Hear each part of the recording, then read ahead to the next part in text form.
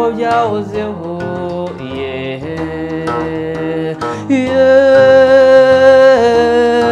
Isoko dusangiye ni umuco w'abavuka Rwanda, ni umuco w'abavuka Rwanda, yeah.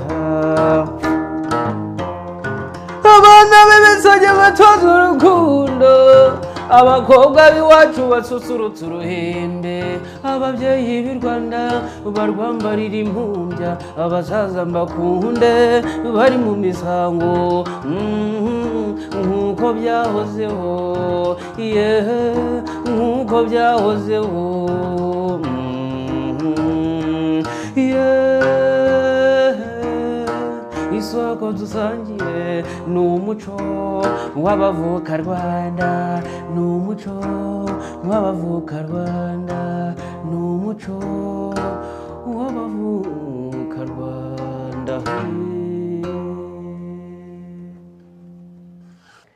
I wrote this song Isoko Dusangiye just to remind people to be back to the roots, to the basics, to the essence as it was before, and bring back the culture. And that was my story here on Doa Doa as Munyakazi Deo, artist from Rwanda. I hope you enjoyed. Until next time. Peace. Thank you so much for joining this week's show, Doa Doa 2021. I hope you had some fun and got some inspiration. If you have any comment, please don't forget to subscribe to our YouTube channel and leave your comment, or our Facebook page, Twitter or Instagram. We'll definitely get back to you. We are very grateful, and until next week, I remain your host, Faizo Kiwewa from Bayimba and the Doa Doa team. Keep it Doa Doa 2021.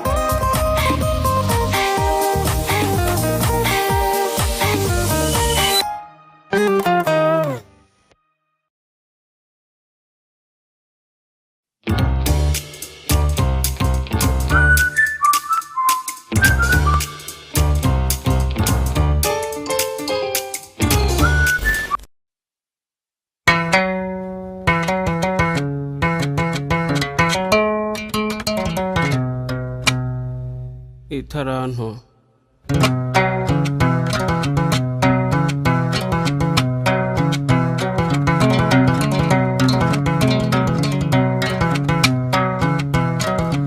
hariho umutware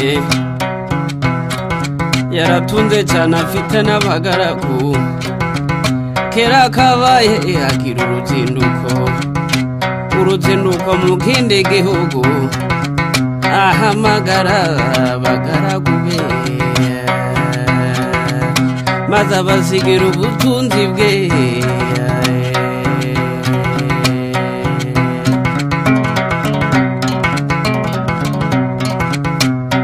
umwamuhita araneshanu undamuhe ebyiri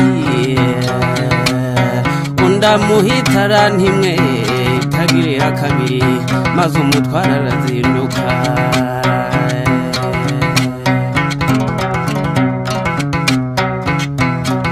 maze babagaragu batangira gukoresha za carano nk'uko shebuja yazibasigiye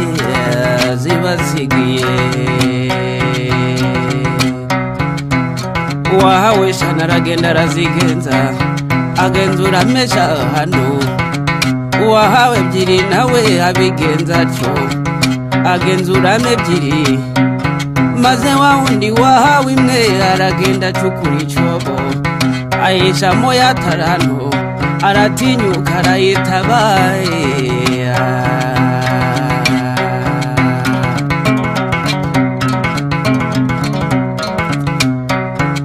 nuko imitsi irahitindi irataha maze shebuja mu kuzindukuruka abarana nabo ibyo yabasigiye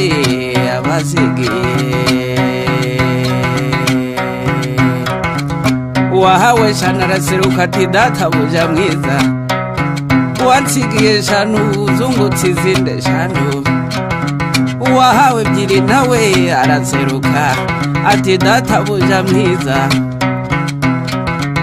wansigiye ebyiri zungutse izindi ebyiri shebuja ati bagaragu banje beza nuko kuko mwakiranutse muri bike nico gitumye mbekurira byinshi ico nimuze mwinjire mu munezero wa shobuja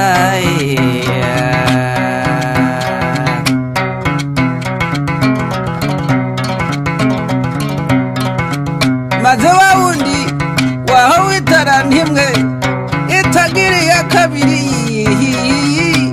adatera hejuru azayibovota cane ati databuja narinzi kuri umunyamwaga usarura utabibye na munagane itaranto narayitavye mu butaka dore ngiyo ufata ibyawe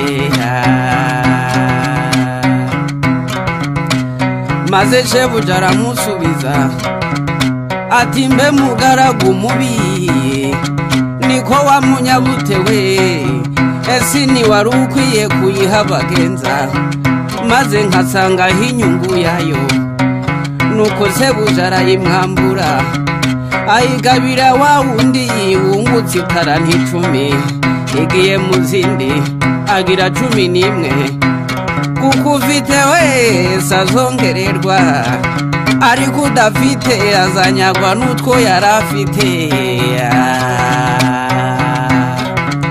maze wa mugaragu mubi baramuboha bamujugunya mu mwijima hanze azize ubupfapfa mbega agahinda we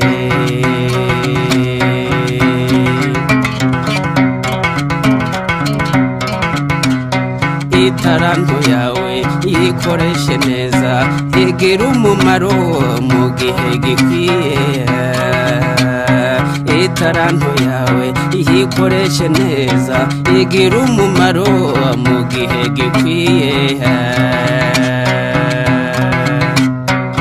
mbese gufasha abakene gusura abarwayi ibikorwa by'urukundo gushigikirana imirimo myiza igihe twahawe aya mafaranga nizo tarantu twasigiwe ngo zigire umumaro igihe tukiriho. Itarantu yawe iyikoreshe neza igira umumaro mu gihe gikwiye. Itarantu yawe iyikoreshe neza igira umumaro mu gihe gikwiye.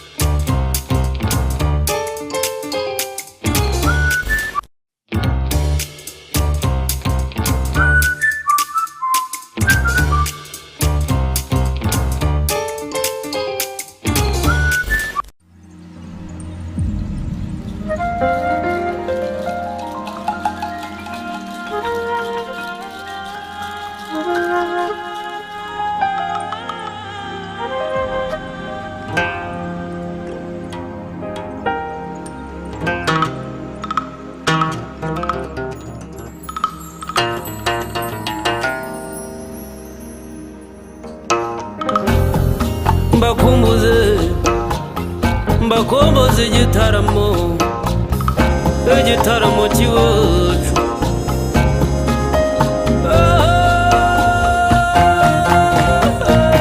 Iwacu turatarama ngwino urare.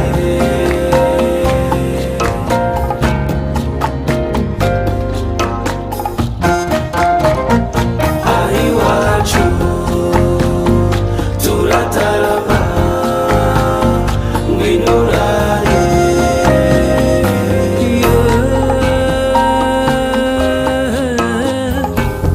Iyo dukoze ku nyamirya iz'ubuhuha n'inkomangano biratwizihira cyane.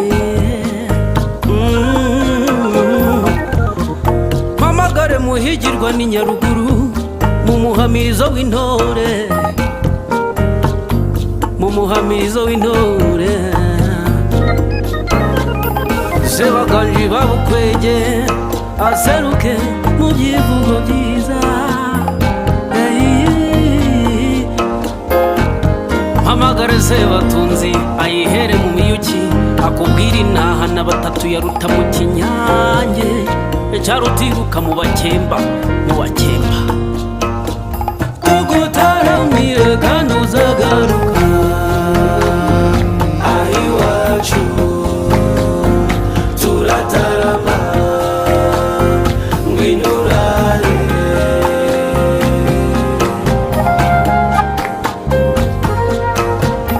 Tugutaramire kandi uzagaruka. Turatarama ngwino urare.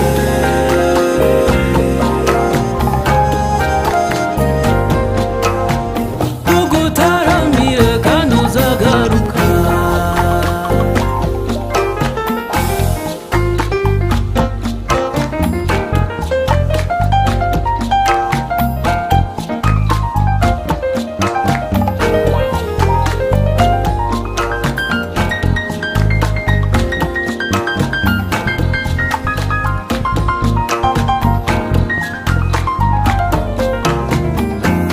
Epana biso tolinga kobina. Epana biso tolinga kosepela. Elongo tolinga tosepela tosangisa pe tolingana. Tugusogongeze ku ntango y'amahoro. Kwibutsa umugani wa Nyashya na Baba, inkuru ya Saruhara rwa Nkomokomo, Cyacana ndetse na Ngunda. Tugutaramire kandi uzagaruka. Iwacu turatarama ngwino urare.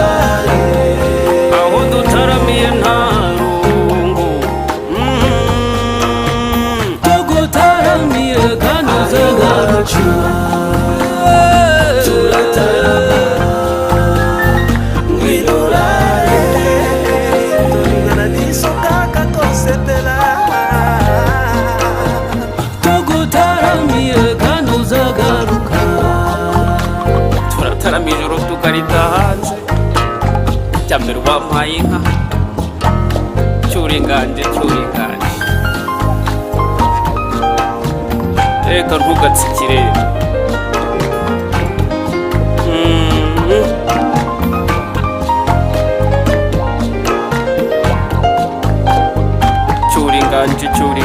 cyuringanje nuko umuco wacu ntugacindishe.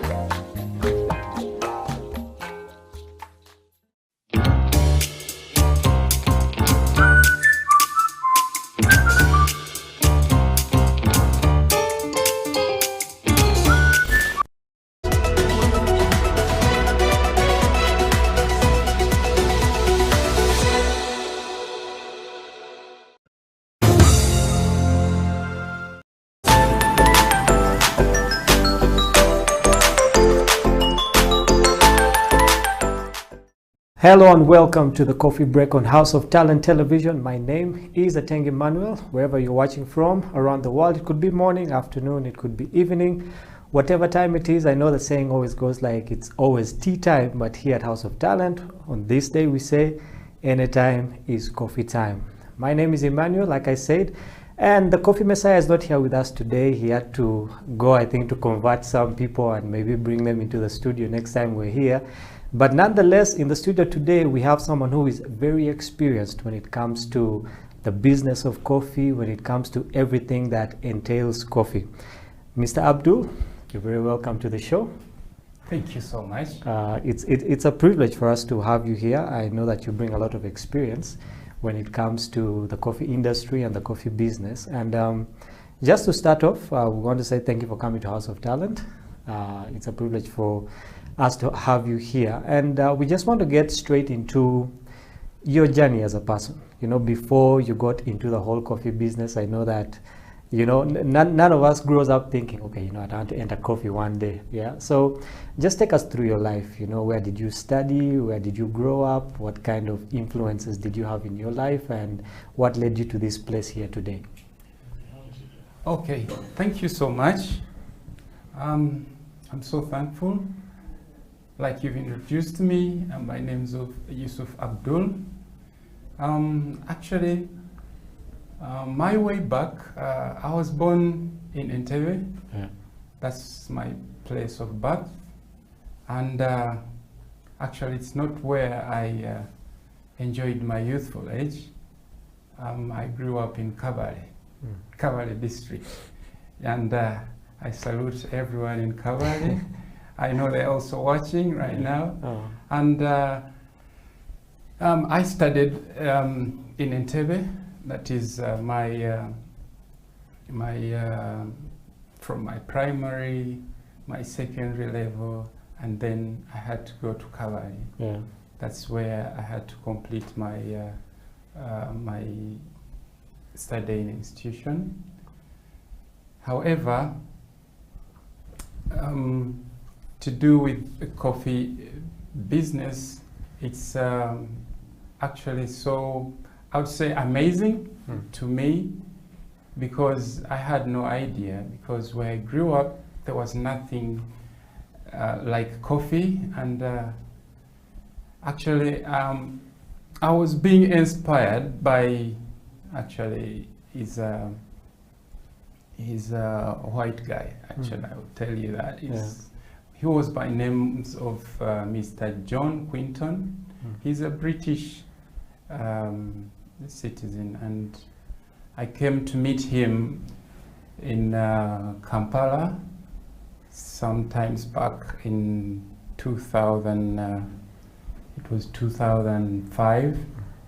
Yeah, so we chatted, and I think, as I would say, grown-ups or people who have kind of moved places, he picked interest in me. So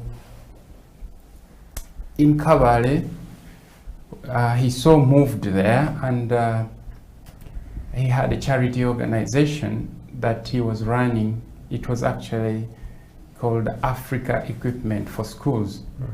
So actually I have a long story, but I think we can catch up with it. So it was called Africa Equipment for Schools, and he took me on as I was a project assistant manager. Like it was, they were building schools and also looking at ensuring kids could stay at school as a mission, and kind of looking forward in why there is a kind of big dropout rate at schools. So we were kind of looking at that point to ensure that we can have kids at school. That's by that time. But with him, he came in, and I did not know that he also had a background, which was coffee. So one day he called me. No, we were driving actually. We were driving from Kampala to Kavale, and then we were jazzing about, and he's like, you know, do you know that in, no, he asked me, what are you going to do to be rich? He asked me that. What would you do to be rich?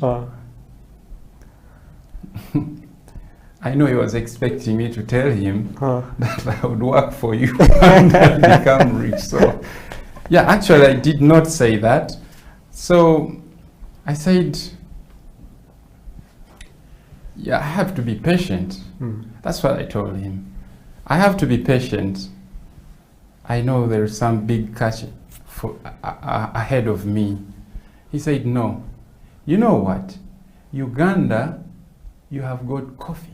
And coffee is very close to oil in terms of commodity. He said, oil sells more, yeah? But coffee is next. Uganda, you have the best coffee. One of the best coffee all over the world. This is someone from Europe. He's been here for some time, and they do research. By the time he mentioned that, he had already made his research on the Ugandan coffee. So here he carried on. He told me,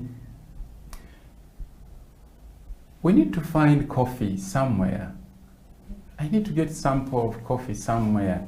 If possible, I can try it out. And I asked him why, how, sorry. He said, I will show you. So we reached Kavale.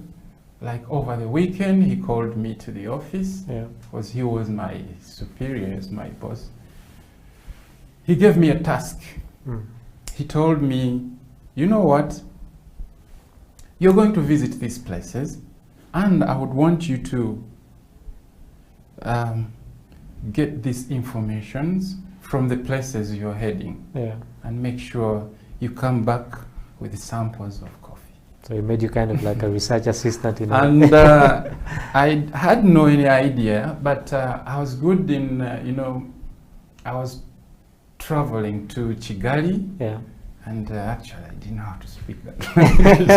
I couldn't speak the Kinyarwanda. Those brothers of our language, but I had good Swahili, and in those offices they had French, Swahili, and bit of English. They Kinyarwanda more. I mean, frequently spoken.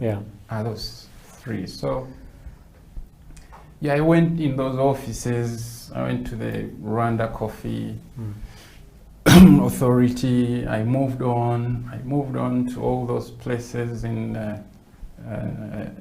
Rwanda, because I even didn't know the places, but I had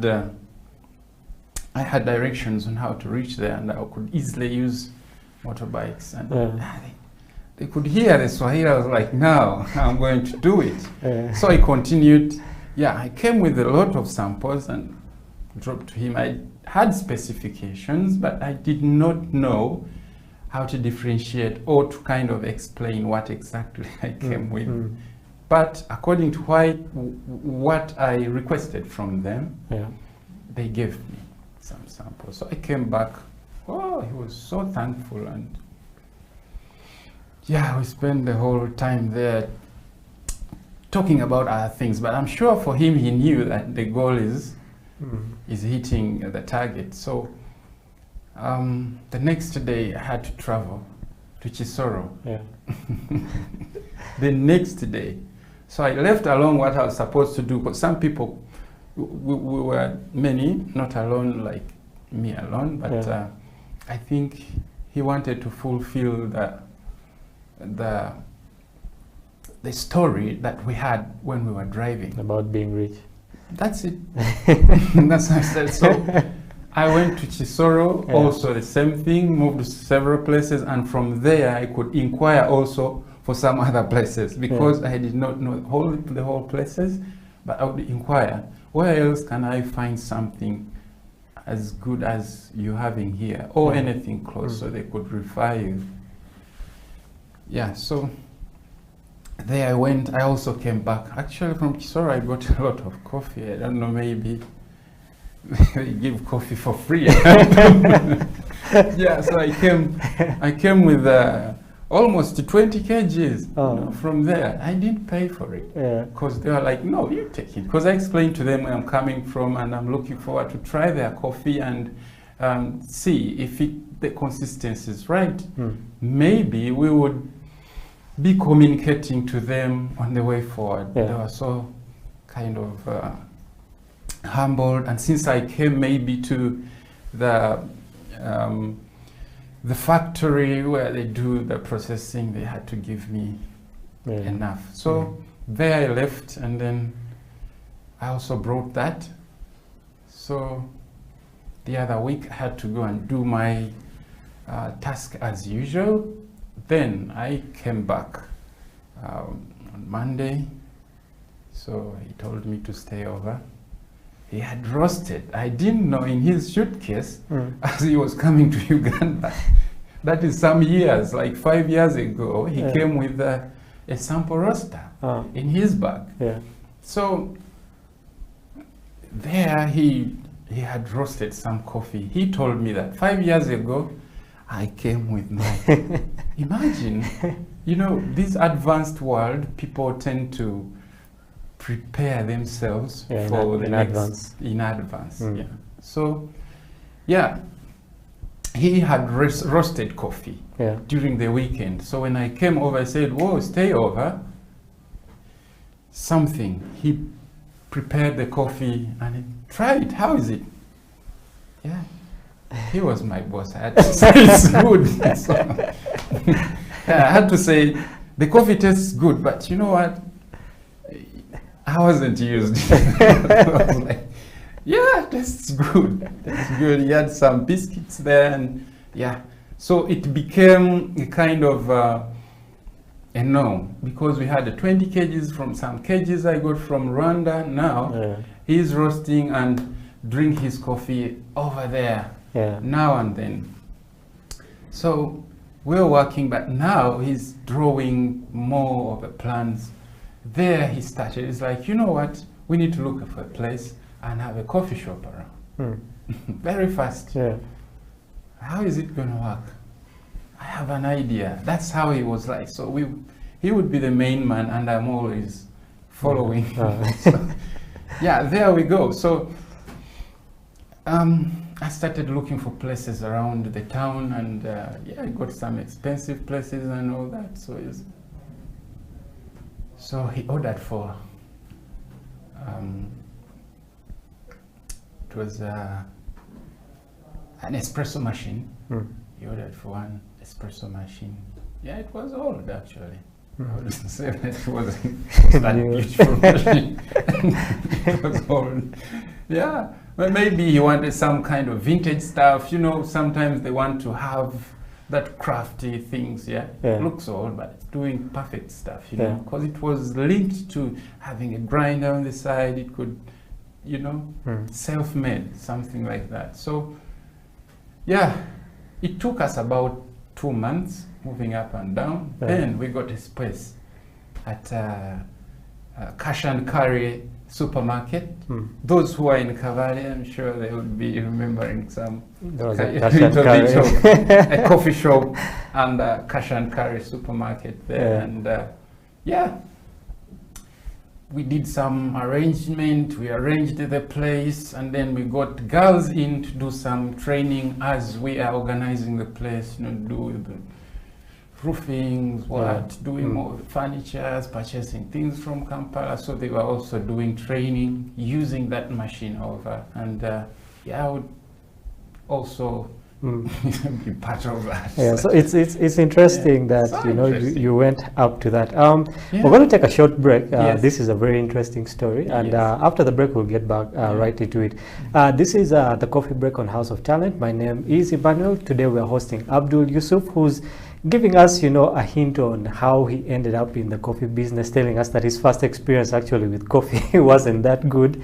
And we'll be talking about this and more as we get back into it. Let's take a break, go grab a cup of coffee, and we'll be right back. This is House of Talent Television. All right.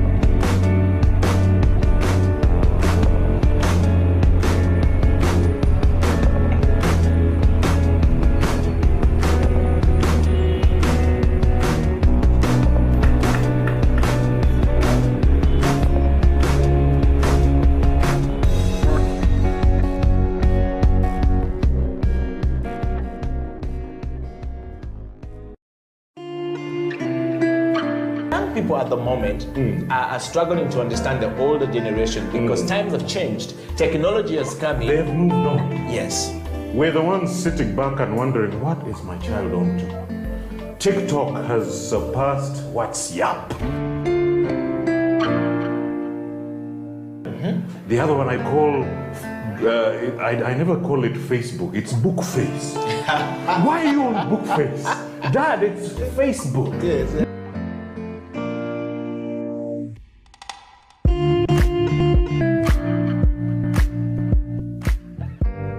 Me, I keep saying, I have a foot amongst the millennials. Yeah. And I understand the traditionalists. Okay. There's a song in the 60s, by the way, and in the 90s, 70s, where they're like, parents don't understand. Yes. Yeah, remember Prince? Yes. Prince.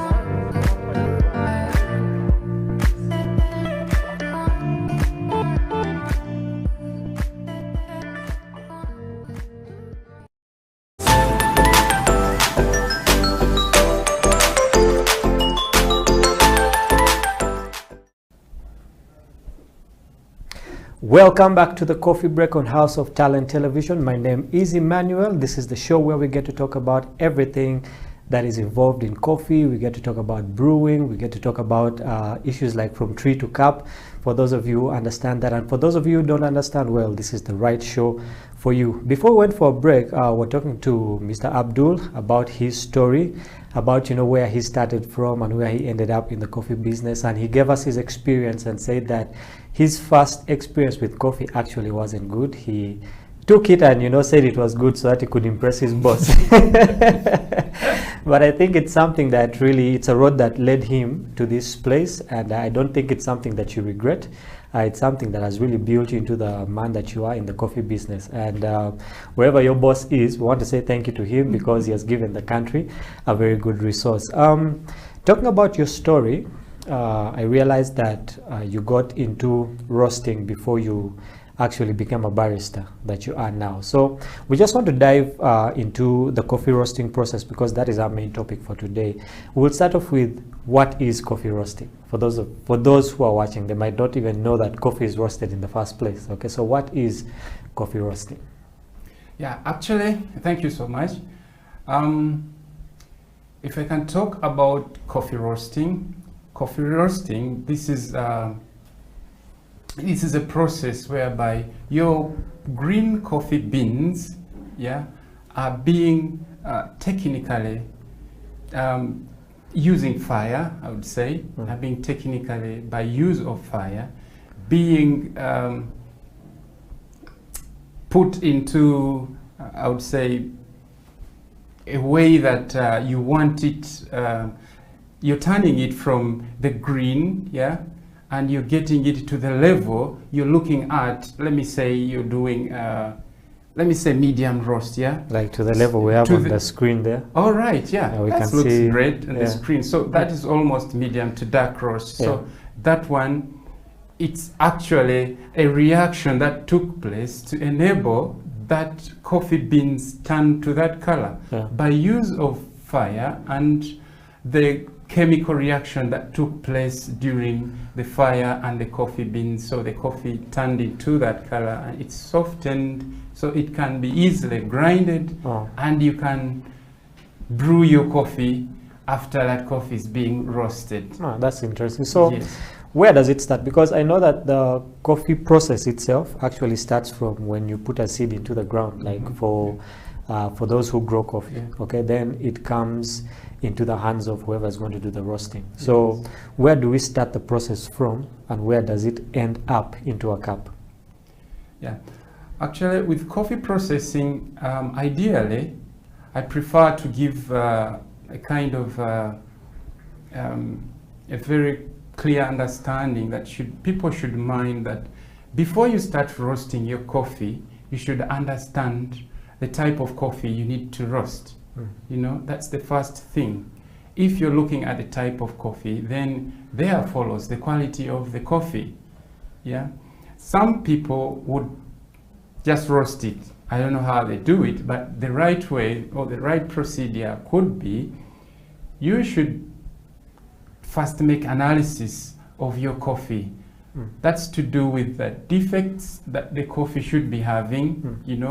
Right from the garden, the coffee would be processed, as it's processed, that is removing the outermost skins when it's already dry actually. Removing the outermost skin, the parchment, and now the coffee is the green coffee we are having now. So by the time you're having your green coffee, you need also to take a very clear note that if you're having it in quantity, it's not mixed up and you're having some defects into the coffee. So in that way, you should take note. You either have your moisture right for the coffee, that it is dried, the coffee is free from defects, and the coffee, maybe even the smelling could smell nice, then the physical appearance, the coffee looks more greener. Because if it gives you a pale kind of looking, then there is something wrong with the coffee. Maybe it had a poor storage. Then the result in your cup will be disappointing. Will be different, Yes. Okay, so from what you're saying is that I need to first see what kind of coffee I have. I believe that in different parts of the world, there are different types of coffee, and there are different effects that come onto this coffee. For example, the place where you grew it from, the kind of soil you used, you know, and by the time it comes to the cup, I think it still contains some of those elements. Okay, so we have collected the coffee from, let's say, the farmers. We have sorted the debris from it, and now we have it in our hands. Okay, what type of equipment do we need to use to roast this coffee? I believe that there are commercial equipments, then there are some that we can actually use locally at home. I believe before all these equipments came, I remember that we were talking before the show, there was this kawa coffee we had back in the day. I believe that some of those equipments were used locally. So what are some of these local equipments that we can use at home, and also those that are used maybe in bigger companies?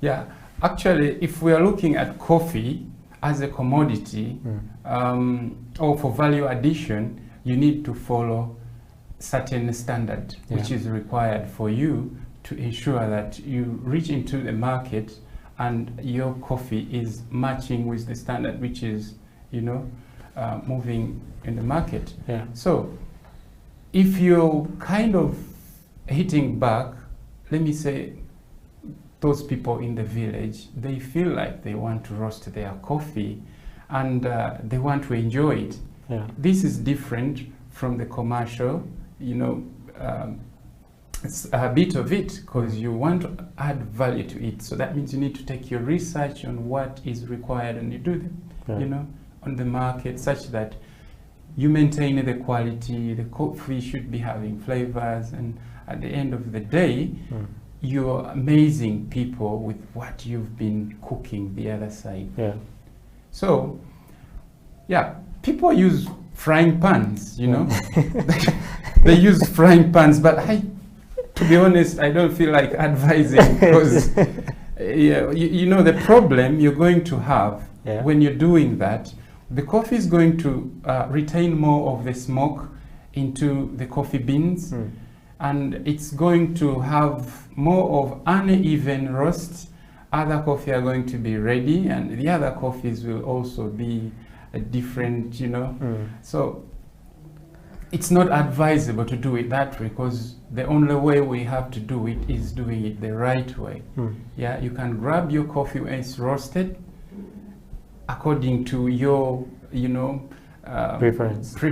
If you want a medium, you want it, you grab a pack, and there's no substitution. You can do it only to buy a small sample roasters. There, because you can kind of regulate the temperatures on how you are roasting it.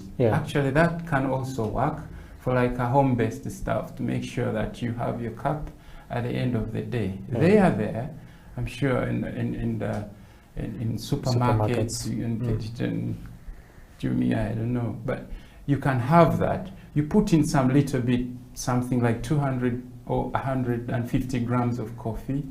You fire it up. You know, you can plug it on, and then it does the roasting. It does the roasting. So you can enjoy your coffee that way. You have your small grinder also, because it's important. You cannot drink your coffee without grinding it. The process ends up with grinding, and then you're having your cup of coffee. Your cup of coffee brewed. Okay, so that's on the home side. Yes. I believe that you work for a company that does this on a commercial scale. How different are those the ones that they use commercially from the local ones, and are there any particular types that, if I wanted to start a coffee roasting company, that I should look out for? Yeah, actually, with coffee, when you're talking about roasters and how they are best in terms of their functions, we have a hot air roaster, which is more of a convection, you know, and then we have the other one which has a direct heat, you know. I can just be so direct. So if you're having a direct heat roaster, so that means this is the effect that people don't know. If you're roasting coffee using one which is having a direct heat, so the impact to the coffee beans is direct, because the drum keeps on turning. You're having your coffee inside the drum, and it's heated under, which is more direct to the drum. So the drum is turning and the heat impacts direct to the coffee beans. So at the end of the day, you find like still the flavors, you will have some variations in terms of flavors. You might not develop as a whole than the other convection roaster. You know. And another effect when you're doing that, you can hardly make a high roast. You know, you can hardly make a high roast to the level that you're looking for. You know, you can do all that, but your determination of the cup will vary. Okay. You might not get it perfect. That is if you're doing a direct heat. So if you're doing a convection roaster, convection roaster is more kind of interesting because it does a soft roasting whereby you're having a chamber which is having a cyclone on the other side, so it transfers the heat to the drum inside, and the paddles inside carries on dropping the coffee, and the coffee is just dancing into the hot air, you know, something like that. And the only thing you have to do is to regulate your burner ratio to ensure that the coffee is developing according to your expectation. So at the end of the day, the bean would be more even, it would be soft roasted, there's no hard roasting. I think you get what I'm trying to mean, the difference between the two. So it's not hard roasted, you know, so by the time your coffee is out, it's more even. Immediately you get the aroma out and you feel like, wow, you know. That's the difference with having different direct and hot air, you know. Yeah, I like the way you say that, you know, the coffee dances. It does. It gives it a very good perspective. We're going to get more into the flavors that I believe that, because when you roast, you have a light roast, you have a medium, then you have the dark roast, and these basically give you very different flavors. Okay, but we're first going to go into a break, then we'll come back and talk about these flavors, because I know the people out there actually want to know what kind of flavors do I get when I roast the coffee. We'll be back. We'll be right back after this break, but we'll not only be talking about the flavors, but we're also going to do something special. We're going to brew some coffee like it's the tradition here, and always I can't really wait to test the different kind of coffee that the different baristas make here. This is House of Talent Television. The show is The Coffee Break. Stay right there. We will be right back after this.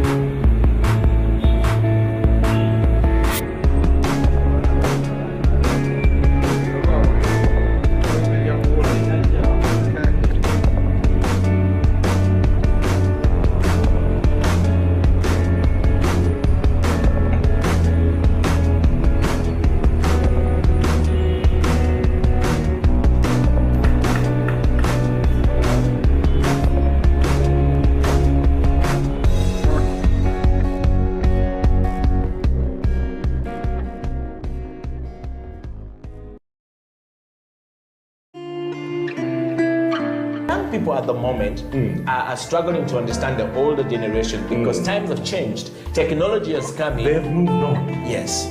We're the ones sitting back and wondering, what is my child on to?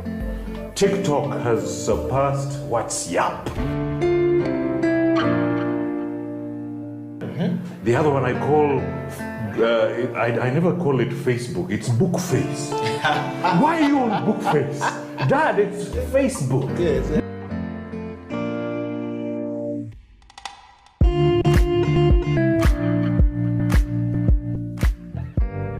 Me, I keep saying, I have a foot amongst the millennials. Yeah. And I understand the traditionalists. Okay. There's a song in the 60s, by the way, and in the 90s, 70s, where they're like, parents don't understand. Yes. Yeah, remember Prince? Yes. Prince.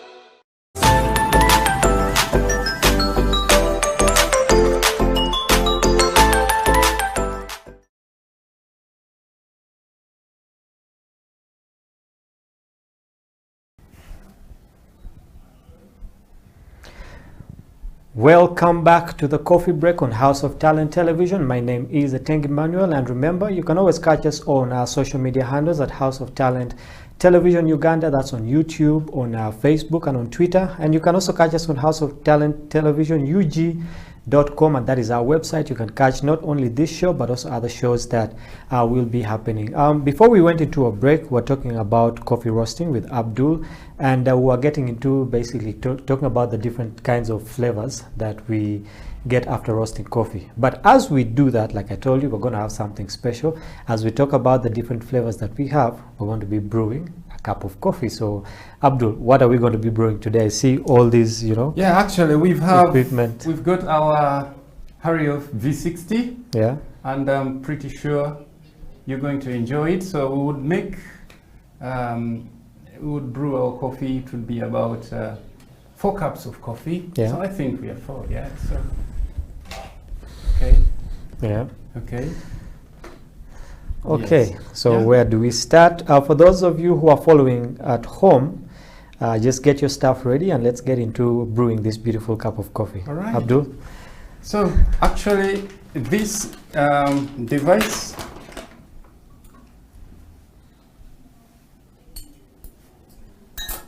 okay, just make it rest here. Yeah. So with this device, this is a Hario V60, you always get this, yeah? Okay. And you can improvise to get a jar for yourself.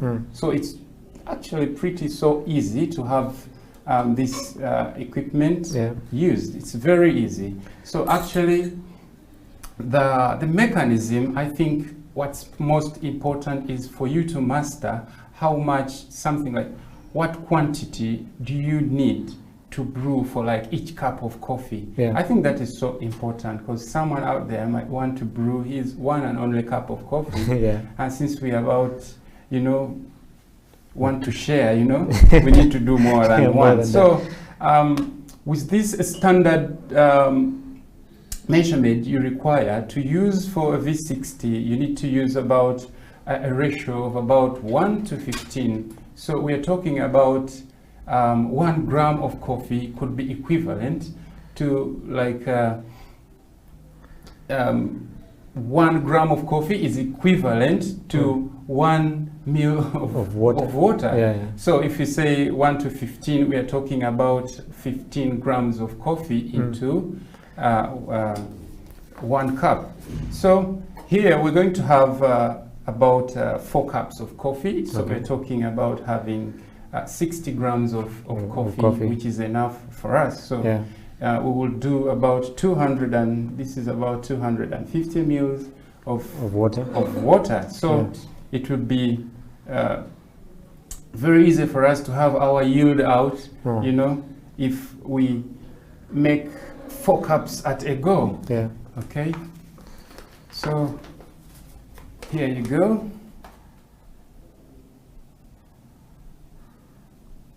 start by putting it here. So I don't have my weighing scale, but we can. We can always measure just. I have it in the It's okay, we can always go with this. Yeah, the right measurements are that you can have your 15 grams of coffee in your cup, and then here you go. So very simple. You have your coffee. Because I think we need to mention that you need to have a filter. Yeah, you need to. Yes, you're right. You might have someone, just pour it. And you're right, actually. Yeah, it's always better to have a filter because it helps you to kind of infuse the coffee so the granules get stuck on top. Then you're having your brewed coffee down. So you just, very simple. This is our hot water. It's being brewed. It's been boiled. So you need it about at a boiling point, but you give it some minutes to rest a bit because you can't drink it when it's too hot. So here you have to pour it over. You can either use that kettle to pour over, or you use a pour over kettle. This looks like the ones that we used to use back in the day. But I think I can use that if you don't mind. So gently, just do it gently. Look at the coffee, so fresh. I think this is one of the things, first things that they teach at a coffee school, that when you're pouring the water, it has to be in a circular motion. You just don't pour, as you please. It has to be in a circular kind of motion. Such that you can have an even flow, For those watching at home, I hope you can see how beautiful this looks on your screens there. We're brewing a beautiful cup of coffee, and as it goes up, you can give it some seconds to make sure that it all goes down. Wow, look at that, so interesting. So as we brew this, we'll talk about the different kind of flavors that we can get from a roast. What kind of flavors basically do we get, and is there a particular recipe that each person has to get a different flavor, or it's kind of like a general type of flavor that we can all get? Actually, if I can take you back just briefly during the roasting process. So as you're roasting, the roaster itself, in most cases, we give it time before you start roasting your coffee.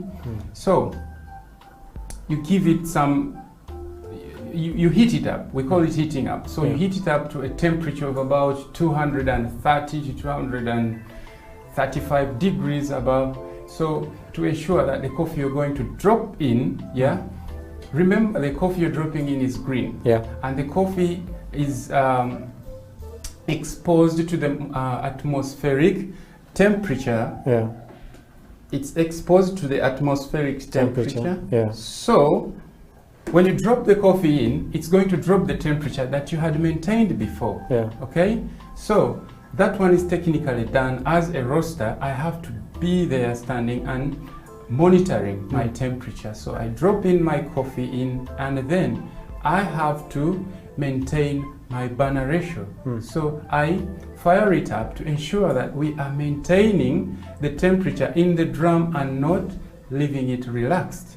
So we have 3 stages of roasting.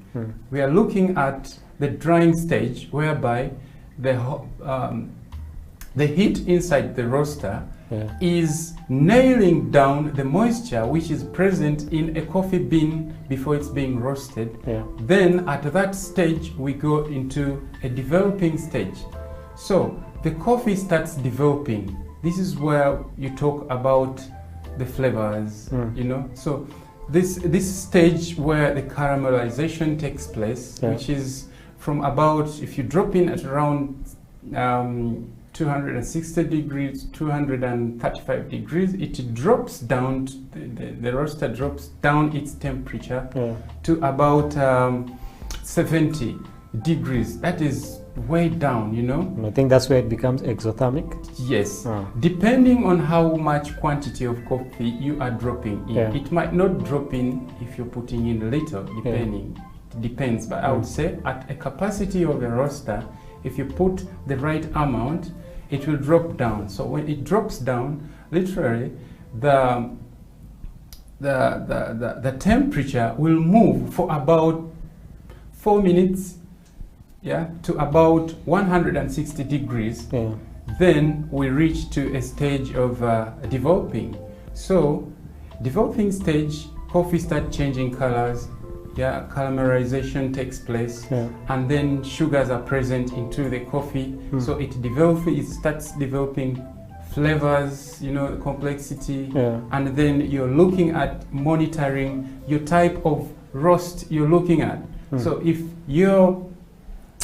you were looking at doing a medium roast, then if you're doing a temperature, you would look at around 210 to about 200 and not more than 220, depending on how you want a medium roast done. It can be a high, medium, something like that, slightly.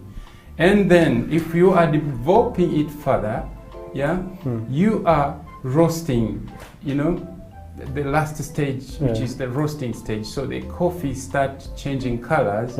So now it does a medium dark roast, then you're doing a dark roast. So you're looking at more temperatures like 232, you're doing a medium to dark roast, and then we're talking about Celsius, you know. You go to 200 and about 240, doing a real dark roast with more oily on the body, and so interesting, you know. So now, as we are brewing, I think our coffee is ready. Yeah, coffee is ready. So as we do our brewing, you can have that on top here, if you don't mind. And we can have a cup of coffee. Yeah, we can just move this here. Served. This is the part we always actually wait for. Really? To test the different kinds of coffee. Very simple, you know, and anyone can do that at home, and you enjoy your coffee as you're doing some stuff. Actually, it looks so simple. Yeah. If I can take you, you said you have a coffee school. Yes. And I think it's very important for us in Uganda to actually come up with these schools, you know, given the times that we're actually in, you know, with the whole lockdown and COVID. And, you know, some students are really not in school right now.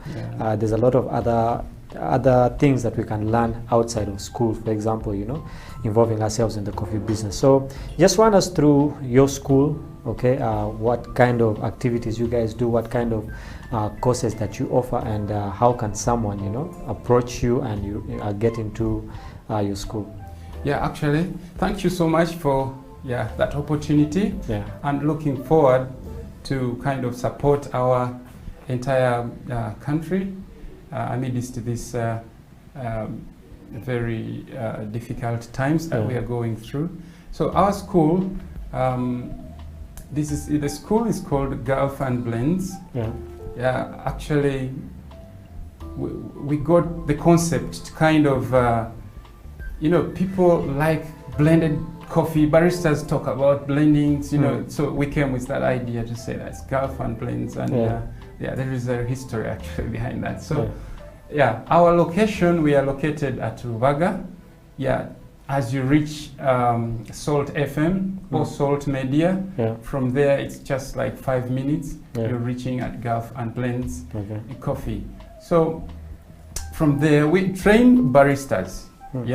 We train baristas, and if you're a barista out there, you feel like you want to kind of handle these skills, and then you need to build something for your, you know, for your career, which is more tangible. You can come and have this skill at Gulf and Blends. You can train as a barista, we can train you. So we train them for a period of 1 month. We train them a period of 1 month. You can come and do an advanced skills for your training course. So advanced skill is when you train commercial basis, which is the espresso coffee machine, where you're going to do all the coffees, you know, from cappuccino, latte, macchiato, mochas. You do all that kind of coffee using that machine and mastering them, because in most cases we've got standard way of serving and standard way of preparing these coffees. So as you're training, you will learn that. apart from learning that, if you're doing advanced, you're going to also learn the specialty coffee brewing. Yeah. So specialty coffee starts with the green coffee, because specialty, this is like the standard way of preparation. It can either be the green beans, it's being carefully, taken care of to meeting certain standard. Yeah. So now we're going to also have a specialty preparation of coffee. I'm talking about brewing in the other hand, where we would be having different tools that we are using there, and they are actually traditionally known for their different tastes and different grinds of coffee required for you to brew them. Yeah. The other one is commercial, because you only use one grind of coffee, which is espresso grind, to kind of make all these other coffees. Yeah. Now you will need to adjust your grinder, have it more coarser, to kind of do a French press, do a V60, do a Chemex, and all those other coffees, even a drip coffee which you're having at home. You need a specific grind to make sure that you're not overflowing the coffee or messing up all over the table. Yes, so that is for the advanced. So if you're doing a basics training, you will only learn the commercial. Some people want that because they have been running over and they've been like involved in the coffee business. They were already waiters or waitresses. Now they just want to catch up. So that way also you just come and do basics because you have some idea. Okay. So we move together to ensure that we have our goals met. Okay. In our career. So is there a way that these different people can contact you? Are you on social media? You already told us you're located in Rubaga, next to Salt Media. So are you on social media, and what are the handles that people can find you? Yeah, actually you can reach us. You can reach us on our handles. Like I can give you my contacts. We are on WhatsApp. We're on Facebook. You can reach us on Facebook. It's Gulf and Blends. You just go Gulf and Blends. You find us on Facebook, and our contact. If you can reach us direct as well, we can be so helpful to you and welcome you at Gulf and Blends. And literally, we call ourselves the coffee culture. Yes, so I can give you the number 0701 104027. Okay. I can repeat the number. It's 0701 104027. And that's a WhatsApp and a calling number? Yeah, that's a calling number and it's the WhatsApp number. You can reach us, and you can also hit on the Facebook, and then you find us. You comment or you tell us whatever you feel like discussing with Gulf and Blends. Okay. Talking about that, as we actually have our cup of coffee before it gets so cold. We're talking before the show began, and you had something interesting that you wanted to tell people out there. Whoever wants to start this barista journey of theirs. So I just want you to look into that camera and just tell that person, I know there is someone. All right. Yeah, like he said, I know there is someone. I want to thank the team of House of Talent for hosting me, and I'm sure he's hosted the whole academy in here, though others are invisible, but I'm sure all of you are in here. So we are giving out an opportunity for those who are interested.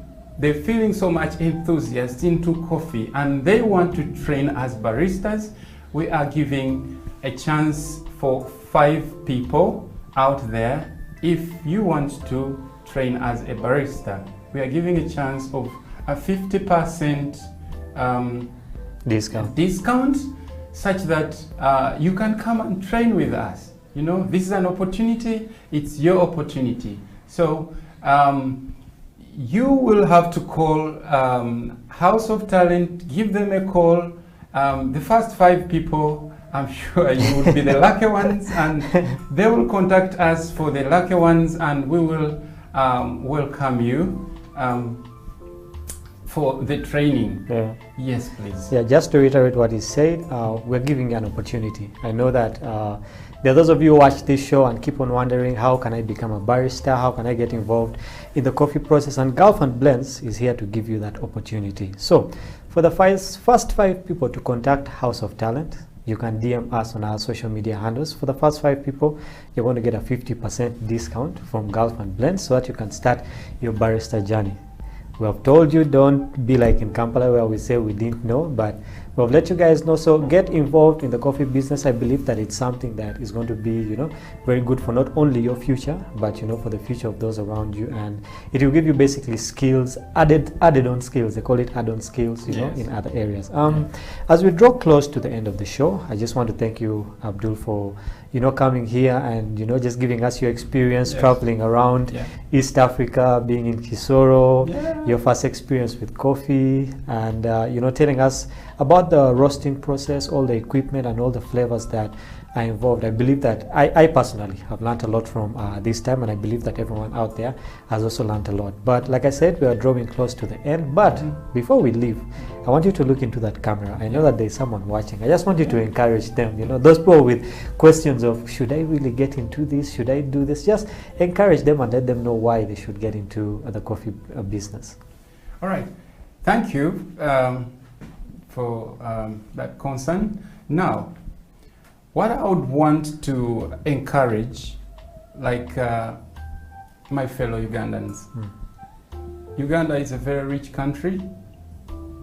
In terms of coffee, even during this season, that the hardest season we are going through, we as Uganda has been exporting coffee. It has been a commodity that has never stopped, even amidst this period. So we are looking at a business, I would say at large, which is more encouraging, more interesting, and it can be your next future, Kind of like an investment. It can be your next future tomorrow. Yeah. You become a barista, you come and train. Look at yourself as someone who's behind the counter, serving coffee, trying to craft it very nicely, and you have this kind of knowledge into your head. Someone has hired you, and you can simply do it the way you are being required to do it. Yeah. So I feel so happy when someone has trained and I would give you out of experience.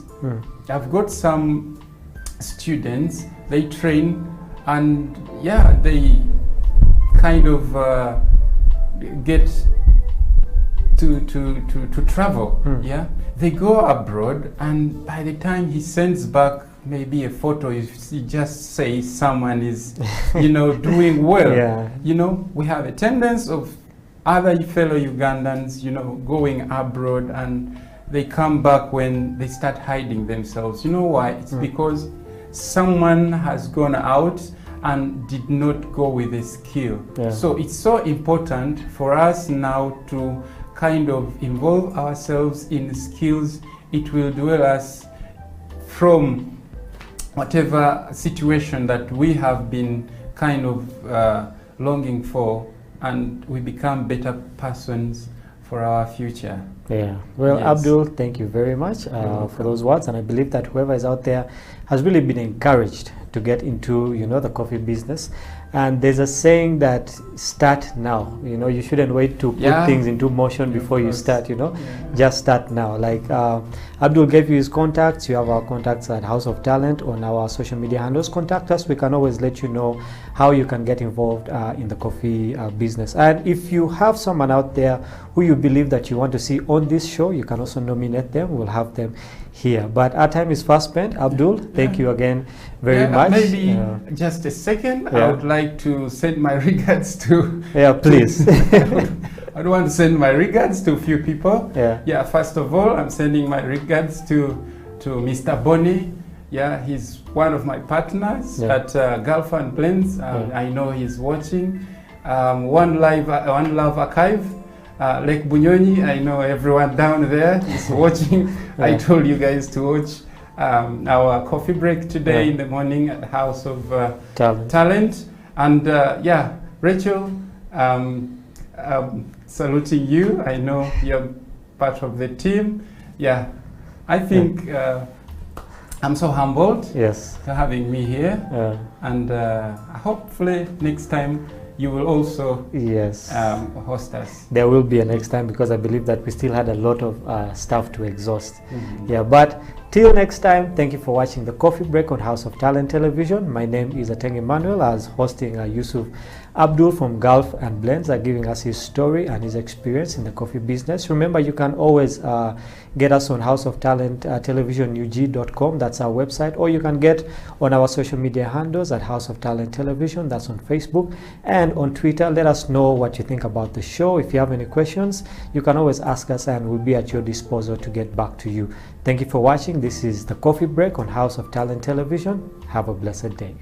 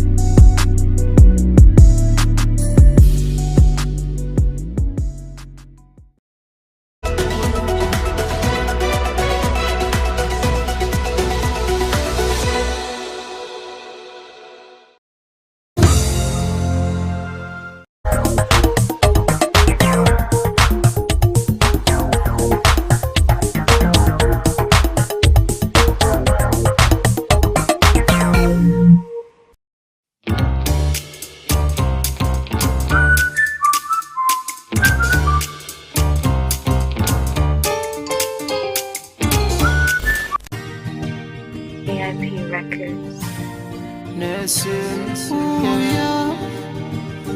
Ooh, yeah. Yeah. You know me now. Yeah, you know. Alex. Torch. Hey. Ooh, yeah. Ooh, yeah. Ooh, yeah. Ooh, yeah. Ooh, yeah. Ooh, yeah. Ooh, yeah. Ooh, yeah. Ooh, yeah. Ooh, yeah. You know wange gonna londa sente tewali netusonda. You know wange agumidde embeera zonna. Kachaya kabisi netumiza ebizibu byensi nebitusota. Omukyalo musufu ngono nali butewa. Uyo, uyo, uyo. Uyo, uyo, uyo. Uyo, uyo, uyo. Uyo, uyo.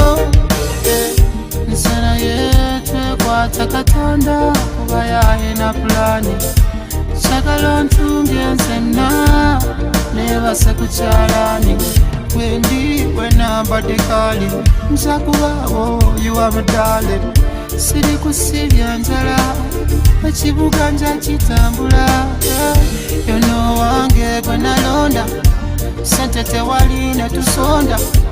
You know wange agumidde embeera zonna. Kachaya kabisi netumiza ebizibu byensi nebitusota. Omukyalo musufu ngono nali butewa. Uyo, uyo, uyo. Uyo, uyo, uyo. Uyo, uyo, uyo. Uyo, uyo. If I love in a triangle, my love no chameleon and go. Okukwagala kiba kive naza musango. Asatebo bakunkwasa nakuyisa miryango. Tuli fembi, it's me and you. Twewala bigambo. You know wange gwe nalonda sente tewali netusonda. You know wange agumidde embeera zonna. Kachaya kabisi netumiza ebizibu byensi nebitusota. Omukyalo musufu ngono nali butewa. Uyo, uyo, uyo. Uyo, uyo, uyo. Uyo, uyo, uyo. Uyo, uyo. You know wange gwe nalonda sente tewali netusonda. You know wange agumidde embeera zonna. Kachaya kabisi netumiza ebizibu byensi nebitusota. Omukyalo musufu ngono nali butewa. Uyo, uyo, uyo. Uyo, uyo, uyo. Uyo, uyo, uyo. Uyo, uyo.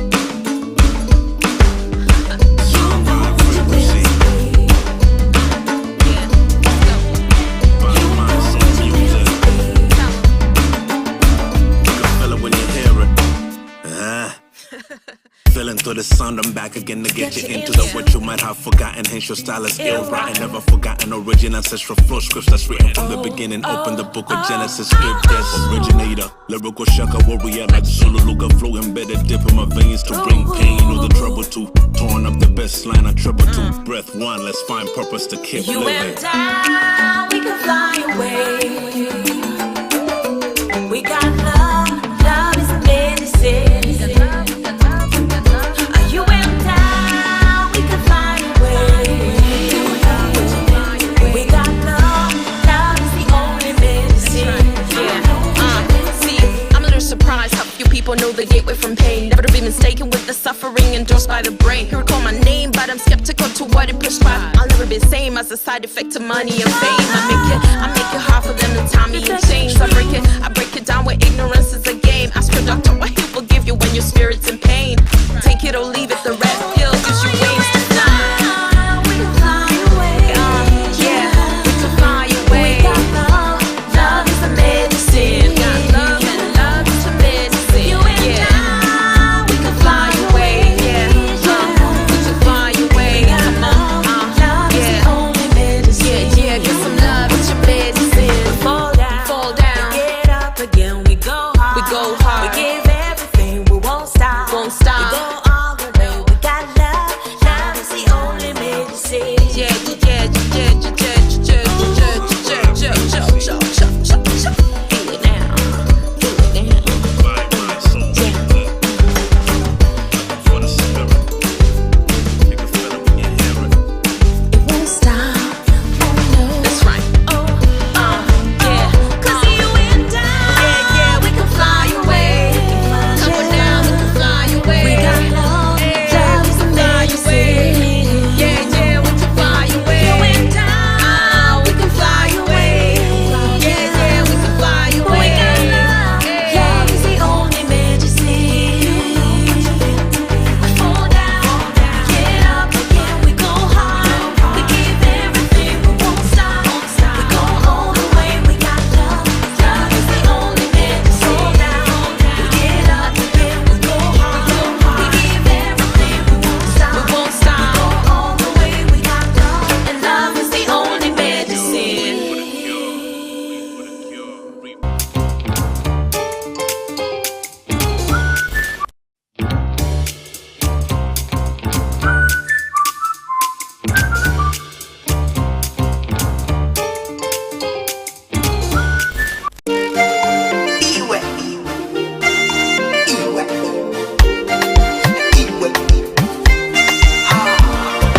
Ulikapunja mu nyanja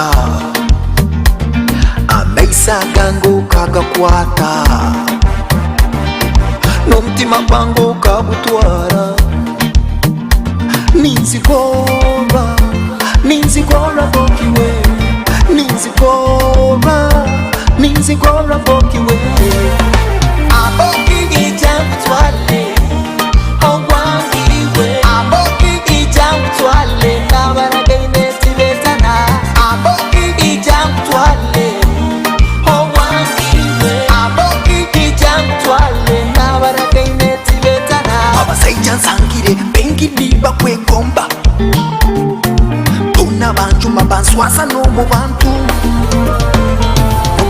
abasi babimba bana kansonga kibeire kiroto I love you, love you, love you. Aboki ijamutwale ogwangiwe aboki ijamutwale nabaragaine tibetana aboki ijamutwale ogwangiwe aboki ijamutwale nabaragaine tibetana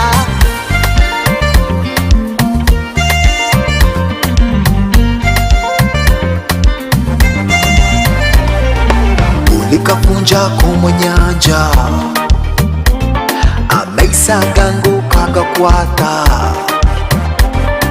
n'omutima gwangu kabutwara ninzigora bokiwe ninzigora bokiwe aboki ijamutwale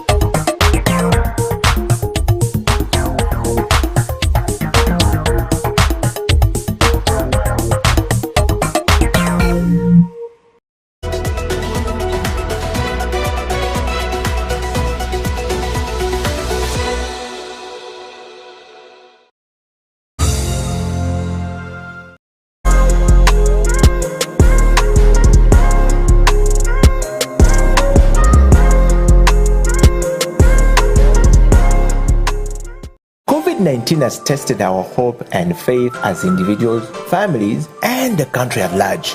Besides destroying many aspects of our lives, the novel coronavirus has also affected our human rights in many ways. You and the Law, the COVID edition, is a 30-minute weekly television program that focuses on the impact of COVID-19 on human rights in Uganda. The program engages experts to explain the importance of rights-based approaches to the success of any public health response to ensure the respect, protection, and fulfillment of human rights amidst the challenges presented by COVID-19. You and the Law, the television program, brought to you by Legal Hub Uganda, taking the law to the last mile in proud association with I4C Africa Hub and House of Talent Television.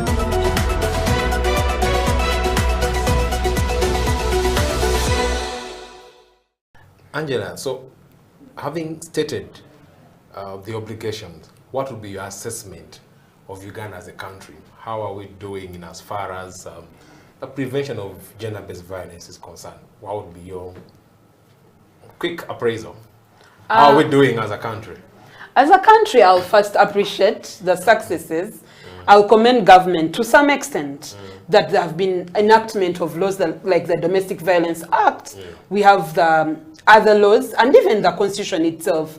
However, there's still a lot that has to be done. Yes. For instance, as a government, we have a silent pandemic that most people that are in government have failed to understand.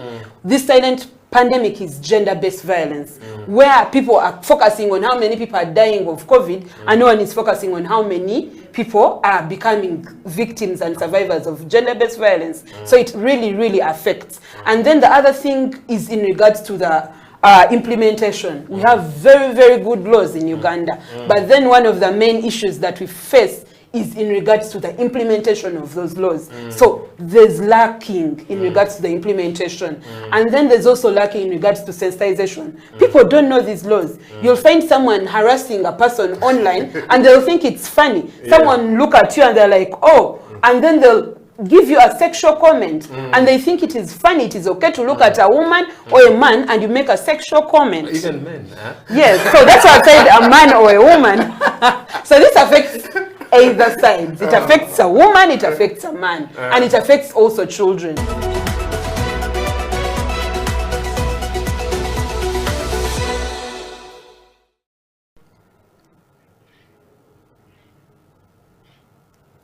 Hello viewers, welcome to yet another episode of You and the Law, the COVID edition here on House of Talent Television.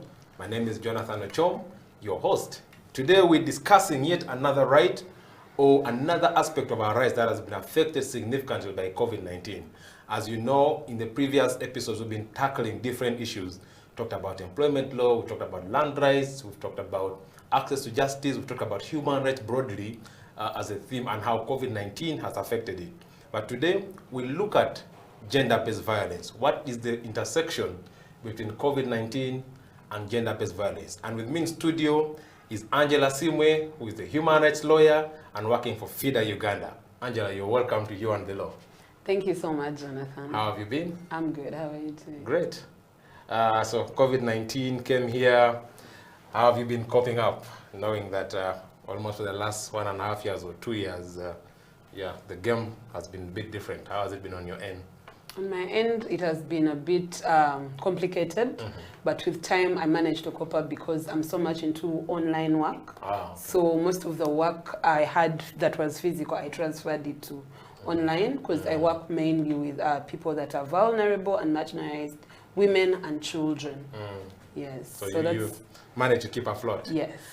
Okay, so I know you do, so many things, but I also know that you do some work for FIDA Uganda, and I thought perhaps you could give us 1 or 2, 3 lines about FIDA Uganda for people who could be hearing about FIDA for the first time. In the unlikely event that those people are there. Okay, so FIDA Uganda is a women's rights organization and a feminist organization that is a membership organization for women lawyers aimed at ensuring that people, especially women and children, get access to justice in all spheres of life. Yes, so that's what we do mainly. Oh, so I can't apply to be a member?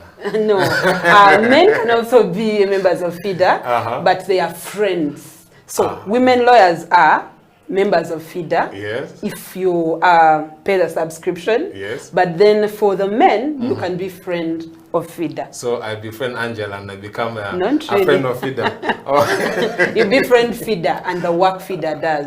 So you as Jonathan, a human rights lawyer that advocates for the rights of women, girls and other marginalized groups, you can come to FIDA and request to be one of our friends. So you become a friend of FIDA. Okay. Yes. So we have men that are friends. Perhaps I'll be filling a few forms after this show. Okay. So today we're here to talk about gender-based violence and seeing how how COVID-19 has affected that area, either heightened or reduced it. But I thought that we could start by understanding first the concept when we talk about gender-based violence. What do we exactly mean? How would you explain to an ordinary person this whole idea of gender-based violence? Okay, thank you so much, Jonathan. So, gender-based violence, what we have to know is it evolved from violence against women, and that was under the UN Declaration on Violence Against Women, where they defined, or to make it easier for the ordinary Ugandan, like you said, it's any act of violence that can be physical, emotional, economical, or anything that is harmful to a person. So it's basically violence that has different forms. My quick understanding of violence would entail sort of physical contact. So how are people violated economically and, I don't know, emotionally? Okay, so what we have to understand is violence is not only physical. There are several forms of violence. For physical, that's where you'll find the battering, that's where you'll find beating someone, getting physical with someone. But then for economical, that's where you'll find issues to do with refusing someone to take their assets, in issues to do with land, where you deny someone because they are a woman, so you deny them the land and say that a woman can't inherit land. And then there's also something to do with the mental or psychological, where you can make sure that a person is psychologically tortured, so that is also violence. And then we also have the other violence, which is to do with emotional, but emotional is related to psychological. And then there's the harmful practices. So harmful practices, that's where you find female genital mutilation and other harmful practices we have. Then the main one that has been on the rise during the COVID-19 pandemic is sexual violence, which has many components to do with defilement, rape, incest, marital rape, even online. These days it's worsened online. Yes, so those are the forms of gender-based violence that we have. Yes. Angela, you explained this idea in an eloquent manner, and I'm curious to know, so where are these ideas embedded? Because if we talk about fighting gender-based violence, we should have some framework in place to facilitate our work. So if you look at global, regional, or national frameworks, what is there? What do they provide for in that regard? Thank you so much. So in regards to the frameworks we have, I'll start with our constitution. The Constitution of the Republic of Uganda under Objective 14. It's very clear that the state is obligated to protect rights of people. And then we have Article 33, which is rights of women. Because gender-based violence mostly, especially in Uganda, affects more of women than men. However, we're not saying that men are not affected.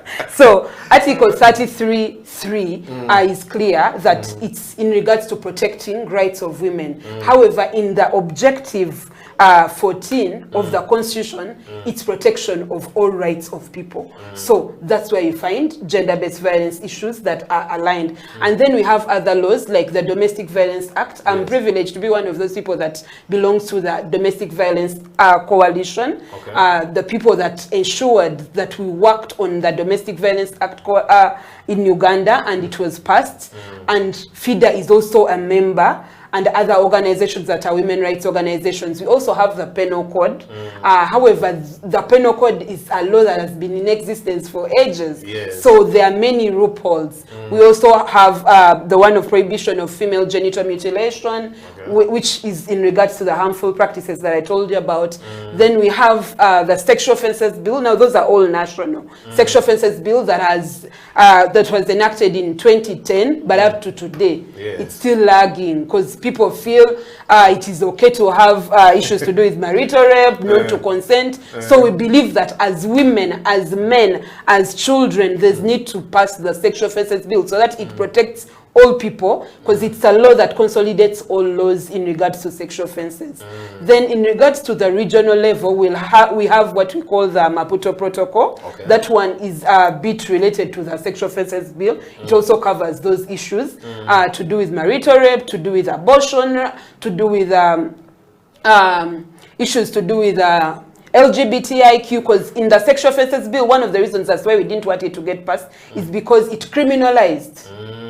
Yes, even sex work. It criminalized sex work. Yet everyone has a right to decide what they can do as a human being.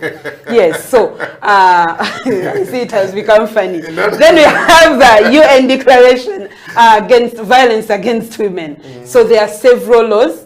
And we also have the CEDAW, which is mainly in regards to violence against women. What is the CEDAW in full?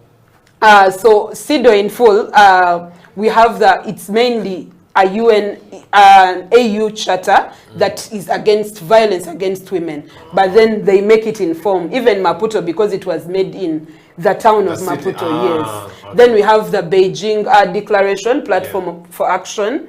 So some people also call it Beijing. So those are some of the laws that are both at national, regional, and the international level. Yes. Okay, so with that sort of good background in the law, then I'm curious to know then who's responsible for doing what? Whose duty is it to protect, to prevent gender-based violence? Who does the law vest with particular specific mandates in this regard? So if we go to duty, one of the things that people need to understand is there's a right and a duty, but then it's everyone's duty to make sure that we combat gender-based violence. But then the state, under Objective 14, it's clear that it has to protect rights of the people. And then apart from the state, we the people, as Angela, as a human rights activist, as a lawyer, I also have a right and duty to protect and also ensure that I fight for the rights of the survivors. And then the community leaders, because we have some community leaders that are gatekeepers of patriarchy. And yes, so what I mean mainly, patriarchy is like domination by men, where someone feels that a woman is more inferior to a man, and that's why you'll find people thinking that women are property. So a woman is abused just because a man paid dowry, and then they don't know that dowry is something where the case law is now clear that it's not buying a woman, it's just a gift. So you don't have to beat a woman just because you took something. And then there are also religious institutions. They also have a big role to play. So every time they keep telling women, you have to submit. If a woman beats you, a man beats you, it is okay. So we also have to engage them so that they play their role. And these days they are trying to do a good job, because I've listened to radio stations, TV stations, and it's clear. They tell people that gender-based violence is a vice that needs to be stopped. So all those institutions and individuals have a big role to play. So it starts with you and me, and then it goes to government, and then it goes to the leaders in the community, then it goes to our MPs, it goes to also the international level. And that's why we gave you both national, regional, and international, because it's everyone's duty and role to protect women and men against gender-based violence. Angela, so having stated the obligations, what would be your assessment of Uganda as a country? How are we doing in as far as the prevention of gender-based violence is concerned? What would be your quick appraisal? How are we doing as a country? As a country, I'll first appreciate the successes I'll commend government to some extent that there have been enactment of laws like the Domestic Violence Act. We have the other laws and even the constitution itself. However, there's still a lot that has to be done. Yes. For instance, as a government, we have a silent pandemic that most people that are in government have failed to understand. This silent pandemic is gender-based violence, where people are focusing on how many people are dying of COVID, and no one is focusing on how many people are becoming victims and survivors of gender-based violence. So it really, really affects. And then the other thing is in regards to the implementation. We have very, very good laws in Uganda, but then one of the main issues that we face is in regards to the implementation of those laws. So there's lacking in regards to the implementation. And then there's also lacking in regards to sensitization. People don't know these laws. You'll find someone harassing a person online and they'll think it's funny. Someone look at you and they're like, oh, and then they'll give you a sexual comment and they think it is funny, it is okay to look at a woman or a man and you make a sexual comment. Even men, huh? Yes, so that's why I said a man or a woman. So this affects either side. It affects a woman, it affects a man, and it affects also children. Yes. So it's basically, you're basically saying we are there but not there. We are there but not there. And then the other thing that has also failed totally is in regards to the shelters. The numbers are increasing. The 2016 demographic survey was clear. 25% of girls get pregnant below the age of 18 years. And since the onset of COVID-19, the numbers have doubled. And in the last report we had, there were over 60 girls that get pregnant below the age of 18. And that is also related to gender-based violence under the form of sexual violence. So you realize that if we have such a number, and then we have a president that will go on television and tell people that if these girls have not died, it is not an issue. That is really, really crap. We can't say that this is an issue. So, because this is a silent pandemic. Every now and then they are releasing numbers of girls that are getting pregnant. And yet we have a government that has done nothing about it. We have no shelter. We have no laws that are implemented that are very clear. Yes. So, Angela, that's a sort of a sad revelation, really, your closing remarks at that point. But I guess it's time for us to go for a break and cool off a little bit. Then after that, we'll pick on from there. Viewers, you're watching You and the Law, the COVID edition here on House of Talent Television. Let's go for a quick break. We'll be right back.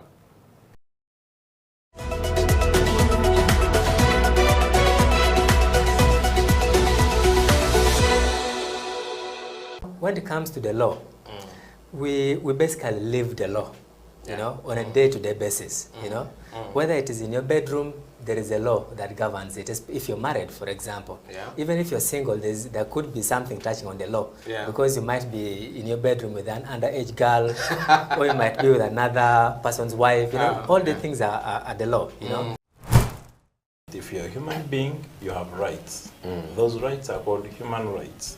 They are examples: the right to health, the right to freedom from torture, that underscores human dignity.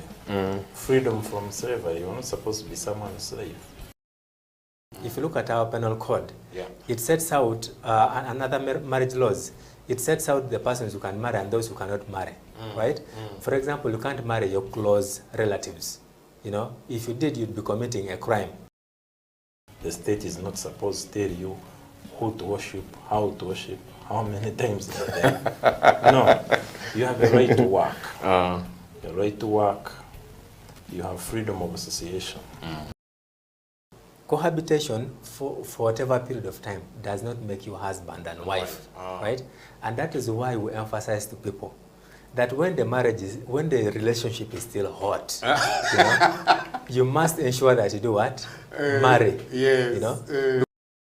For human rights to be respected, protected, and fulfilled, relevant government programs must actually work. Medicine should reach hospitals, oxygen should be there, health workers should have gloves, teachers should be present. Now they are mostly absent, and they have left the profession, a good number of them. They are into trading.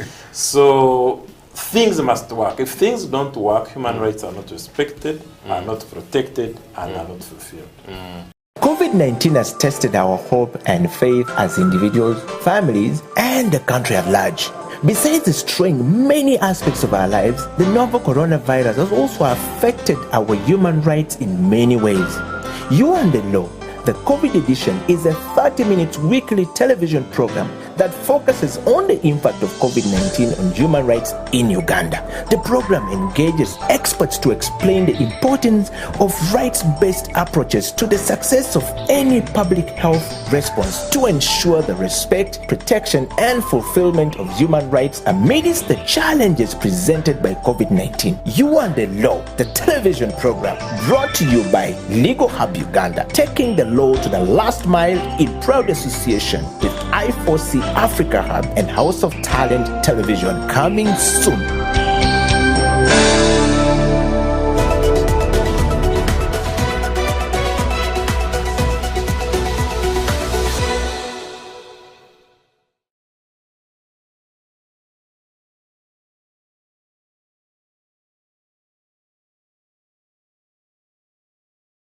Welcome back. This is You and the Law, the COVID edition here on House of Talent Television. I'm Jonathan Ochom, your host, and today we're sitting with Angela Sime from FIDA Uganda to discuss gender-based violence and how COVID-19 has affected or impacted on the whole gender-based violence situation in the country. So, Angela, welcome back. Thank you, Jonathan. Before the break, you were unpacking the responsibilities and obligations of the different people. You talked about the state, talked about the religious leaders, individuals, and stuff like that. So I want us to switch gears now and then tackle COVID-19. So we have a global pandemic comes to Uganda, and the government, as expected, had to swing in action and put in place a number of stringent measures in order to curb the spread of the virus. And but along the way, we realized a number of issues arising along the way. But I'm curious to know from your end, what is your assessment of how COVID-19, the interplay between COVID-19 and gender-based violence? Thank you, Jonathan. So one of the first things I want to let people know, we've had many people blame COVID to have brought gender-based violence, but COVID is not the problem. It has, COVID is not the problem. It has been there before. Gender-based violence was there before COVID-19. So one of the things we have to understand is when COVID-19 came, the stringent measures that you talked about, the restrictions, the lockdowns, are the ones that accelerated the numbers and increased them. So when people were locked down, especially the first lockdown where people are not allowed to move, and we realized that people like you, the lawyers, were not allowed to work, you are considered non-essential, by the way. Yeah, so, but the borders were more needed at that point, yeah. So mainly what you have to understand, those restrictions increased the rate. And then that was because many people were stuck with their abusers. Most of the times, yes. Okay. So, I thought people were stuck with their spouses, their loving spouses. There are people that were stuck with their loving children, loving spouses, but then there are also those people that were stuck with abusers. Most of the times, there are people that will go out there and they look for a sexual partner, but then now you're stuck in a home and you're with people that don't even connect with you. So the next thing you're thinking about is, okay, what do I do now? And one of the things we have to understand is people that are perpetrators of sexual violence don't start during the pandemic, but they have been doing this. Maybe they were doing it with other people, but now that they are stuck in homes with these young children, with the women, with the men, then those become the victims. Because then you can't go out there. Maybe they were having the sexual violence in offices. Now they are home. So who else can you have? It's the people that are at home. I'm one of the people that work with mainly teenage girls. And those are pregnant teenage girls, because I'm also a survivor of sexual harassment that gave birth at the age of 15. But then we got over 80% of cases that were incest cases. You've realized that these are fathers that are defining the girls. These are uncles, these are aunties, these are, you get? So at the end of the day, there are people that have the power and influence. Before COVID, people that had the power and influence were mainly teachers, border riders that take your children home. So those that are the people that had the power then. But now you're home. So people were very, very much stuck with those abusers. And that's why the rates increased. And then the other issue was to do with getting services. Previously, especially to do with physical violence, even sexual violence. Physical violence will start with the police. Very many people, especially those that live in far-to-reach areas, there was a time where even borders were restricted to move, and you needed like a letter from the RDC. Yes. So when they beat you and you realize that the police station is like 5 hours away, you wonder, how do you get there? You decide to die in silence. You're like, okay, let me not put out the dirty laundry, because what if I don't even reach there? And then the other thing was to do with, apart from the police, to do with the courts. People that are supposed to ensure that these survivors get access to justice, like you and me, we're not out there to provide it, because we were considered non-essential in the first lockdown. So courts were not operating on such matters because, according to the president, he realized and thought that it is okay to tell Ugandans that gender-based violence is not an issue that needs to be concerned and also needs to be addressed where people can access justice. He said, unless it is to do with like murder, to do with robbery, the things to do with gender-based violence, to him were not. You can understand where he's coming from. You can't understand if you're someone like me who works with gender-based violence shelters. I've worked with several gender-based violence shelters, not only the Remnant Generation, even Uwanet shelters. Last week we are reopening the shelters of Kamuli and Namutumba. Those are under Uganda Women's Network. And that is in relation to the shrinking civic space. We have a shelter that is closed just because the government is threatened and thinks that women rights organizations are terrorists, which is stupidity, because how do you call a women rights organization a terrorist? So they close the shelters, the numbers are increasing, and these people have nowhere to go. Action Aid also has. But then during the COVID pandemic, we've had a flood where you don't even have where to put survivors, and some of them ended up living in our homes. So it's an issue that was supposed to be tackled. So when it wasn't tackled, it kept accelerating. And then they keep blaming COVID, but it's not COVID, it's the system in place. If the system was in order and people can access justice, people can go to police, people can ensure that there's a shelter. Government has consistently failed to set up a shelter for gender-based violence survivors. And yet it limits the organizations that have put these shelters up. Because we have like 5 women rights organizations that have set up shelters for gender-based violence. But then you realize that even the restrictions that are there to start and also to operate, they are very, very stringent and draconian. So it becomes so hard for these people to provide the service to these, to the survivors. Yes. So, Angela, you paint a very sad picture. We could be factual, but I'm sort of anxious to know, aren't there things that we can say in this area? The government did well. At least it intervened this way, but tried.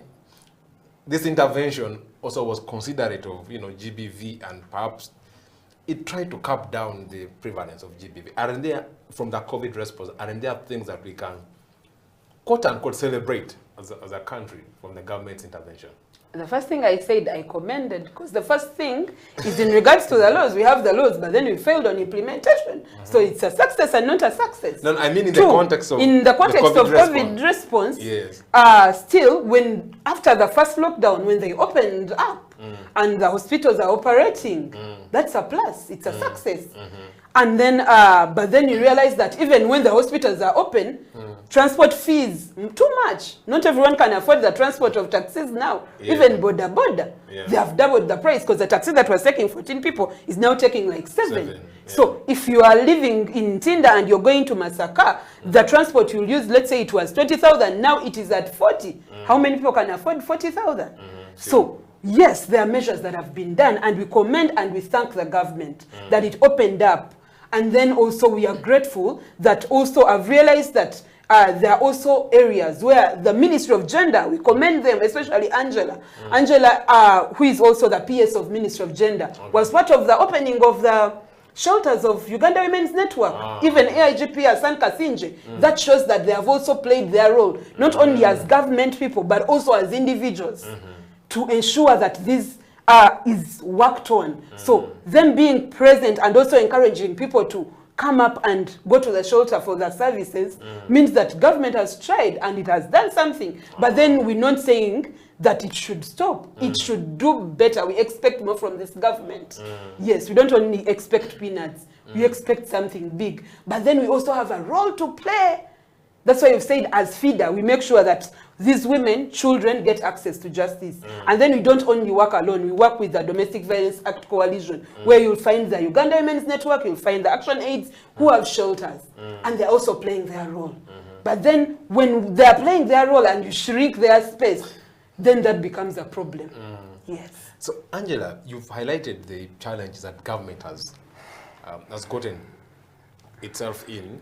But I'm then curious to know, what role do you think that ordinary people at the family level, because it's important also to highlight, the community aspect. We can't push everything to government, whatever the justifications. What do you think the people could have done or should do, because we're still living under COVID measures anyway, to prevent GBV, especially in extraordinary times like now, at the community, family, individual level? So first and foremost is mainly sensitization. As community leaders, the time they were getting those microphones or whatever they are called, to tell people that mask up, they would also have used that chance to tell people and inform them about this silent pandemic, which is gender-based violence. And then also open their doors and inform people that in case anything happens, we are open, you can come and report. Because the other thing that really affects people is in regards to the norms, where someone can't speak up, saying that you're a survivor of gender-based violence is seen like a taboo. How do you say that? You're putting the dirty laundry out there. But then if we sat down as the community leaders, and they did that, but then we start from family. So as I'm a mother of a 14-year-old son. I always sit him down and we have the conversations in regard to sex education.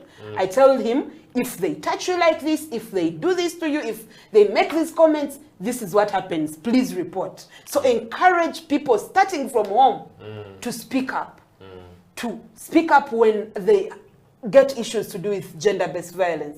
But also make sure that other forums, because if you can't access the police because it's far, then let the LC be nearby and let the LC have, because they gave them motorbikes, I remember. So they can drive those survivors to the police station. Yeah. So it will start from family, where we talk to our children, then it will go to the leaders, and then it will go to government, because government indeed can't do everything.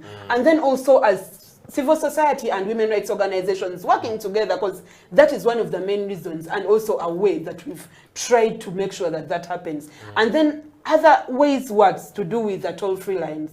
Many people, I also comment Uganda Police Force. They also got a toll-free line in regards for GBV. Yes, for GBV. Okay. Even other organizations, FIDA got, we have a toll-free line also in regards to GBV and other cases to do with women and children, Women's Pro Bono Initiative, the Remnant Generation, and other organizations. So really, there's a lot that has been done, but then there's more that needs to be done. A lot that needs to be done. Then in terms of the legal framework, which is one of the core obligations of the state, you've highlighted that there were a number of still challenges with the law. Are there specific laws that you are pushing for their reform to protect GBV? Yes. So the main law that we're pushing for is the Sexual Offences Bill. Sexual Offences Bill is the law that consolidates all laws concerning sexual offences. And it will work in regards to the punishing the offender and then ensuring that the survivor is catered for, not only in court, but also mentally. Okay. So when this law is passed, then it becomes very, very easy. And then the laws we had previously, as I told you, like the penal code, these are laws that were made during the colonial times. Yeah. They don't address issues to do with online sexual violence. Contemporary. It doesn't, yes. By then we had norms where a woman was property. They don't address issues of marital rape. They don't address issues of consent. So if this law that addresses all those things is passed, then we'll see something that happens. And then the other thing is in regards to the institutions. We realized that some institutions of higher learning were closed, but then others were operating. I'm happy to inform you that under FIDA Uganda, we worked with Makerere University, which is like the first university in Uganda or the public university, and we made sure that we had the policy which they had against sexual harassment was reviewed, because it was a policy that was enacted 12 years ago. And I'm privileged to inform you that as under FIDA as sent to be one of the committee members that participates in reviewing it with Professors Livia Tamales and Gender Mainstreaming Directory. So right now, when we finished reviewing it, it was passed, so it will also help in regards to institutions of higher learning. Okay, Angela, that's an important point. Perhaps we'll go for a break for now, and then we'll return and then try to project the future and see how we can prepare ourselves. Viewers, you're watching You and the Law, the COVID edition here on House of Talent Television. Today we're discussing gender-based violence and its connection with COVID-19. Let's go for a short break. We'll be right back.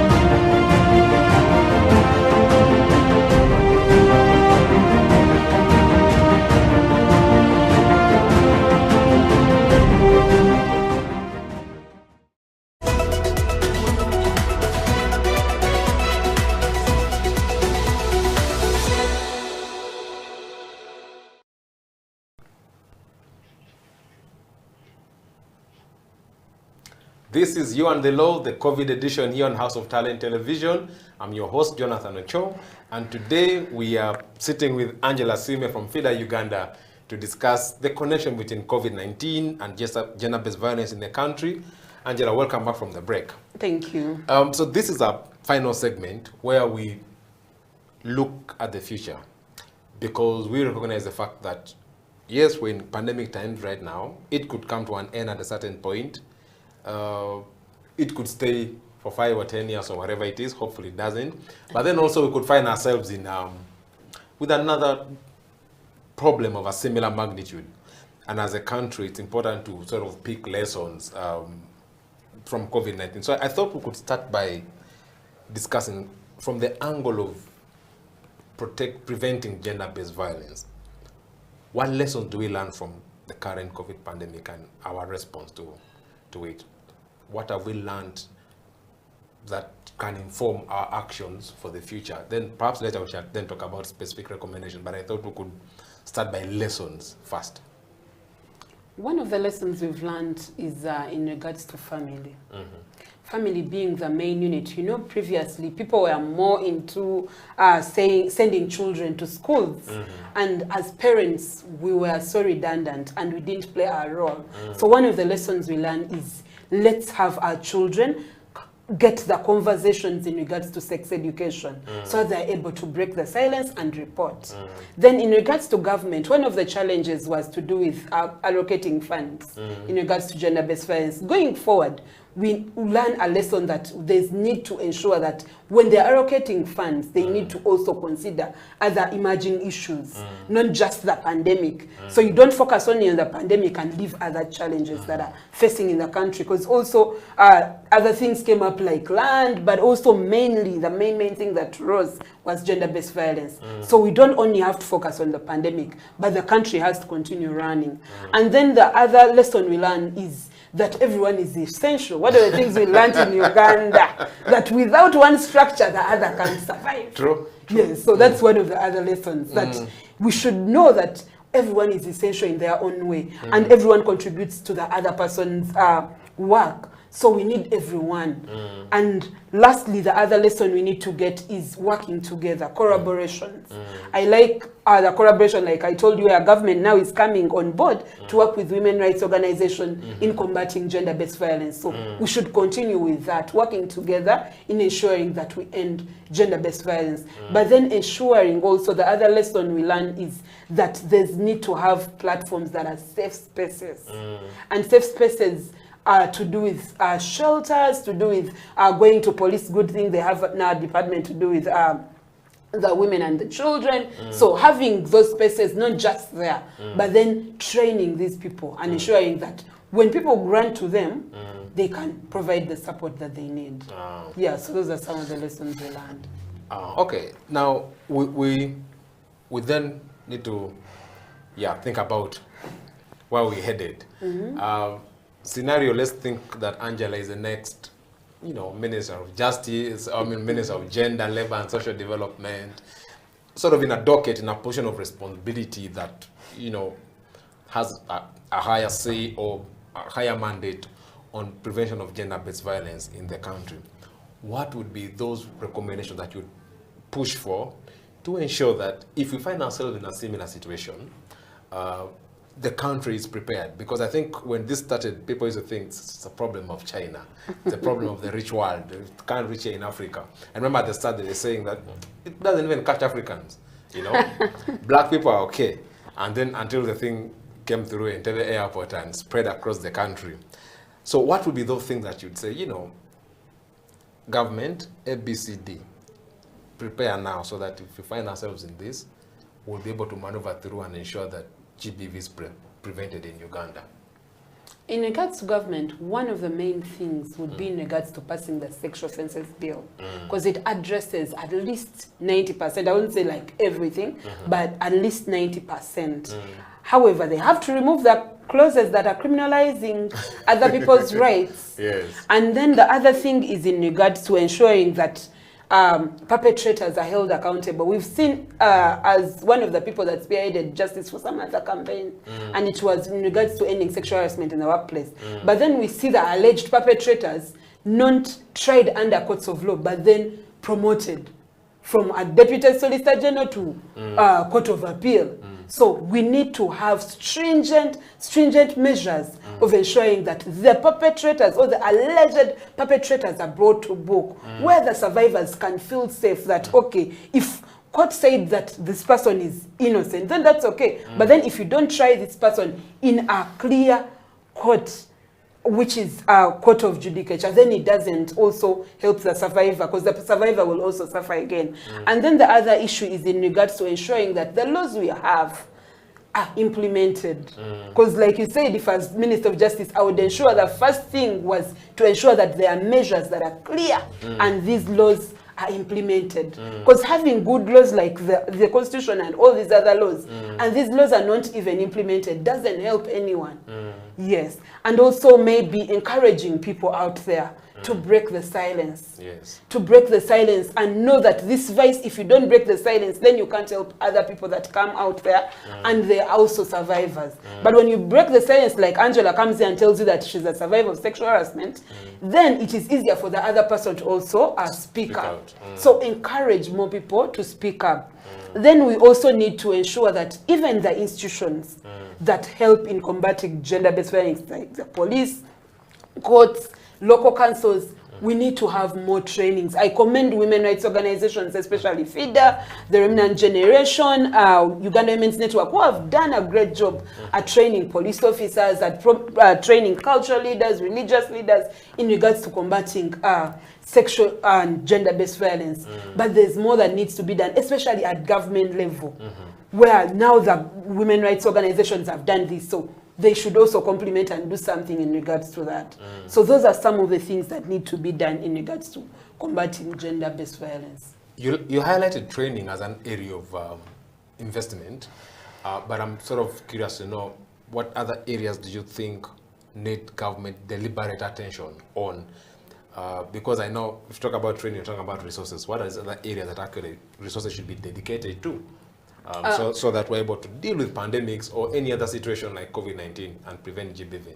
The other areas in regards to resources is to do with our budgeting, especially the national budget. Realize that most of the times, even now when COVID came, since the onset of COVID, all the money is directed to COVID. So they need to allocate some money in regards to Ministry of Gender and towards fighting or combating gender-based violence. Because if most of the people who were engaging in Ministry of Gender, they were like, okay, we also want to support, but then we don't have a budget for this. And there's nothing much you can do about it. So as women rights organizations, if you're to work with them, you'll end up even funding them. You'll pay for most of their services to make sure that something works out. So there's also need to also ensure that they direct some funds in that docket.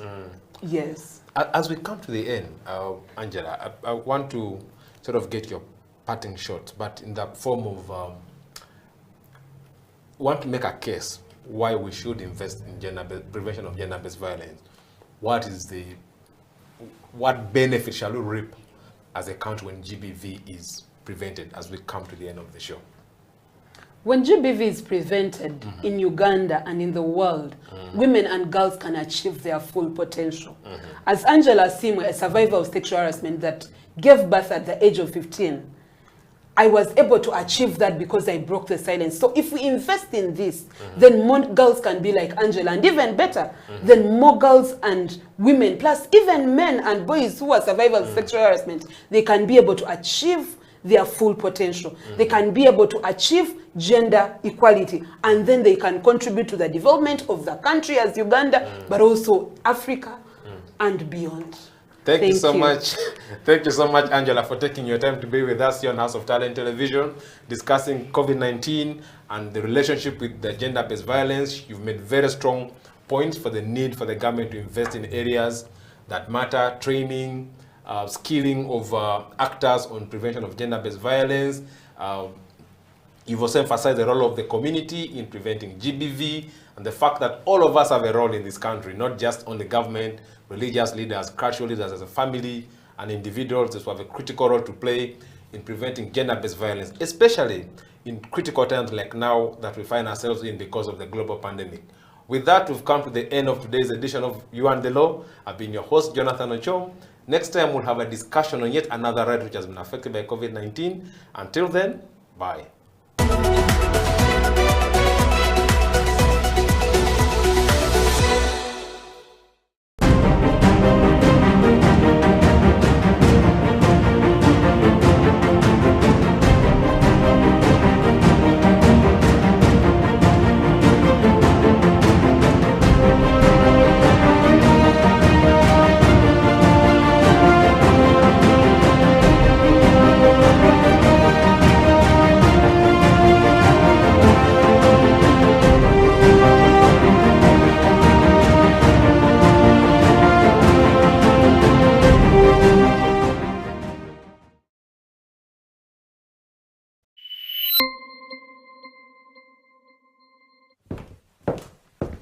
I have the pleasure to present to you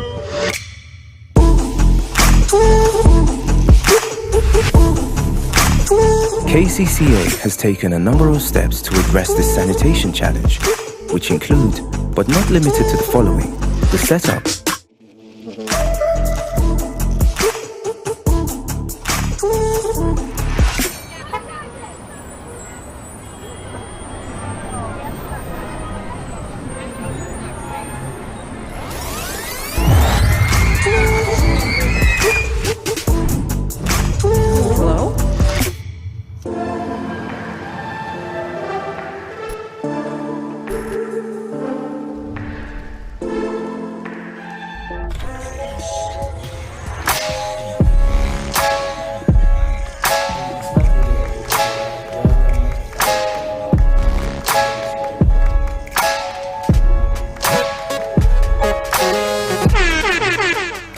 Welcome to Slam Dunk Basketball Talk.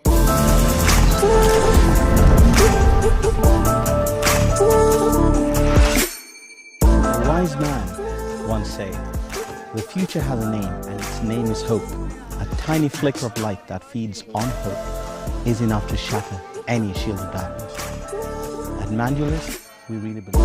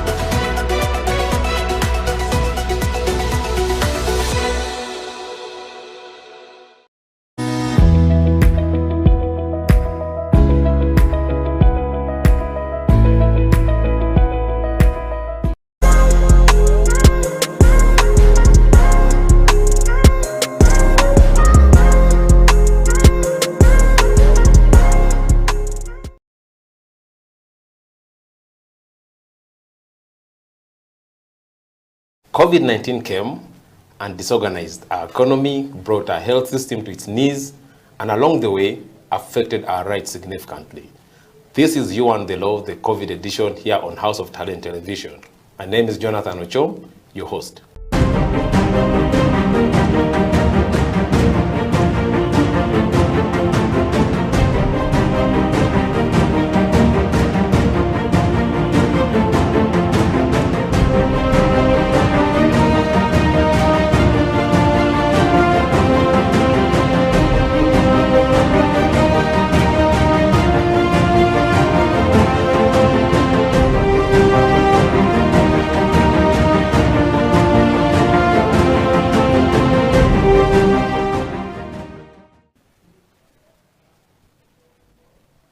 Hello, welcome to yet another episode of You and the Law, the COVID edition. My name is Jonathan Achom, your host.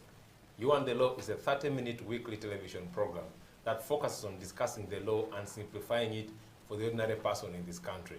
Be it a teacher, be it a boda, be it a doctor, anyone that you know that lives in this country needs to know the law. And here, our work is to simplify it, demystify concepts around the law, and make it a lifestyle for people in Uganda to know the law and live within its means.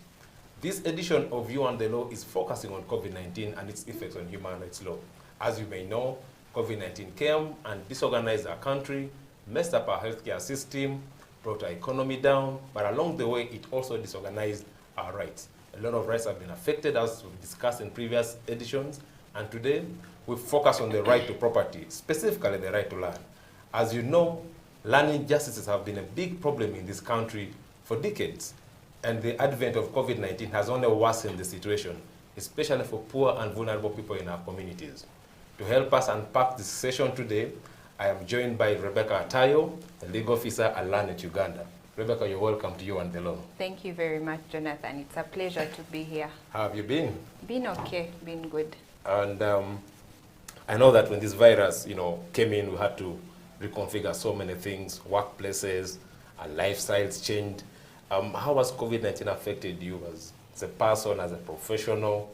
What could you just share in terms of your work and how it has been affected by COVID-19? Well, as a person, it's definitely been different. The times in which we move are restricted. The places that we can access are also equally restricted. But also in terms of the workplace, the way in which we work generally has changed.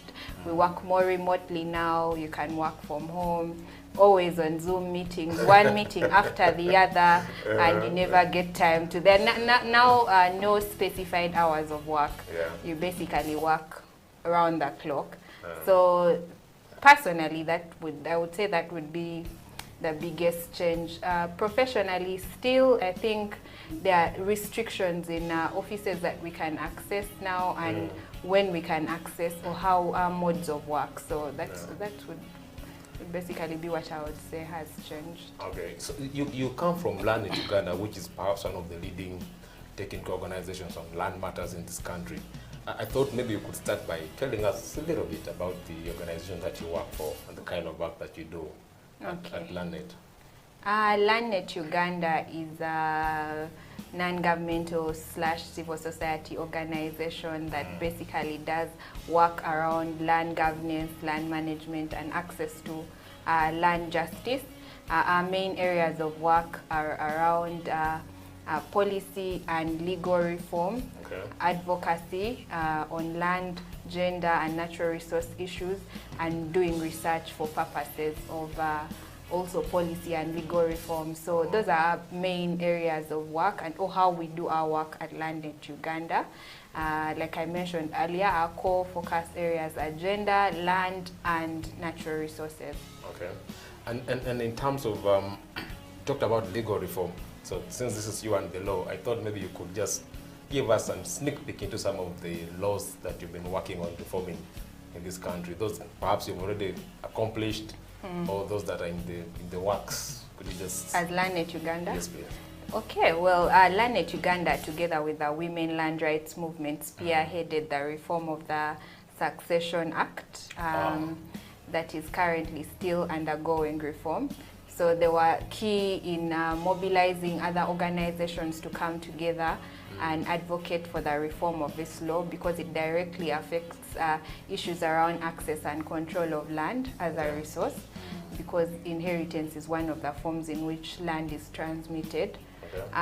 So it spearheaded efforts around advocacy, did a lot of research, produced issues papers, produced a policy paper around it, and a series of issues that issue papers dealing with direct issues or clauses within that particular law.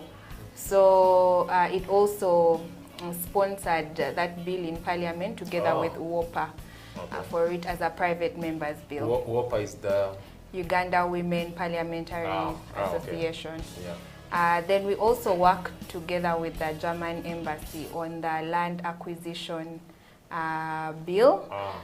To and very controversial area. Definitely, very, very controversial.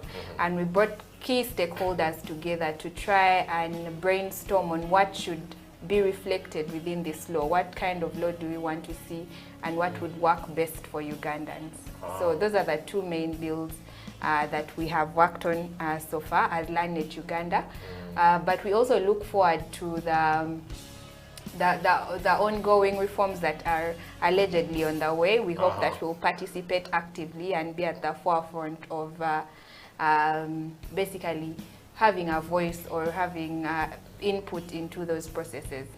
That's interesting, because I think the current term of office, the president has been very deliberate about the need for land reforms, and I hope you'll get the opportunity to be part of those spaces.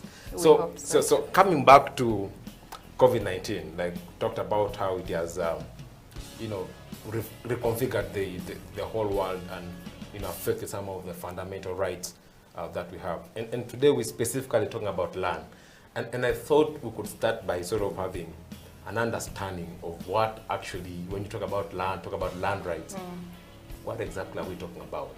Because I think sometimes it's easier to throw these words around, and we don't have the time to reflect what on exactly what we are actually talking this, about. Yes. So land and property rights are usually, say, encompassed together, because one is we could say a subset of the other. Land is a form of property that's passed on.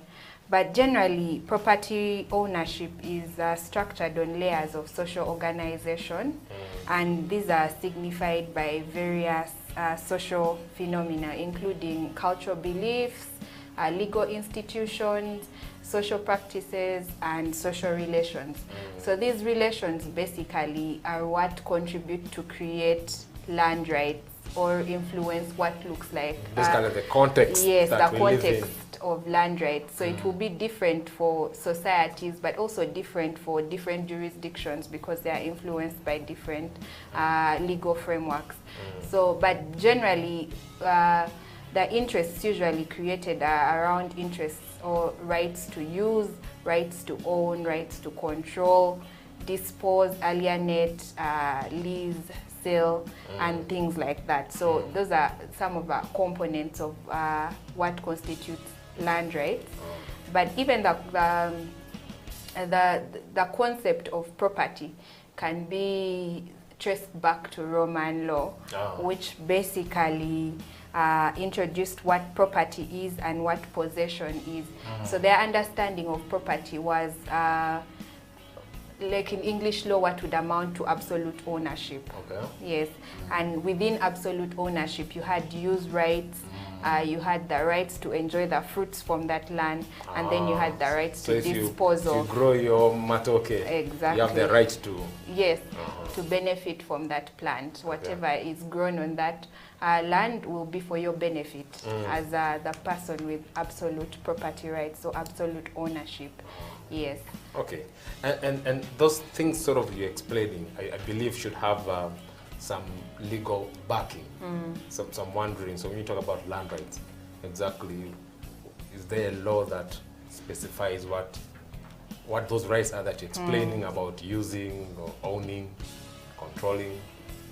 Okay, so Land as a human right has not yet been explicitly codified within international instruments as a human right or recognized as a it just exists in the air. Human right. So you won't find say a soft law instrument that specifically speaks to the right to land or the human right of Isn't land. that sad? Well, it is, because there are very many valid arguments for why land as a human right should be long-standing and not encompassed or seen as a transient right to obtain or enjoy other rights. So it's linked closely to the right to food, the right to housing, the right to an adequate standard of living, the right to cultural and social, to enjoy cultural and social beliefs. So within those particular frameworks, they recognize that it's important to have land as a component, or to recognize its centrality in being able to enjoy those particular rights.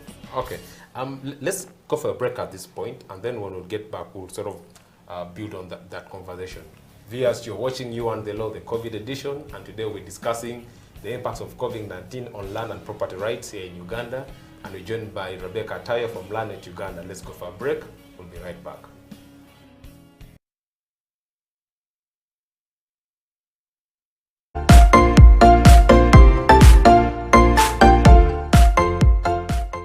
Hello, welcome to this edition of. But what does it mean to be married? How does the law look at marriage? So this conversation today will focus on for people to just know about the law. Because I know you've been teaching law and practicing law for. If you go to a restaurant, you must ensure that you have the money, because you're consuming someone's energy and investment. Yeah. So you must be able to pay for that. So we interact with the law at all times. It's part of our everyday life. Yes. Man, you don't want to be in trouble after many years of working hard only to realize that you have no rights at all, simply because you didn't celebrate any of the marriages that are recognized within the laws of Uganda. With that, we come to the end of this edition of You and the Law. It's a bye from us. See you next time.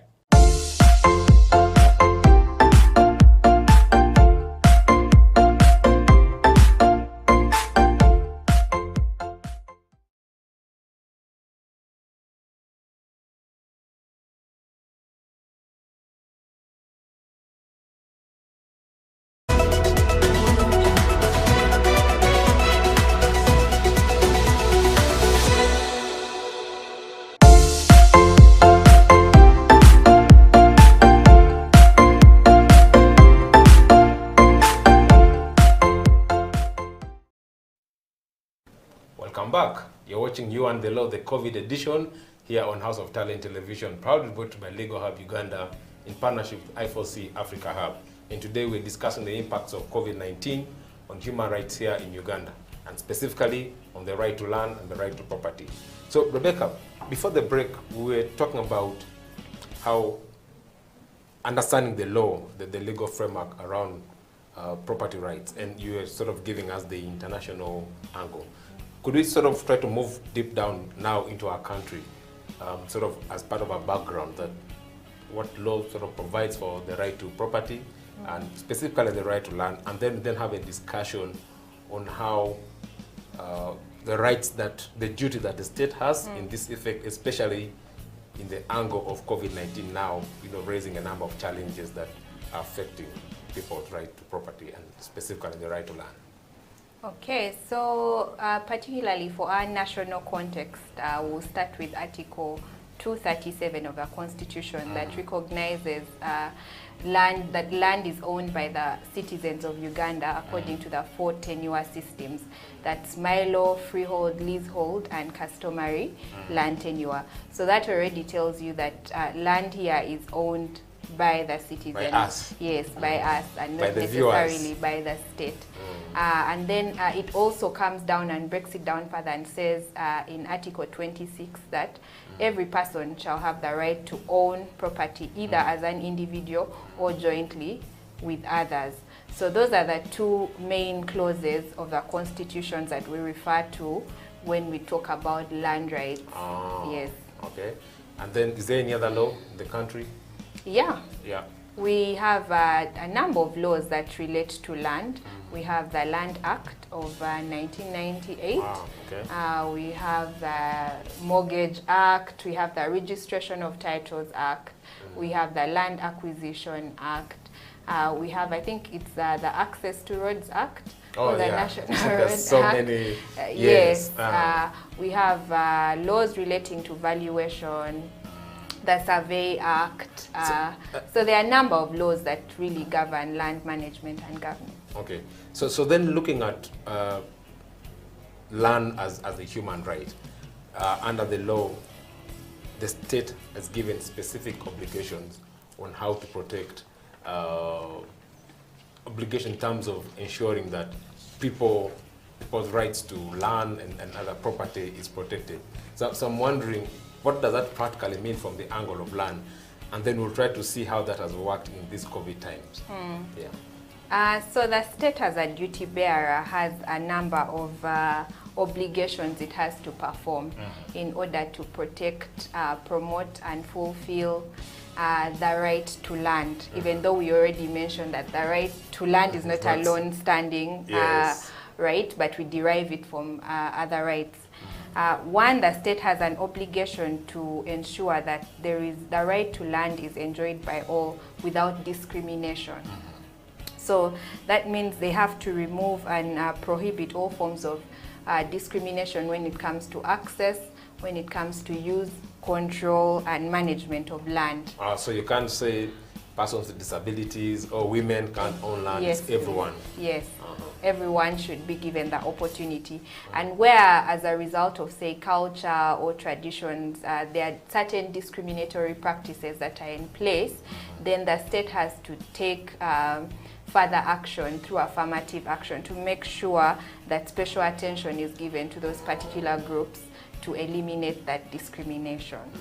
Then the state also has to refrain from measures that would cause the enjoyment of the right to land and natural resources to regress.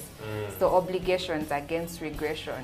So for example, if you remember the debate that we had around the land acquisition bill, putting clauses that as if limit unjustly the right to property because compensation was not happening prior to taking over possession. So basically the state was running away from... So that the state was regressing by if it indeed went ahead, if it had gone ahead and passed it as a law, that would be a retrogressive step. So then with those sort of clear roads, COVID-19 then comes and sort of disorganizes how things have been. And I'm wondering, how has this virus, the pandemic, how has it strictly affected land rights in Uganda? Because like I indicated at the start of the program, that there was already we've had so many land issues in this country. So COVID-19 just basically came and sort of worsened the situation. So I'm wondering, how has it been, how has COVID-19 affected land rights in Uganda? Okay, COVID-19, just like any other sector, the land sector was not spared. So it was affected in various ways. One, in terms of land administration, I think during this period, the Ministry of Lands halted certain operations. And because of this, for example, MZOs were not, ministerial zonal offices were not fully operational as they had been before. So the effect was that transactions were a bit paused. It was not easy for transactions to be ongoing because a number of officers were not in office at that time. But it also delayed, for let's say in terms of accessing these offices by the vulnerable, it was so much harder to get there because of access in terms of movement. So that was also detrimental. In terms of tenure security, we would say, especially for vulnerable groups such as women, what happened is that a number of women, this may seem far-fetched, but a number of women lost spouses as a result of COVID-19. And we know that women's rights to land and property are hinged on male relation in many instances in their family. So when you lose a husband, you're put at risk because you may be chased out of that land or disinherited because you don't have the attachment to the male personality within the family. Then in terms of access to land, justice as well, courts were not fully operational during that time. So people who are suffering some form of human rights violations on their land or were victims of forced evictions were not easily accessing the courts. I think there was even a report that actually showed sort of an increase in land evictions, despite the fact that the ministry had issued directives. The increase in forced land eviction was reflected.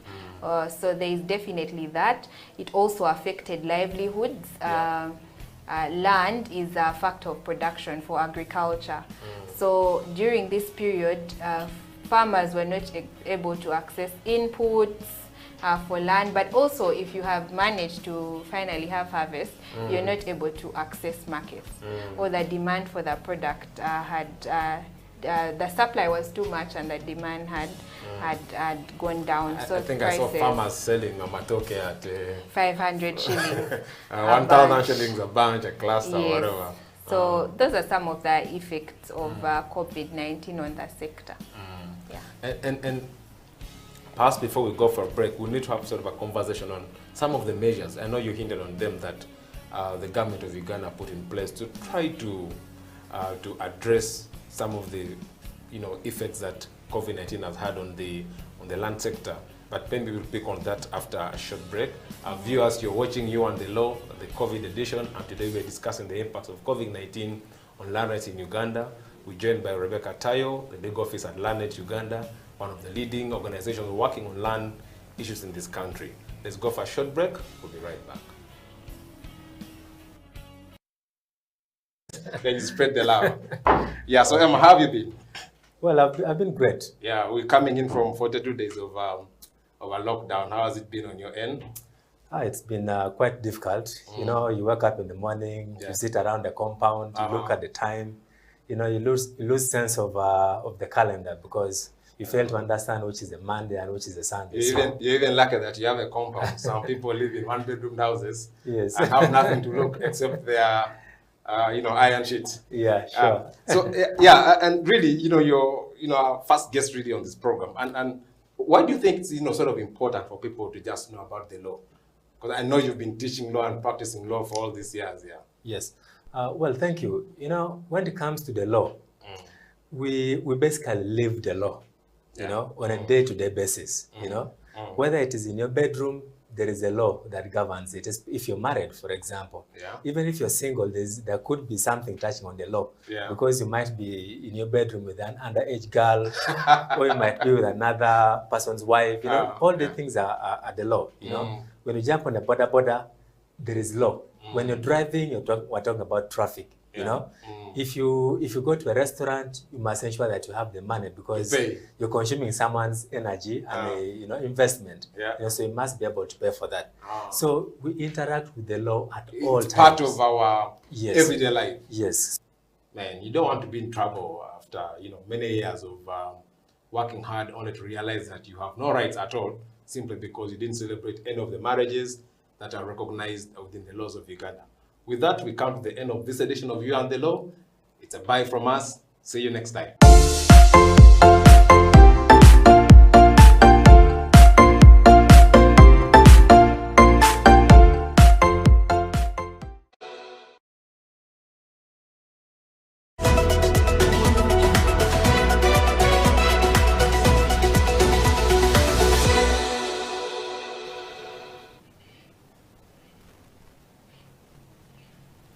Welcome back. You're watching You and the Law, the COVID edition, and today we're discussing the impacts of COVID-19 on land rights in Uganda.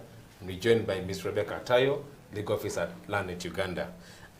Rebecca, before we went for a break, we started this conversation around the measure that government of Uganda put in place to try to protect land rights amidst, an unforgiving pandemic that COVID-19 has been.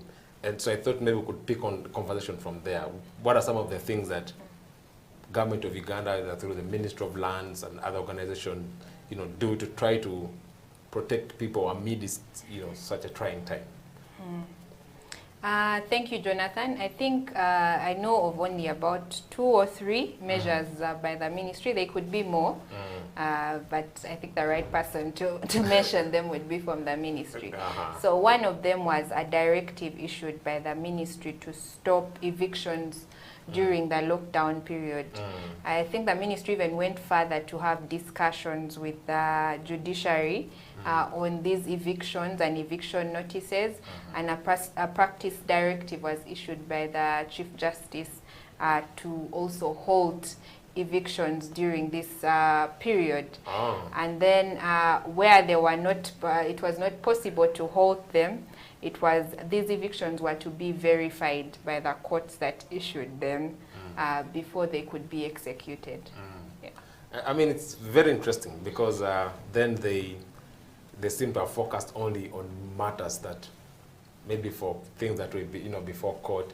I don't know if there's anything they did around resolving land issues, say, around during using the local council codes or other structures, because I'm sure that even within them, there were a lot of cases arising in this period. But again, like you said, some of these issues are better explained by the people in the ministry. But we could then sort of try then to look at what do you make of those interventions? Did they work? Didn't they work? What could have been, any challenges encountered in the course of trying to enforce some of those protections that were issued by the government of Uganda? Maybe I'll start by referring back to what you said, that the focus was mainly on evictions and evictions that are issued by court. All legal evictions must be issued through a court order. But I think at the time the government was looking at which is the biggest threat right now, which is possibly rendering some people landless and having nowhere to go during desperate times. So it was trying to avoid that, and it seemed like the biggest threat at that point.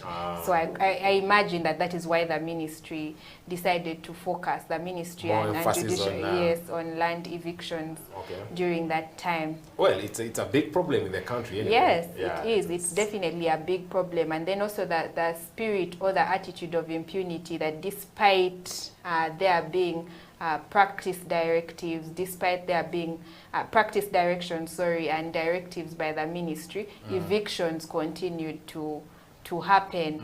Each and every other day on the media, we saw an eviction story happening. So I think, of course, these measures did not necessarily work. Because it continued to happen despite, It's interesting because I think well-intended as the measures could be, but I think we have lived long enough in this country to also know that maybe there are a bit of some exceptions that happen in the course of enforcing some of these measures. But then,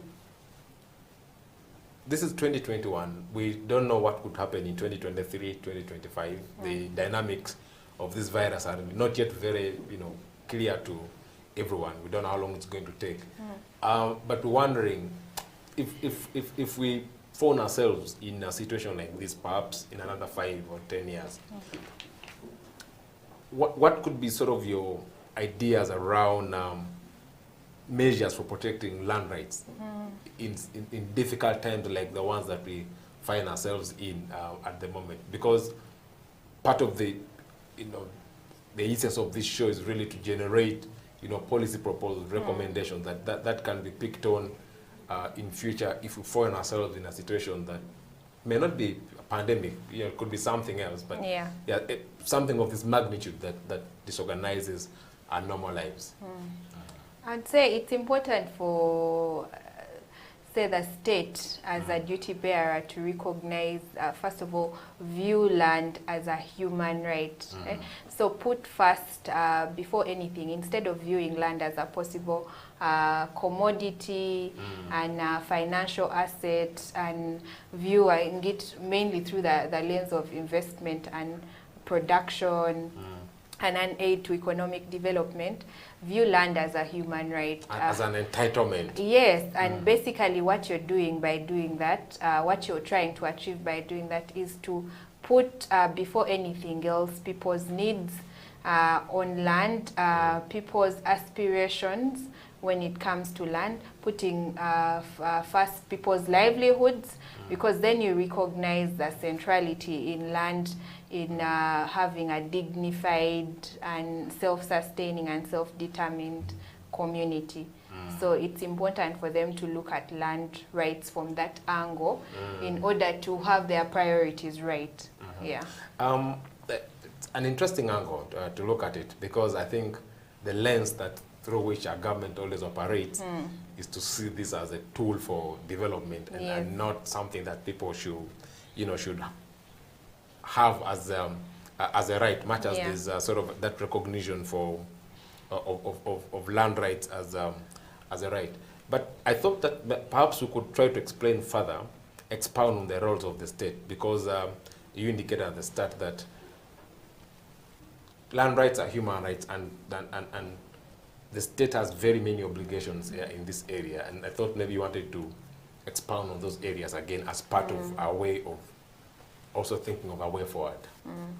I think aside from the ones I already mentioned, the state also has the duty to fulfill the right to land, and this basically means that the state has an obligation, or would ordinarily have an obligation, to provide or make land more accessible, or ensure that citizens have better control, tenure security of their land, and it's not susceptible to threat.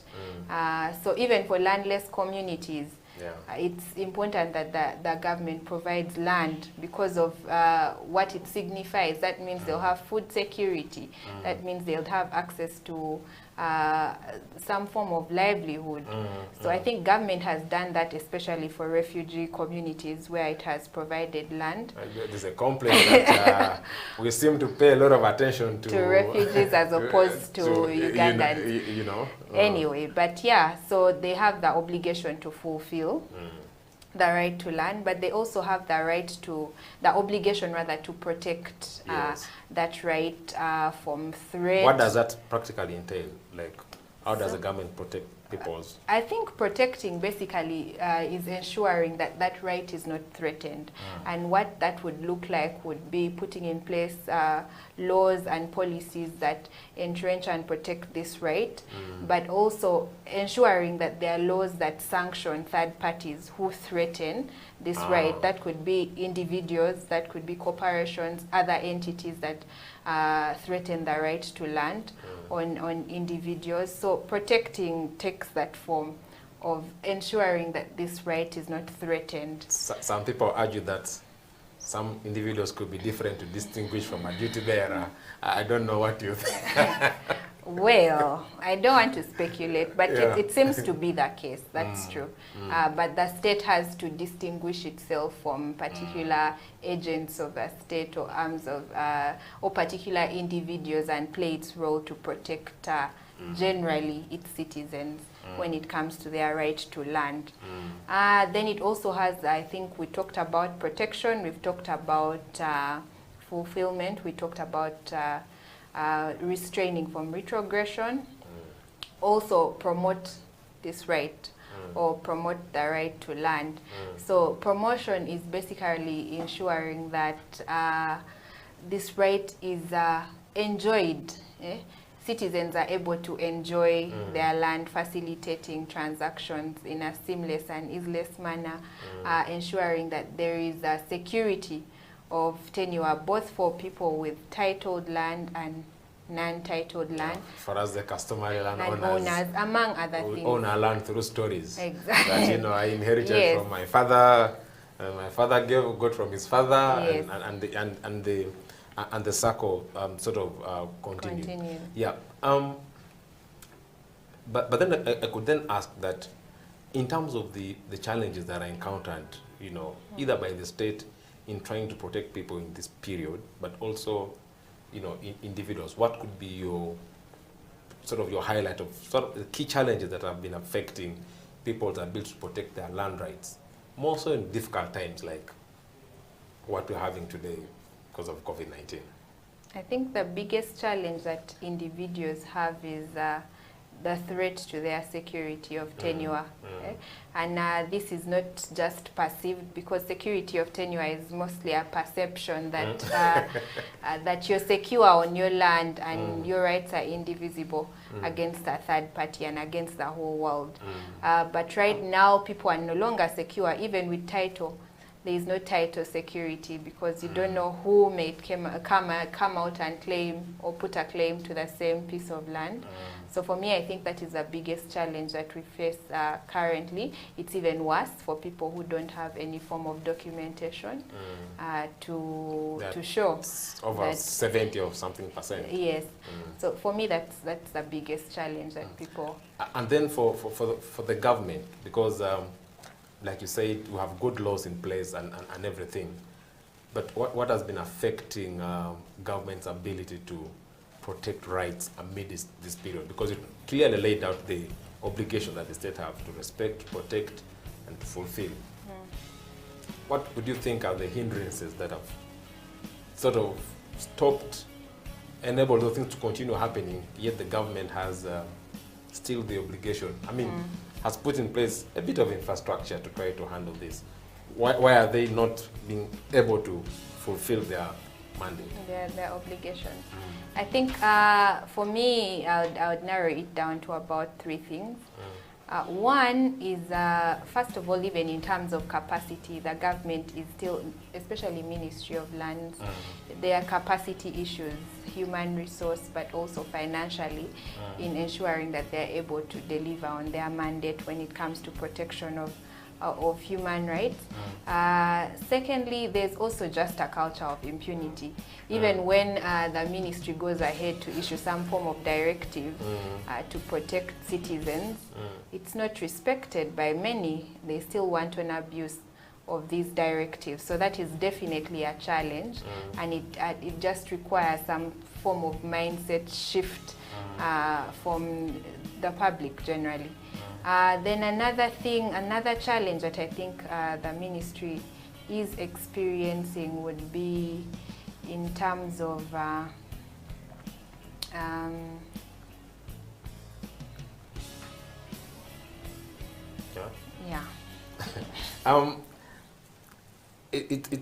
you're raising challenges, and I mean, for the ordinary person, that looks a bit, you know, tricky, because people always assume that the state has obligation because it has the resources, it has the the instruments of coercion, and is in a better place to protect people, especially in a time like this. So, I mean, having you discuss their challenges, I mean, I think for ordinary person could be really heart-wrenching. In the middle of the show, we talked about the fact that most of the directives that have been put in place by the government to curb land rights violations during COVID-19 seem to have been centered more towards matters that were before court, eviction and stuff like that. And some people have been urging that perhaps the closure of courts, the failure of the justice system to operate during the pandemic, raises the need for alternative ways of resolving disputes. And I thought I'd pick your mind. How do you think, first of all, what are the alternative models that exist for resolving land cases in this country? And how do you think they would have been effective in enabling people enjoy their rights or protecting people's rights during the coronavirus pandemic? Of course, the local council courts are an alternative. It's still part of the formal justice system and the formal justice structure, but they're an alternative that could be exploited. because they are closest to the people, they come from within the community, so they understand the context in which they operate. So that's an avenue that we could look at exploiting. For customary tenure, we have clan structures, we have family structures that could also be exploited to deal with land rights violations within these particular areas. I think the biggest issue would be trying to capacitate these particular structures to perform their roles and carry out their duties. Some people say that some of them have never even seen the constitution. Yes, and, so and it's not a lie, because a majority of them may not even know how to convene the court, how to issue judgment, summon witnesses, things like those. So you find that even for the elite, they would not turn to these structures because they don't have confidence in the kinds of judgments that would be issued. They don't believe in due process, probably, or in many instances, people feel like because they are from within the community, they could be easily compromised. Because they have relatives, friends. So issues like that. But I think that particular structure, the LC2, which is I think the first court of instance for land matters, could be exploited to deliver justice. Okay. I mean, interesting angles, and I think viewers, as we come to the tail end of this conversation, it's important for us to understand what mechanisms are in place for us to resolve land conflict under normal times, but also more importantly during periods like this, when the normal functioning of the judicial system is heavily compromised because of the need to protect people from, contracting or spreading the coronavirus or any other pandemic that might hit us soon. As we come to the end, Rebecca, what could be your parting shot, really? And what message would you leave out to Ugandans out there who are watching this program, who have been affected by COVID-19, especially from the angle of their property right? What options would you give them now that maybe things are normalizing or might be normalizing soon? For Ugandans who have been affected during this period, first of all, I would implore them not to lose hope. There's still avenues through which you can access justice. The courts are now fully operational, I think, and they have also adopted technological changes. So you can approach the courts for whatever needs or justice needs that you may have, but also utilize the local council system, utilize traditional systems if you're within the tenure system or the customary land tenure system. Okay. Yeah. Thank you so much, Rebecca. With that, viewers, we've come to the end of today's episode of You and the Law, the COVID edition. We've been privileged to host Ms. Rebecca Tayo, the legal officer at Lanet Uganda. Until next week, when we discuss another topical area of interest from the human rights angle. It's a bye from now from us here at House of Talent Studio. See you.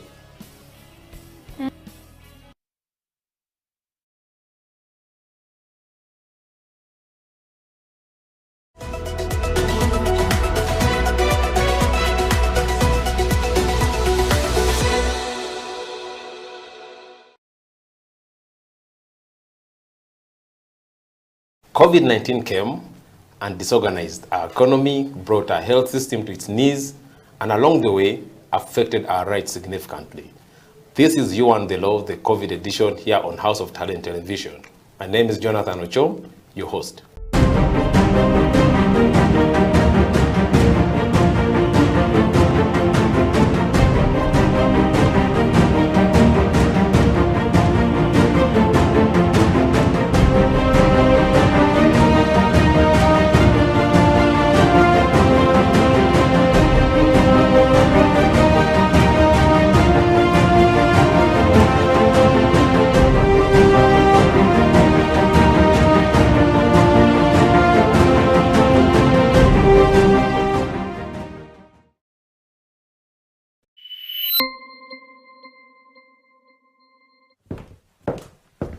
I have the pleasure to present to you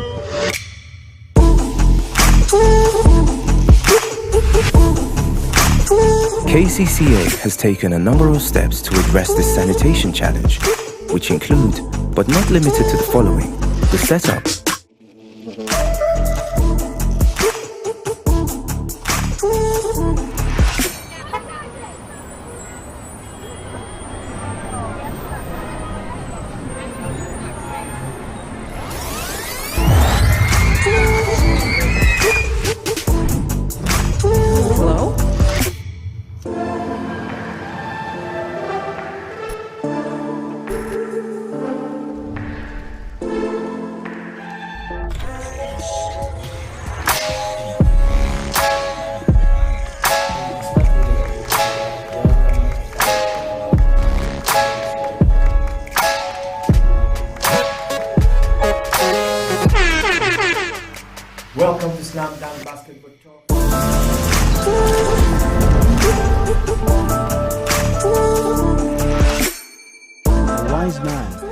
once said, "The future has a name and its name is hope.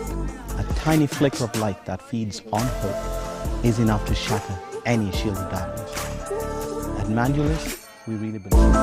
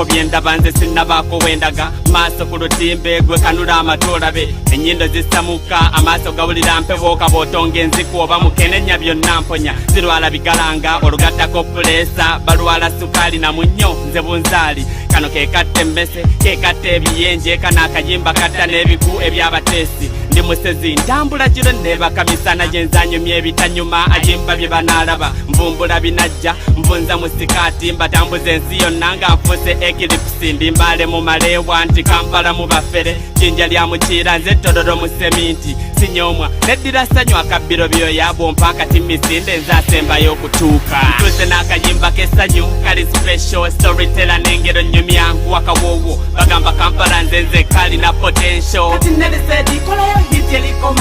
ntuuse n'akayimba k'essanyu kali special storyteller n'engero nnyumya nkuwa kawoowo bagamba Kampala nze kali na potential commercialization ibisange ku station nazaalibwa kuba nze byemmanyi nkuwa education nakyo born killer nsanga mu sitenseni bwe ntugantuga barapa bonna eno tension tebandoga nzibye show nze siwanda muliro tebanyiganako nsambye mike evumbeera sokisi nzisudde eri kondomu nzisambye eri nzadde rapu omu Kampala aleeta pampa gamba kwesto neibura tibebase nnyo omuzukulu azadde balongo mu jeno twalule gamba zalya nkuba nnyo Juliana akuze nnyo gambeddiza ya luzinda ng'emyaka tegigenda tuli Kampala mu bwengula minibazi twambula banaatera kutugaana kuzaala mbujjaamu aweze amata tunywa gambuzi oluusi bakamannume tumwongere ekisanja ekiddako tunywe ku gente ntuuse n'akayimba k'essanyu kali special storyteller n'engero nnyumya nkuwa kawoowo bagamba Kampala nze kali na potential ntuuse n'akayimba k'essanyu kali special storyteller n'engero nnyumya nkuwa kawoowo bagamba Kampala nze kali na potential emyaka giba gitandika nze nnyongera kulukuta nina sitoleza okutandika sebo okutafuta amanya Nelson Saint kuba kugattako nze yasikira abennamugongo nga babokyeza ndi mutume natumibwa kuba abakalimputtu mu Buganda bamanyiko kimusoza masowaani nsokanga ku lyate nennaaba olw'engalo baka abasajja banneesi bakona gye nakoowa sigenda sikoowa sigejja nkyusa nekkala abasiima ogenze valuvalu mu hapo vipi sema tubeera tuddamu nti hapo saawa nze kanzire Dar es Salaam twogere ebisingawo ntuuse n'akayimba k'essanyu kali special storyteller n'engero nnyumya nkuwa kawoowo bagamba Kampala nze kali na potential ntuuse n'akayimba k'essanyu kali special storyteller n'engero nnyumya nkuwa kawoowo bagamba Kampala nze kali na potential yes nze mbongera buwoowo anti commercialization omulondo n'engero kakubidde wano kakubidde waffe kakubidde eno Saint Nelly kikola sense nnyo neera neno Nelly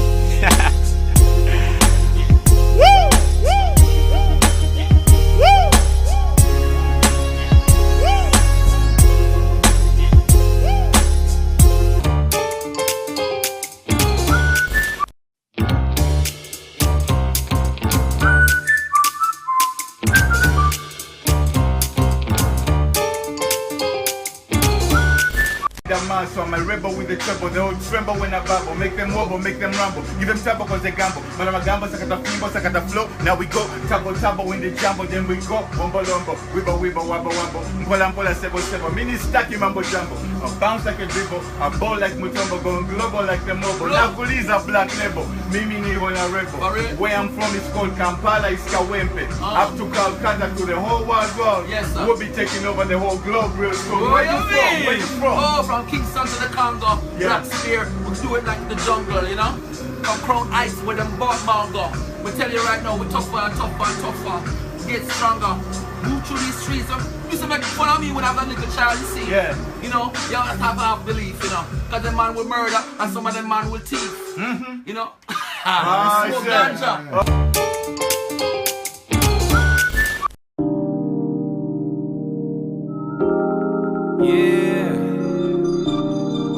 Elijah Tucker, Sylvester Ne Abrams. In my movies, my life got myself all day today. No bad mind, but positivity. Humbleness to myself. A smile to make myself look fresh. Think better, big, bigger and biggest. Sweet vibes well equalized. Only times when I'm rolling down. Kampala streets uptown, downtown. Hustle mpola. Mo magazine afatanga nkola. Nasikiriza nebafala. Just bukaka mute muli na malala. Kwebera poa, tobabusa kola bibyo. Just poa. Kwebera poa, tobabusa kola bibyo. Just poa. Sylvester ndibyanke sigena na bitutuma kulaba wetuddeko kulaba okukuluma onotera okuyimbula empologoma okunuma emaali yange gye nakola wodala yakuluma kataka enkolagana yange nenabyuma ng'okoba musajja munno osobola okutomera ekyuma olowooza kamegge enjovu kenkanawa edda mwafunanga sitepu zange kati ndipoa sibabuusa ekinakulya kamevu kigira mu kususa owakazeke alaba olwo bye yesusiza mugendeko mpola omuwa pulaani zojja kwejjusa Kwebera poa, tobabusa kola bibyo. Just poa. Kwebera poa, tobabusa kola bibyo. Just poa. nekolera jange nekolera byange nekolera zange tonsumbuwa ndi byange ogamba nvuubika ate nga byendya byange ebyo biganye ojerega byange mbanga santama nga talina byakwambala bavuluga byetukola kubanga byabasukkako babyagala ne obusobozi bwo tebalina okuva bwe nazuula ekyo tebansuuza byange nsekera mu kikonde baagala nsuule balonde balooza buli omu awalula tinsawo ya lumonde simanyi gokka n'amagezi mu ssonde tutadde emyaka mingi mu kuyiga ebintu bye tukola blaza oba sista taata oba maama Kampala omupya n'omukadde olulu wayise owino Africa East Africa Uganda omurasta ne headmaster omuyimbi oba omuzimbi just to mention a few naye fenna Kwebera poa, tobabusa kola bibyo.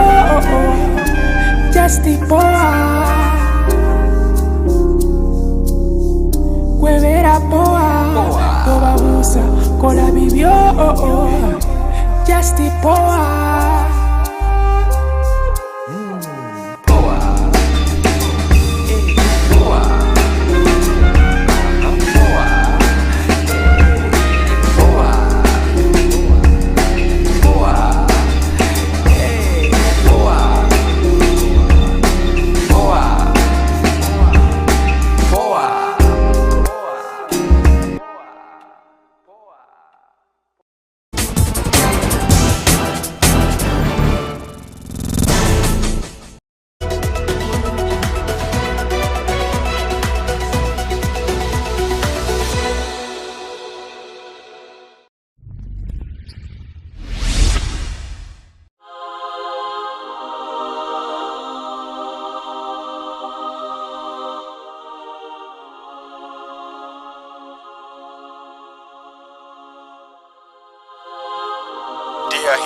Yali asibye biswahili nga lines ziri straight. Yali abasiga graffiti ku ngalo kwaliko paint. Lwe nasooka okulaba hip hop gwali mwaka gwa 78. Nali sirabanga muwala nga juza figure 8. Ebbina lye lyali ddene eyo ye yali bait. Nasooka naŋŋamba nti no 2 times 8. Yali ayagala mukubire mu 16 bars eziri tight. Naye mwana ebiseera ebyo nange nali nkyali fala. Rhyme gye nasooka okukuba n'agiziimuula. Nali nkyayavula Ibro n'amutwala. Questo ye n'alyoka amufuula omukyala. Namusanga akisinga Sylvester ne Abrams ku DV8. Babaluku navyo n'abataka balinga babaabe. Namwegomba z'okulaba lyrical G ku no end.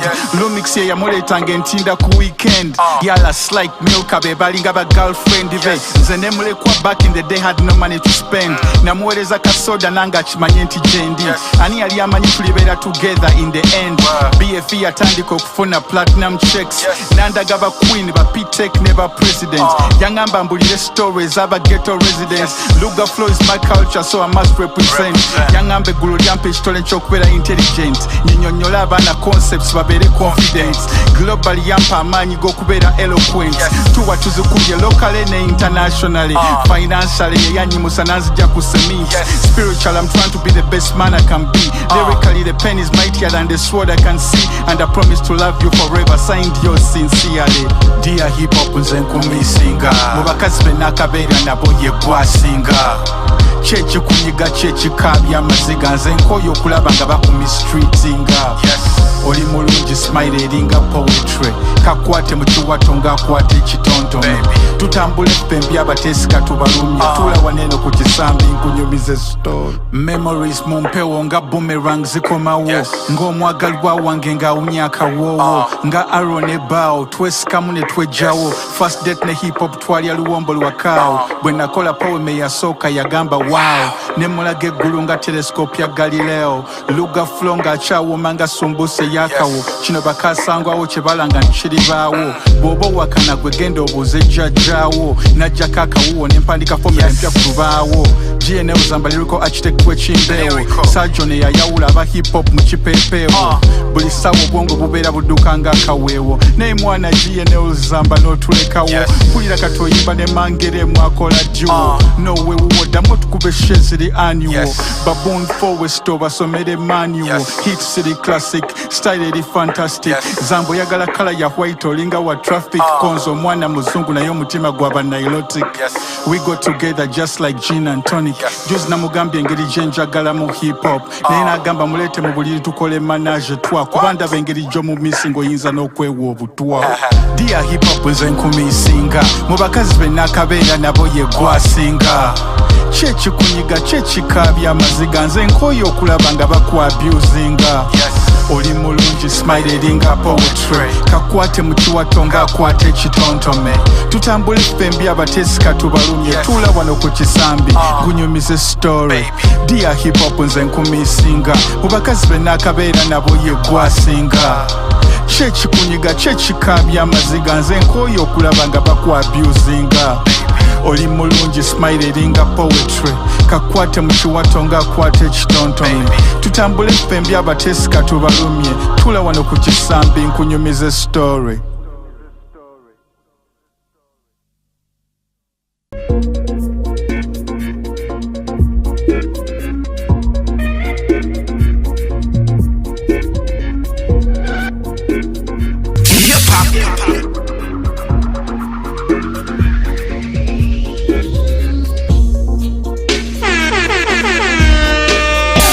Lives.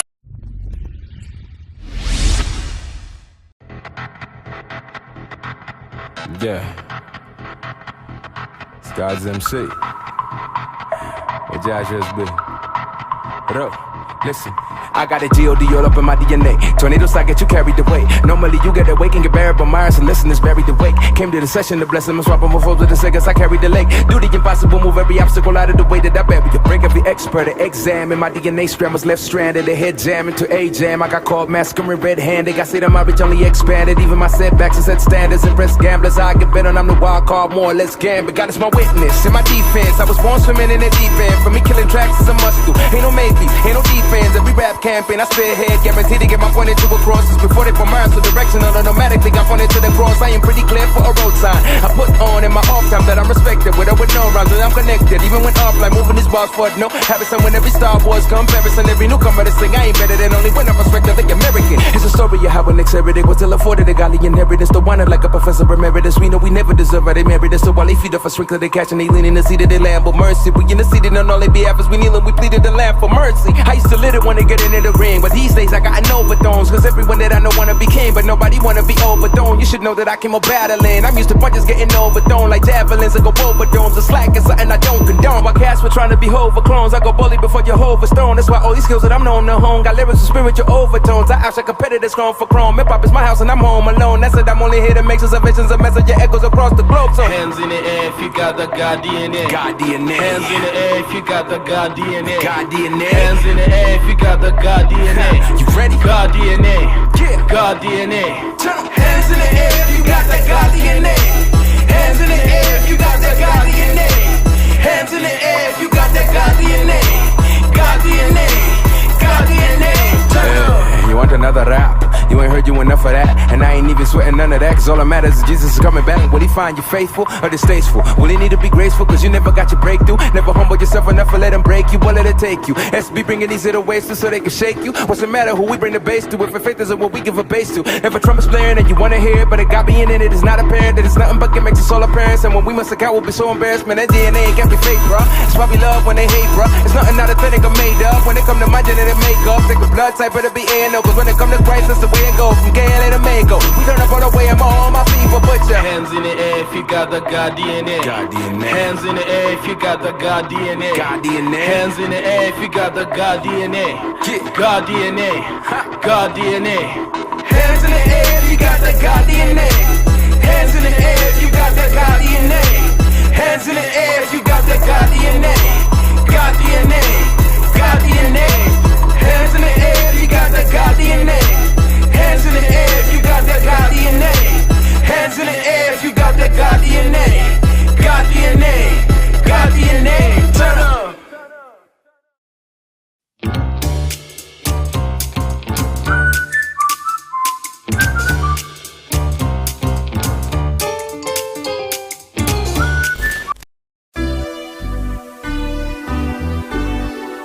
R.I.P. moms.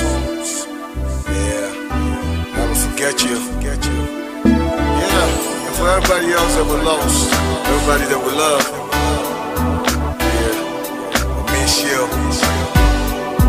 LG. Living in pain when you're caught up in the rain. Life hanging by a thread, about to fade away. All hope is gone when all is lost. Miss you, but I know life must go on. Living in pain when you're caught up in the rain. Life hanging by a thread, about to fade away. All hope is gone when all is lost. Miss you, but I know life must go on. Been a couple things going through my head. Time's getting hard, somehow I gotta maintain. There'll be another pain if I get caught up in the rain. Will I be the same? Will I be ready for the change? My heart is aching, I'm anxiously waiting. Time don't fail me while I'm anticipating. What am I saying? I'm not mistaken. Gotta pull myself up before I start fading. Still my whole life, check what I heard, what happened then. That dreadful night when you heard that accident. Doc said it wasn't no thing, you'd make it. It still broke my heart to see you stretched out on a hospital bed. How to explain the pain that you felt as you lay there, tears flowing down my eyes, watching you smile. Many years later, can't get over my loss, cause I still can't believe that you're gone. Nah. Living in pain when you're caught up in the rain. Life hanging by a thread, about to fade away. All hope is gone when all is lost. Miss you, but I know life must go on. Living in pain when you're caught up in the rain. Life hanging by a thread, about to fade away. All hope is gone when all is lost. Miss you, but I know life must go on. Been a couple things going through my head. Time's getting hard, somehow I gotta maintain. There'll be another pain if I get caught up in the rain. Will I be the same? Will I be ready for the change? My heart is aching, I'm anxiously waiting. Time don't fail me while I'm anticipating. What am I saying? I'm not mistaken. Gotta pull myself up before I start fading. All alone in this cold, cold world. I'm on my own in the zone where there's nowhere to turn. What can I do? Should I lose it? Hard when I'm missing you. It's heavy on my mind, yo, this feeling so pitiful. True, it hurts bad when a loved one is gone. When it pours, you can't do much but weather the storm. Miss you a lot, never stop singing this song till the day when I see you again. So long. Living in pain when you're caught up in the rain. Life hanging by a thread, about to fade away. All hope is gone when all is lost. Miss you, but I know life must go on. Living in pain when you're caught up in the rain. Life hanging by a thread, about to fade away. All hope is gone when all is lost. Miss you, but I know life must go on. Yeah, the song is dedicated to the memory of my late mother Barbara. R.I.P. Mom. And to all the loved ones I lost in my life, both my grandmothers, my grandfathers, Auntie Florence, rest in peace. My homie Morose, so hard to sing this song, never forget you. But I love and miss you so long. Living in pain when you're caught up in the rain. Life hanging by a thread, about to fade away. All hope is gone when all is lost. Miss you, but I know life must go on. Living in pain when you're caught up in the rain. Life hanging by a thread, about to fade away. All hope is gone when all is lost. Miss you, but I know life must go on. Living in pain when you're caught up in the rain. Life hanging by a thread, about to fade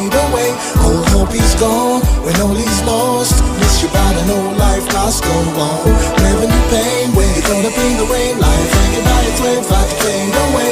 All hope is gone when all is lost. Miss you, but I know life must go on.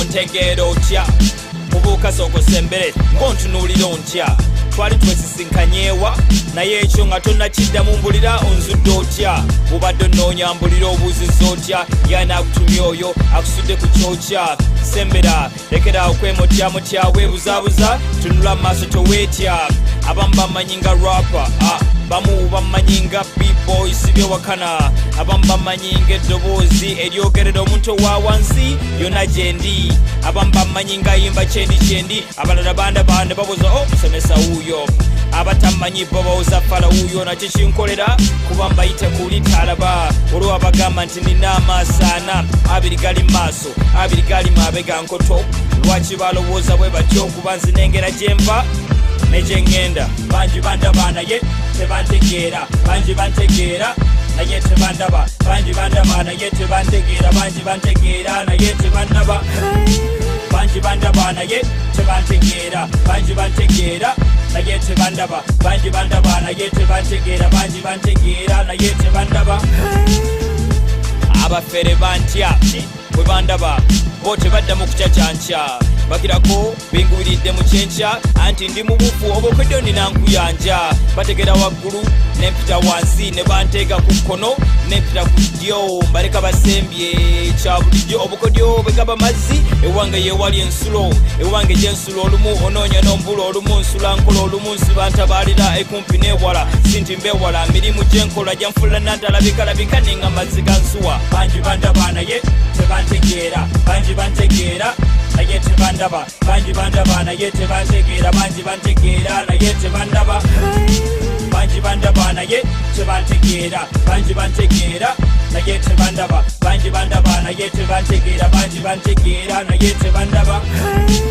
amagezi ganeesera abateesi baneesiga ate abagezigezi bo batandika okuneesiga kuba bakungula ebiva mu nsigo z'ensiga ate ab'omululu go baswama bakeraga ensega mujja kunzisa enseko kubandaba nze musumba olumu gotayawulwa mu ndiga nkulengera nga tondaba era nga sinnaba kulabika nsirika nga gwologopya tonnalabuka nsiterebuka ate era sitakibe nga sinnakikenenya ndusu nze ndi ku manduso n'olwekyo kakkana nkujje ekifu ku maaso bagamba ntyekuba omunaku tekya eyange yakya naye abalala n'engikeesa era bwe njagala neebakootulo n'obudde n'enkeesa awakana kikyoteesa banji bandaba naye tebantegeera banji bantegeera naye tebandaba banji bandaba naye tebantegeera banji bantegeera naye tebandaba banji bandaba naye tebantegeera banji bantegeera naye tebandaba banji bandaba naye tebantegeera banji bantegeera naye tebandaba Abrams Techa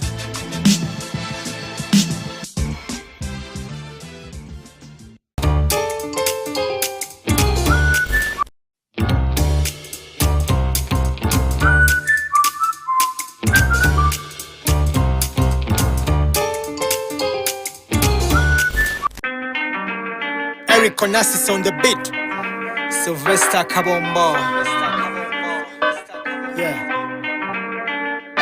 Amalala gakuba ekigwo amalala gakuba ekigwo ennume y'ekigwo yeah volume nyongere oba owamala volume nyongere muko oba owamala nedda yongera mu volume nyongere oba owamala awamala volume nyongere muko oba owamala nedda yongera mu tula kalira ulize mbozi bulamu towalira byenkubulira passport nga kyali wange walakira ebyo byolepuka bijja kulakira kotandisa akabozi kwaba basibekira okoze kinene nnyo enzijja okuzibikira ojja kunakuwala kubalaba kumatikira babadde basibekira kati nga bakulembera n'akazindaalo nga batuyimbira vava ku malala temuli bibala bonagavirako ku ngalo emikwano gibalabala bulamu si butereevu busala ebigooli noyo noli ebizibu bitusimbira line ng'akasooli ozala ebika by'emmere bikulisa embooli nga weekwesa ebyo ozala wange obalabira mu kamooli otya okusongamu uyo kapooli gwe twayogerako wamajati ayitise volume nyongere oba owamala volume nyongere muko oba owamala nedda yongera mu volume nyongere oba owamala volume nyongere muko oba owamala nedda yongera mu bwagula enzirusi atagula yazza musango lwakyo giwalabanya ngago bwengo bagamba owebbango futumutegera ku mulyangokkiriza gaana katukomukire totumenyera omwango mpulire moroka tonna gikuta olinda yesu bwanaalidde okugimanyira lekaleka bano batuuke nga banyirira lwakyo bakuba ebizi oyagala batomera aga malala gasana kuluyira sylvester ku ngoma rhymes nga nkwira I get the job done call me whatever you want to I hope to make you a person they look up to not to divide society into two imputu there's nowhere you are going to mutuntu bulirira ne belubaluba tu bulamu bwe mutomatu kankusibirire tu ensi gyozanyise kugayanga mmeketu weketu muganda witu wetereze mwatu volume nyongere oba owamala volume nyongere muko oba owamala nedda yongera mu volume nyongere oba owamala volume nyongere muko oba owamala nedda yongera mu amalala gakuba ekigwo amalala gakuba ekigwo ennume y'ekigwo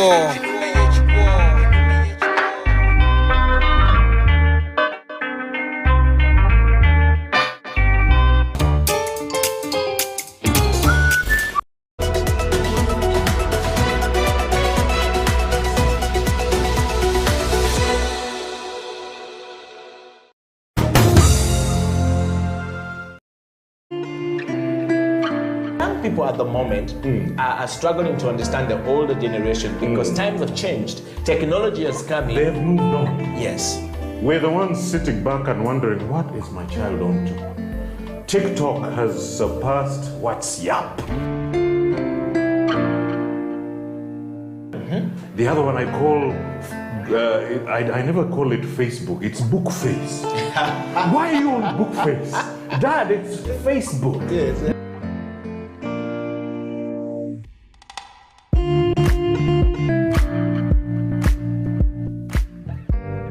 Me, I keep saying, I have a foot amongst the millennials. Yeah. I understand the traditionalists. Okay. There's a song in the 60s, by the way, and in the 90s, 70s, where they're like, parents don't understand. Yes. Remember Prince? Yes.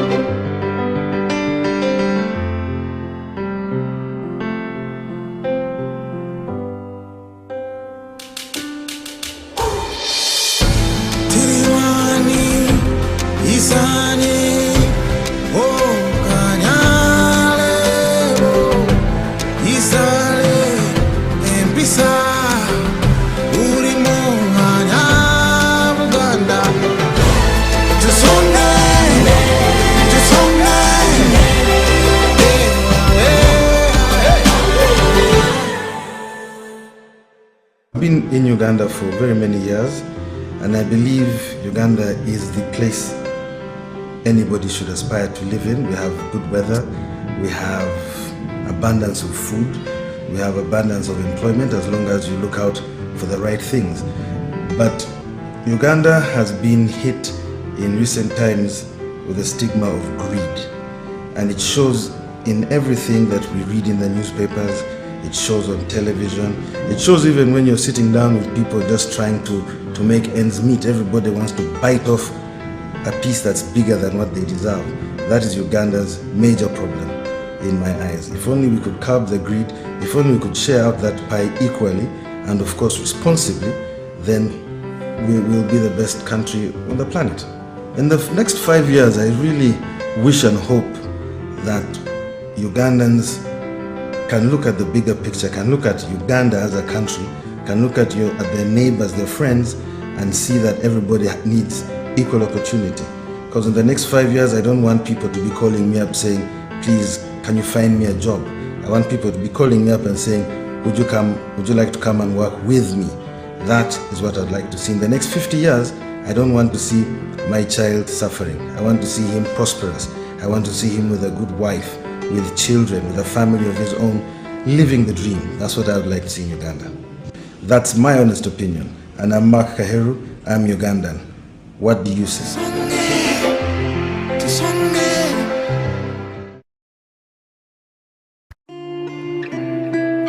Young people at the moment are struggling to understand the older generation because times have changed. Technology has come in. They've moved on. Yes. We're the ones sitting back and wondering, what is my child on to? TikTok has surpassed WhatsApp. The other one I call, I never call it Facebook, it's book face. Why are you on book face? Dad, it's Facebook. Yes.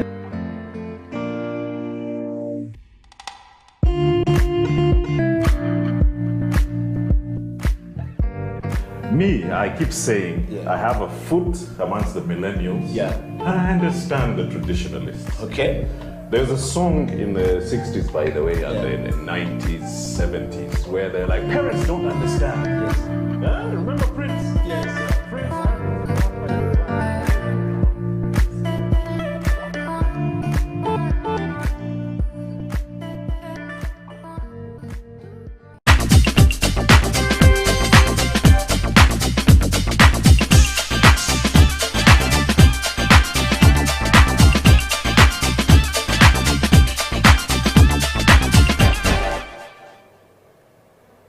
Welcome to the Elders Wisdom Circle. My name is Eddie Okila, straight out of Kampala, the Pearl of Africa. To the rest of the world, we are serving the elders and the wisdom of the elders to the young. How are you all doing? All the followers and everyone who loves to chill and rock and roll with the elders. Welcome to the show. You will probably find this show very boring if you do not want to hear from the elders. If you're one of those people who say, they get into my nuts, they run me crazy, you don't know. Do not actually know what you're missing. You don't know how important is or are elders in our life. Sharing the heart of the elders at 54 years of age is the one and only Jaffa Raymond Amin, the son of the former President Idi Amin Dada. And just before we bring Jaffa on the show, I would like to tell you that the Elders Wisdom Circle on this day is very special. And the topic is, I am because we are. The cultural wholesomeness of sharing and caring for each other is very important going forward. Ladies and gentlemen, before I talk about the Ubuntu, I would like to bring the one and only, the son of the former President Idi Amin Dada, the third born son, the man with the wisdom of Amin, the man with the secret box of the former President Idi Amin Dada. Jaffa, welcome to the show. Thank you. How are you doing? It's a pleasure. And today, contrary, you're dressed like Baba. This is Senator. Senator. But I tend to like the ones from Ghana. Yes. Yeah, there's a good shop. Okay. At Victoria Mall. Yes. and another one at Mabirizi. They always take care of me. Senator. Yes. And we would like to say welcome to the Elders Wisdom Circle. Thank you. And we want to start with, first of all, I know we talked about it, the celebration around the former president of Tanzania and the things that he has said. Today on the show, we are seeing people celebrating when he says, get out of your comfort zone and go and work. Wonderful. And people are like, this is coming from the president. There are a lot of mixed reactions about the man, but actually he was a man of character, a man. He was a driven. He was driven. Yes. And the drivenness, we don't ask this for everyone, but he had been suffering for 25 years with a heart problem. Yeah.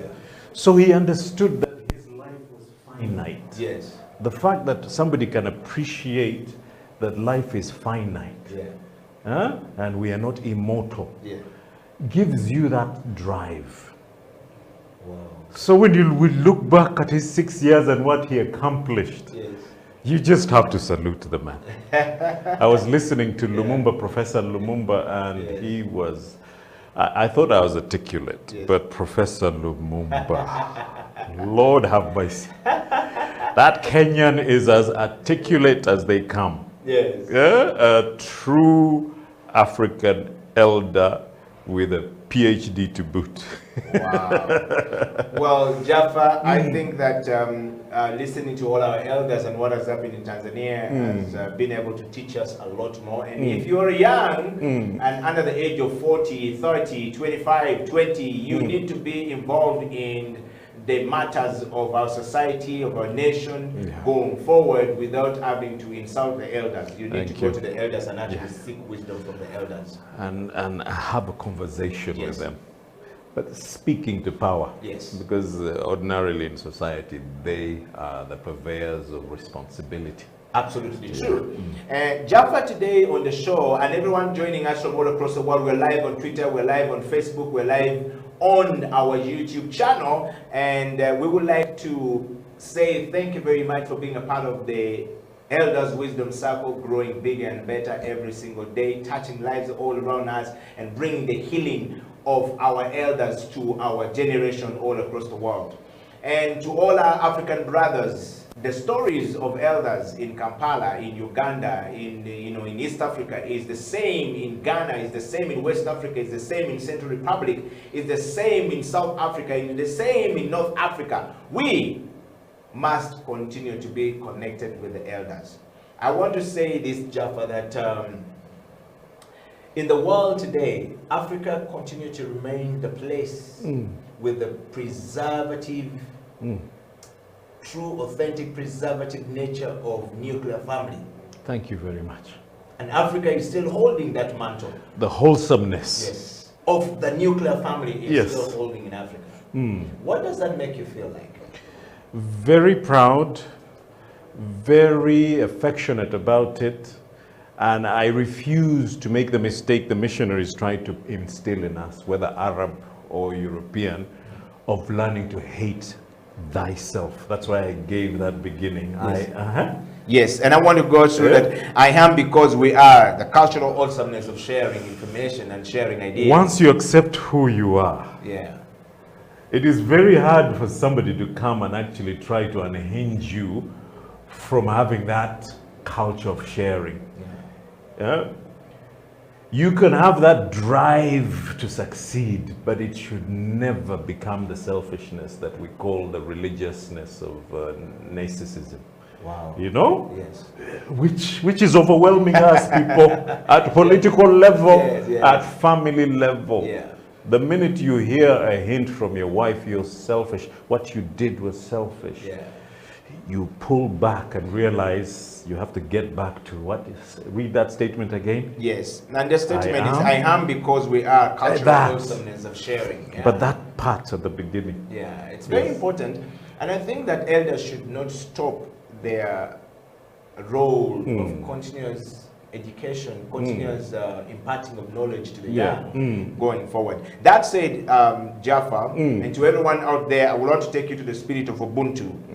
An entrepreneurologist showed a game to the children of an African tribe. Once upon a time. Once upon a time, as he stated. And he placed a basket of delicious fruits near a tree trunk and told them, the first child to reach the tree will get the basket. In the spirit of competition. Yes. We always think competition is good, but listen. Including when he gave them the start signal. He was surprised that they were walking together holding hands until they reached the tree and shared the fruit. The unexpected. When they look at savages and they see an almost angelic, unexpected goodness, wholesomeness. Wow. That was the moment of truth. Yes. And when he asked them, why you did that when every one of you could get the basket only for him? Self. I'd rather add for himself. Yes, for himself. That selfish thing. Yes, and they answered with astonishment, Ubuntu. They were actually shocked. Yes. How can a white man not even understand this? At the bedrock of values, of morality. Ubuntu. My tribe says mutu when we're talking about mutu. Mutu. We say mutu. I say mutu laga. Yes. That man. Which is the same thing as Ubuntu. Yes. You know, languages are universal. Yes. And we got 54 dialect in Africa, and so really in Uganda. In Uganda alone, and so if Uganda alone has 54, if you put half together, of them are Bantu. Yes. The Buntu. Ubuntu. Yeah. And that's the spirit. And so he went to say, that is how. And so he says, that's how. That is how can one of us be happy while the rest are miserable? Remember, they're shocked at the immorality of the question, and they're answering it. And they said, Ubuntu in their civilization means I am because we are together in it. That's sharing. Yes. I want to say this, that the indigenous people knows the secret of happiness that has been lost in all societies that transcend them and which considers themselves civilized society. And they look down at us. Exactly. And they look down on us. Which is what we often refer to as the But every missionary who comes here finds the spiritual liveliness and wholesomeness that shames them. The ones who stay learn from it. And love it. And love it. But there's some who keep coming and pressing. And they keep fighting about having a better education, but not learning from this story. Wow. I've had a similar situation. The first series we did with you, I kept telling you about this business of going to the village boastfully with your 50,000 worth of salt.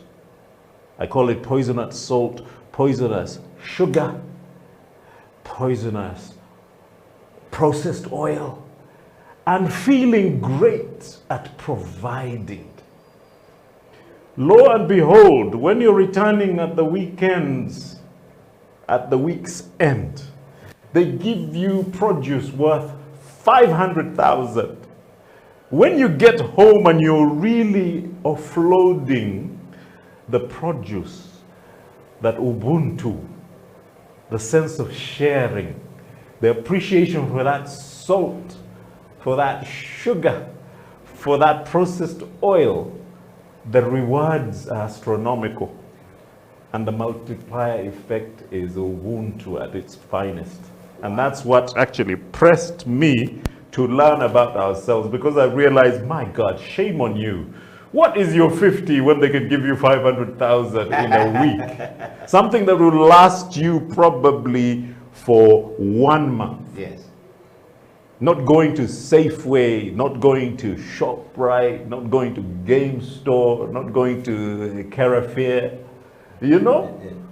But organic food that we consider expensive, that's the irony.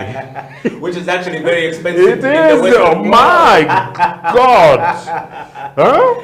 So the irony of that Yes. is that the ability of our people not to realize the selfless sharing. Yes, not to realize that what we are sharing Mhm. selflessly is actually more valuable. It's Much because- more. Yes, it's 1,000 because times much more. the abundance of it here Yes. is given to us by the Most High. That the soil Thank you. represents. Do you know how we run away from rain? Yes. Some people told me, no, just stand in it and take it, soak it up. Yes. It's free. The Almighty gives us that Yes. freely. learn that is the sense of sharing. Yes. That God can say, abundance I have, and so receive. And people never talk about this, but I'm bringing a concept to this, and that's the reason I gave you that funny name at the end. The African capitalism, where we share Yes. while we're gaining. Yes. Not the greed, not the narcissism of yanje. I was making people in the taxi laugh. I said the head of state wakes up and goes yanje, a fear of loss. Yes. Chirumira, yange. You wake up a fear of loss. Yes. Even the fear of losing your beloved wife to another Yes. is a constant. Ubuntu teaches us to relax. Wow. Because we have it in abundance. Yes. Today we're very spiritual. Yes, and a deep conversation. I want you to imagine we're going for a break, and when we come back, Jaffa and I are going to be taking you through for the next 35 minutes of the show. We're going to be talking about the spirit of I am because we are, and the culture of wholesome sharing of the stuff. Like when you go to the village and Jaffa say you give 5 kilos of sugar and you come back with a truck and a trunk full of fresh Worth 500,000. What's the equation right now? We'll be right back after Ubuntu. the break. Yes. The equation is Ubuntu. Sharing. The elders with the circle will be right back after the break.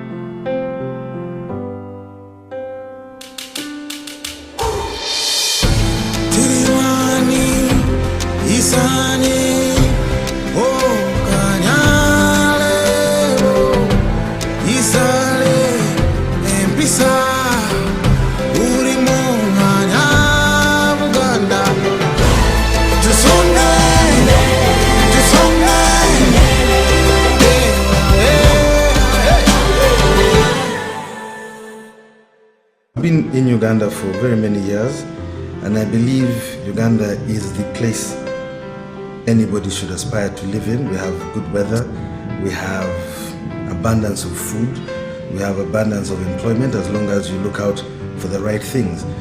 But Uganda has been hit in recent times with the stigma of greed, and it shows in everything that we read in the newspapers. It shows on television. It shows even when you're sitting down with people just trying to make ends meet. Everybody wants to bite off a piece that's bigger than what they deserve. That is Uganda's major problem in my eyes. If only we could curb the greed, if only we could share out that pie equally and of course responsibly, then we will be the best country on the planet. In the next 5 years, I really wish and hope that Ugandans can look at the bigger picture, can look at Uganda as a country, can look at their neighbors, their friends, and see that everybody needs equal opportunity. Because in the next 5 years, I don't want people to be calling me up saying, please, can you find me a job? I want people to be calling me up and saying, would you like to come and work with me? That is what I'd like to see. In the next 50 years, I don't want to see my child suffering. I want to see him prosperous.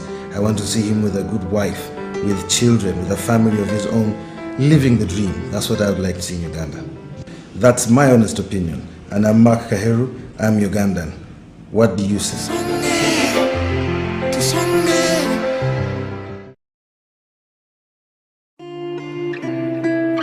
Young people at the moment are struggling to understand the older generation because times have changed. Technology has come in. They've moved on. Yes. We're the ones sitting back and wondering, what is my child on to? TikTok has surpassed WhatsApp. The other one I call, I never call it Facebook, it's Bookface. Why are you on Bookface? Dad, it's Facebook. Yes.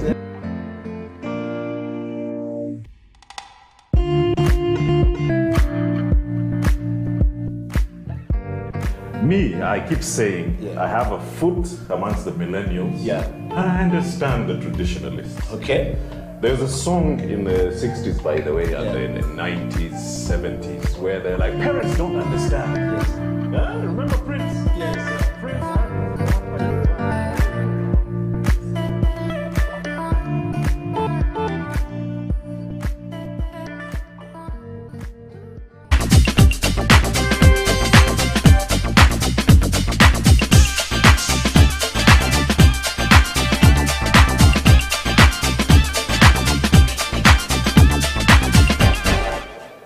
Welcome back from the break. This is the Elders Wisdom Circle. In the studio is myself, Eddie Okila, and Jaffa Remo Amin, the third born son of Idi Amin Dada. We believe that this man has the wisdom of Amin. We also believe that Amin deposited some of his secrets, deep-seated secrets, on his third born son. Just like Jacob did it to Joseph at some point, and Joseph was the heir to the throne. Could this be the case in Amin's house? Jaffa, welcome back to the show. Thank you for that one. So we have to keep trying to break down the mystery behind Amin and you and the family of Amin with our 60 children. We don't know which one, but we seem to be guessing that you could be the mystery child. Can I give something to that point? Yes, yes. I got pretty angry about our properties not coming back to us. Yes. And I was really becoming forceful and wanting to live the high life back in Kololo, you know? Yes. But he told me, De Malta Dunya, these are worldly things. He would say, these are worldly things. Do you know how that changed you back into your shell? You were going full throttle to become very demanding, you know, I call it the Biafre syndrome. Yes. Demanding. But he was reminding me these are worldly things. Wow. He's the type of person who, when the people had decided that the Cadillac, the expensive cars, they were all packed at Nakasongola. They were loading them onto a Hercules to take them to Libya. He finds out, he said, no. Take those cars out of there. Where are you taking them? Now, others would have loaded them up like the Gambian president. He loaded his cars to exile. He needed his Hummer. He needed his Rolls Royce. He needed things. So sometimes my selflessness becomes a hindrance because I learned from the best who learned to let go. Yes. That said, Jaffa, and we want to discuss the issue of I am because we are. Can you just break this statement to us? Ubuntu keeps saying I am because we are. Yeah. Can you just break that up right now for us? Without that 1%, we wouldn't be. My parents are me. I am my parents. The day I get my degree is the day I start looking down at my parents who sold their goats to take me to school. Dug themselves. That is the moment where instead of embracing them, we tend to start becoming very, for me, I have my books moments. If you can understand, I am me because we are. That keeps you in check. Me being told by my mother, you like your stepmothers, but I'm your mother. She was basically trying to say, they're classier than I am, but I am your mother. Yeah. Once I get my faith to another level, I shouldn't be acting like an Arab. I am forever African. Huh? Comes back to the same statement. I've seen pastors who go for 2 weeks to America, and they went to saying God, they come back saying God. 2 weeks of transformation. the day you forget who you are. Huh? The man of God. I'm like, what happened to Godi? God!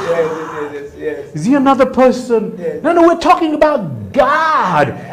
I'm like, you just went 2 weeks. Yeah, but you speak like British. Yes. For me, I'm American. God! Yes. I'm just trying to say that this statement is so important in identity. Please put that stop. Let's put that up there so that you guys can see it. It's really I am because we are. Yeah. The cultural wholesomeness of sharing comes in you knowing who you are. Those children chasing the chicken, they bring it with all the, like Chicken George or Rambo. No, who's it? Sylvester Stallone as the boxer. Yes. Rocky chasing the chicken to get it for you so that Eddie gets it back to Kampala. That infinite sense of sharing comes from actually love and acceptance of who you are. Huh? Me, that's the reasoning behind that statement. Wow. Well, you had it. The story of I am because we are is quite a very important situation right there for us to be able to look into. Jaffa's just broken it up for us. Sometimes we don't understand the elders that you are now a university graduate, but your father sold goats, chicken, cows, rats, everything else to raise the money to take you to school. You are who you are today because of them. How much respect do we give to the elders? How much respect are you giving back to your father? That is the statement we have on the screen right there. Think about it. Think about the statement and say, before I abuse my father, my mother, that they don't wear good clothes or they don't dress well. Oh, they don't understand. They don't understand. They should know that they sold goats and cows. They cared enough for you. Yes, they dug so much so that their son and their daughter can have something. Me, that's the true meaning of sacrifice. Wow. And a mother's selfless love is the #1 form of that. They give everything. Jaffa, we want to hasten to the next one. The cultural wholesomeness of sharing. I use my word. I know everybody thinks about it. Yes. African capitalism. I'm tired of listening to capital socialism because they use it as a dirty word in the West. Yes. Yes. What we got from the Magufulis at the tail end of Nyerere's revolution was African socialism. But if China can transcend that and become a command capitalist, ours should be African capitalism, where we can share while earning from it. I wanted to, while you share that about the Africa, and then I want to bring this together. Most African countries today have closed their borders to their own fellow Africans. You need a visa to enter South Africa. But we're from moving from the eastern part of Africa to southern part of Africa, you need a visa. Just to enter Rwanda here, we will need Kenya here. We need a security vetting. Security vetting. Interpol. Yes, and everything, and a visa to enter. And I'm saying, where do we draw the line of this Ubuntu spirit that you're talking about? Have our elders stopped speaking to us to tell us, look, young men and young women? I feel that the leaders started clashing heads. It happened at a moment when, ironically, we had already given each and every person to get, how do you call it, kitambulisho, I don't know how Baganda call it, but the ID card. Yes. The ID card is so not analog. It is so digital that you can just pass through every location in East Africa normally. But then we introduced the East African passport, and I realized that, but that is just a duplication of the ID card that has the same biodata, you know? And we should be able to just use our ID card to cross over. It's only at SADC level, and Professor Lumumba was really discussing that way forward, the roadmap, where SADC, East African Community, the West African ECOWAS, let's see that marriage, people. There are only about 5 regions. But these regions have elders. The West African have elders, and elders always sit together. Ironically, our cultures actually work together. Our cultures are we are cohesive. The food we eat are cohesive. The food we eat are similar. And the way we relate with each other are very similar. It's the same. The similarity between the things that we say we do is who we are. We are black. The danger is the colonial languages. Francophones looking down on the Anglophones who look down on the Germans. I was trying to explain to somebody that, look, actually a Murundi lady was the first president in the region. They said, but she's not from our region. Then I answered the gentleman that, tell that to the Germans who ruled the 3 countries simultaneously, Tanzania, Burundi, and Rwanda. They were the German subjects. Yes. Tell that to a German. They said, no, they're one. And their cultures are one. Language. The language barrier is actually the greatest hindrance. Yes, but I want to put this to you, Jaffa, as my third question just before we take a break. The Western world have their language. The English, which is predominantly spoken in Europe, and the Dutch, they have their language. They have never lost their identity to their language, which means their culture still remains the same. Yeah. Where have we gone wrong in Africa that when we start to speak, we forget about their culture? I may have been born in an era where my father, my mother was not able to teach me my own language for some one reason or the other, but that doesn't mean it takes away my identity and culture, my sense of culture, my sense of belonging, and take it away, because I still feel I am who I am today because I'm African. We are. Yes, because we are. The reasoning was, unfortunately, whether it is my Arab brothers or my European brothers, we tagged languages within the parameters of satanic. They started preaching that your language is satanic, your culture is satanic. So stay away from it. The Musomi, the one who reads, who learns Latin fastest, who learns Arabic fastest, is more wholesome. It was a way of breaking us away from who we are. With slavery, remember the Toby? The man was Kunta Kinte, but was being whipped into submission to accept a slaver's name. I find my good friends in the West, I'm talking about Western Ugandan, they like using Western son names. You hear somebody called Johnson Biaruhanga. I'm like, you have double son name. He said, no, that's my Christian name. I'm like, no, that Johnson is a son name, and then Biaruhanga is a son name. Yes. Where's your Christian name? He looks perplexed. Another one comes from the corner, I am Jackson Mwanga. Yeah. I'm like, oh my God, that is a Scandinavian name, son name, and here you're a Mwanga. What's going on? I'm saying they pulled us, ironically, away from who we are. If somebody can get to that point of having a double son name. Yes, I think, well, I have the same, but I don't know whether I have the same name, but I have Okila. and I have Eddie. So but Edward is a Christian. Yes. So I want to go to my friend Onyaito Deke and Diwato Chom. Yes, please. Change their names and want to swap Pan-Africanists. The next one is Pastor Senpai. He says, I want to change my name from Sempa to Baba Gwanga. But his Sempa is perfect. Yes, Sempa. You Uganda. That one is a gere. Those ones came. Those ones are Banyoro. He said no. Royals are Banyoro. Royals are Banyoro. But his father is Royals. His father is an Indian and his mother is a Uganda girl. But he got married at the wrong time, and so your dad asked those who want to stay here to stay and those who don't want to stay to leave. And so his father's family chose to leave. So Sempa said he grew up without the father. He was sharing his story here. So he said he wants to change his name. But I just want to bring this to the context of these guys changing their names. What do you have to say? Because you're saying we have double names.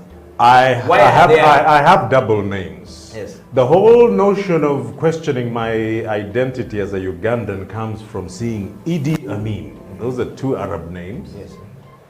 Jafar Amin. Those are two Arab names. Yes. Everyone in Bombo has Muhammad Hussein. Yes. Until you quantify yourself as Remo. Yes. Dada. Alemi. Yes. My name is Remo. My father's name is Alemi. My grandfather's name is Dada. Yes. So I'm in a good place as Okila. You're in perfection. Now, the Northerners have that important point. So-called Muslims from West Nile will always have that third name sitting in the middle, the balance. Yes. The Remo, Jafar Remo Amin. Yes. So my identity is sitting smack bang in the middle. Wow. Yeah. So how do you get your identity now to put it back from where my point is, I don't want to hear people saying, don't use that that savage name, or don't use that that abominable name. Some people would, somebody saying, oh, my name is Jafar Ondoroma. What's your other name? Amin Ondoroma. No! Out! No, there's some people. My grandfather has arrived times. But the villagers were having having a ball. They were having, including his daughters.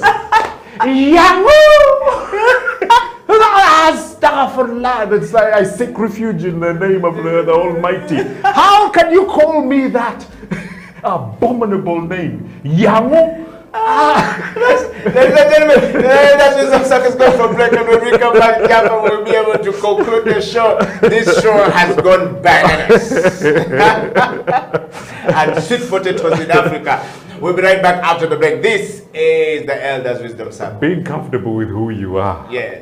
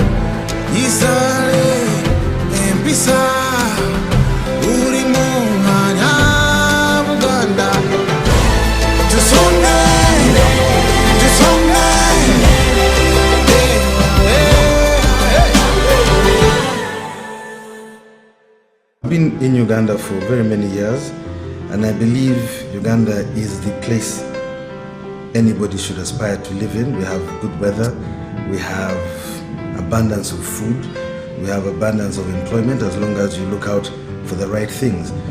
But Uganda has been hit in recent times with the stigma of greed, and it shows in everything that we read in the newspapers, it shows on television, it shows even when you're sitting down with people just trying to make ends meet. Everybody wants to bite off a piece that's bigger than what they deserve. That is Uganda's major problem in my eyes. If only we could curb the greed, if only we could share out that pie equally and of course responsibly, then we will be the best country on the planet. In the next 5 years, I really wish and hope that Ugandans can look at the bigger picture, can look at Uganda as a country, can look at their neighbors, their friends, and see that everybody needs equal opportunity. Because in the next 5 years, I don't want people to be calling me up saying, please, can you find me a job? I want people to be calling me up and saying, would you like to come and work with me? That is what I'd like to see. In the next 50 years, I don't want to see my child suffering. I want to see him prosperous. I want to see him with a good wife, with children, with a family of his own, living the dream. That's what I would like to see in Uganda. That's my honest opinion. And I'm Mark Kaheru, I'm Ugandan. What do you say?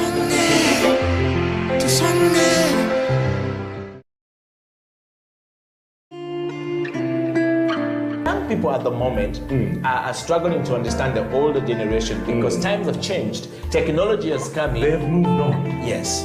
We're the ones sitting back and wondering, what is my child on to? TikTok has surpassed WhatsApp. The other one I call, I never call it Facebook, it's Bookface. Why are you on Bookface? Dad, it's Facebook. Yes.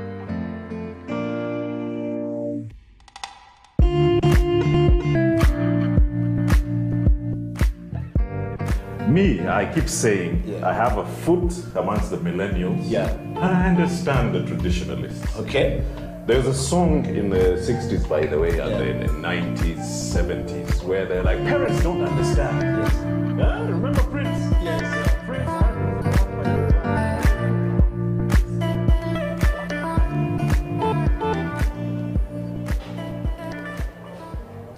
This is the Elders Wisdom Circle. My name is Eddie Okela and welcome to the program. We are talking about the elders' wisdom. The elders' wisdom. Do you have elders in your life? Do you have elders at home? Do you listen to your elders? Elders means those who are 50 and above. They have seen more life than a person who is 50 below. 50 and above, even if they're 4 years like Jaffa, those experiences of 4 years are greater than the person who have not reached there even by a quarter of it, right? And so don't think that a 50-year-old is very young. No, 50 plus is an experience that needs to be shared with us. If somebody is older than you by 10 years, take time and listen to them. And listen to them carefully because the experiences they've been through in life are greater than yours. And they might save you from more trouble than good, all right? And so on this show, we tend to share some of the things. And today, Jaffa is talking about I am because we are. And that means that the name we have in Africa and the things we're going through in Africa is because our elders defined them for us. It's because the elders, those who came before us and left before us, have done something greater than we have not done ourselves. So we must learn from them and move forward. Therefore, the foray into the elders' life needs some really great insights. I would like to welcome Jaffa back on the show. Thank you. And Jaffa, we're going to hasten to the close, and I want to take you to the wisdom of our elders back in the days. Taught them how to survive when they go to hunt. And they hunted, came back, put the meat, roasted it, and kept the dry meat, not in the fridge, but in the granary. Yeah, and properly roasted. And always dried. wrapped inside the banana leaves or and put in the pot and dried. And they will pick it up. Now we're living in the eras of fridges, refrigeration, all right? I'm not saying it's bad, but I'm saying there was some wisdom we had there. They had granaries where they will put bananas, okay, cut and kept there, or millet was be put there. All across Africa, you'll find the same, behavior. Yes, setup. You can. We'll get sweet potatoes, we slice them into whatever, into And small pieces, and then we preserve them, and then we keep store, it, yes, storage. and store it, yes. What we call food security. Exactly. So food security in Africa has always been the wisdom of the elders. Yes. Now And the our food mothers. security and our mothers. But now the food security in Africa is being said that you need to get this crop because your soil is going. Where does that leave us? Where are our elders to speak sense to us to say, yo, young, slow down a bit. This is how we did it. But that culture has disappeared. It has disappeared in this way. Let me give you what even taught us in the first place to start preserving. We used to have selfish hunters who would go, and you always, because of the greed in humanity, you'd always go and seek the one-ton buffalo. It is so easy to put down a one-ton buffalo. And it is so easy with greed to slice it open and start roasting your favorite egg. But lo and behold, if you had not come with a crowd of your people, helpers from the village, by the time you get back to the village, the hyenas would have feasted on the 1 ton. Or the 950 tons left in the wilderness. So it taught them to actually bring the wives, 20 wives, sisters, and other helpers to come and share and transport the benefit of their sweat. But in the beginning, it was constantly fighting off animals that would want a share of whatever provisions you have actually brought sustenance to the area. Yeah? So if you see us doing gugus, we call them gugus. The how do you call them? The food storage granaries. Yes, the granaries. That taught us that sense of preservation. By the way, we want to just say to people that the granaries that we're talking about here no longer exist, but the elders' wisdom circle is going to go on a hunt to find the granaries, whether in Western Uganda, Eastern Uganda, Northern Uganda, then wherever we find that, or in Central Uganda, we want to show you what the granary looks like. And can I tell you something that's dear to my heart? What we need to do is to reach to some of the elders to tell them, put a granary for us and put some stuff inside. Yeah. No, the challenge is... emotion. The challenge is this, where mothers come, they cut the palm fronts, and they build for you a granary right in front of your eyes. It's like knitting, because they're using palms and palms. You know, it preserves better. Put the platform, setting it with the... Now, there's an architect from West Nile called Waswa Primo. He has a useful names. Primo. You wonder where it comes from. Japan. I drive Primo. Waswa has built an 8-storied design for a cultural center, which we want to build in every region of Uganda and multiply it 15 times and try to do that to every location in the whole of Africa. I want to introduce that to Baba Professor Lumumba, because we're together in an ironic company called Saint Africa, where we're going to highlight the positives of our people. This is with Bedford Buyungo. Yeah, Bedford Buyungo, if you're listening. And Professor is in town, by the way. Right now. I think he's No, he was yesterday live on NBS. Okay. And NBS is a TV station in Uganda. But these are the people who are saying, we have a right to call our people saints. Saints in the sense that all goodness resides amongst those who are saintly characters who would actually give back to society. Which is the cultural wholesomeness of sharing. Yes, and the whole point of I am because we are, and understanding and accepting who you are. You know? Remember me laughing at my grandfather? A lot of people do that. Yeah. And that explains somebody calling himself Johnson Biarohanga, or Johnson Alemi, or Jafar Amin, instead of Remo Alemi Dada. If you want to chom this one here for you, and of course Onyaito Deke, they will love this show today because they changed their names back to Onyaito Deke. If you want to chom, learning to love yourself. Yes, and that's a cool stuff. Yeah, remember the girls who came last week. I hope you really good get a show for them. There's a part that Americans did to us that we are not doing to ourselves. They would always say, I am somebody. You might not love who I am, but I am somebody. Yes. I am somebody. It became a chant for us, the people who are Black Panthers. I am somebody. that looking in the face that we were talking about two shows earlier. Yes.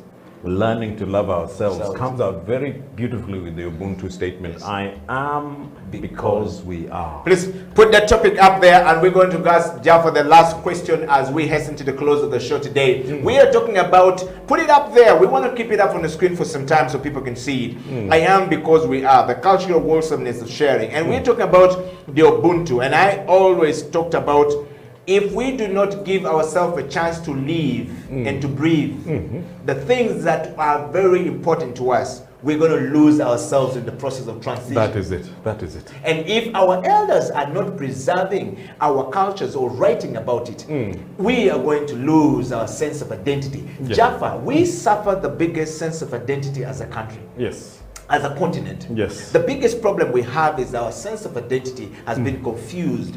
It's a fluid, Onyaito Deke says it's fluid in this generation that we don't understand what we stand for. Who am I? What am I? What are the values that define me as a person? Is lost. We need elders in the fireplace to tell us this. Why and how can we put back our identity? Where can we find the elders who can speak life and sense back to us? Let me give you a beautiful one. My favorite place is called Kidepo. Kidepo, when you go to Morongole Mountain, then you go to an incredible crater lake near Turkana, and then you come to Elgon.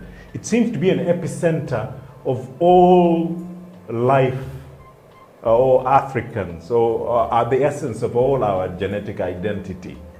Now you find a rabbi coming from Israel saying he's looking for the lost Hebrews in the very same vicinity.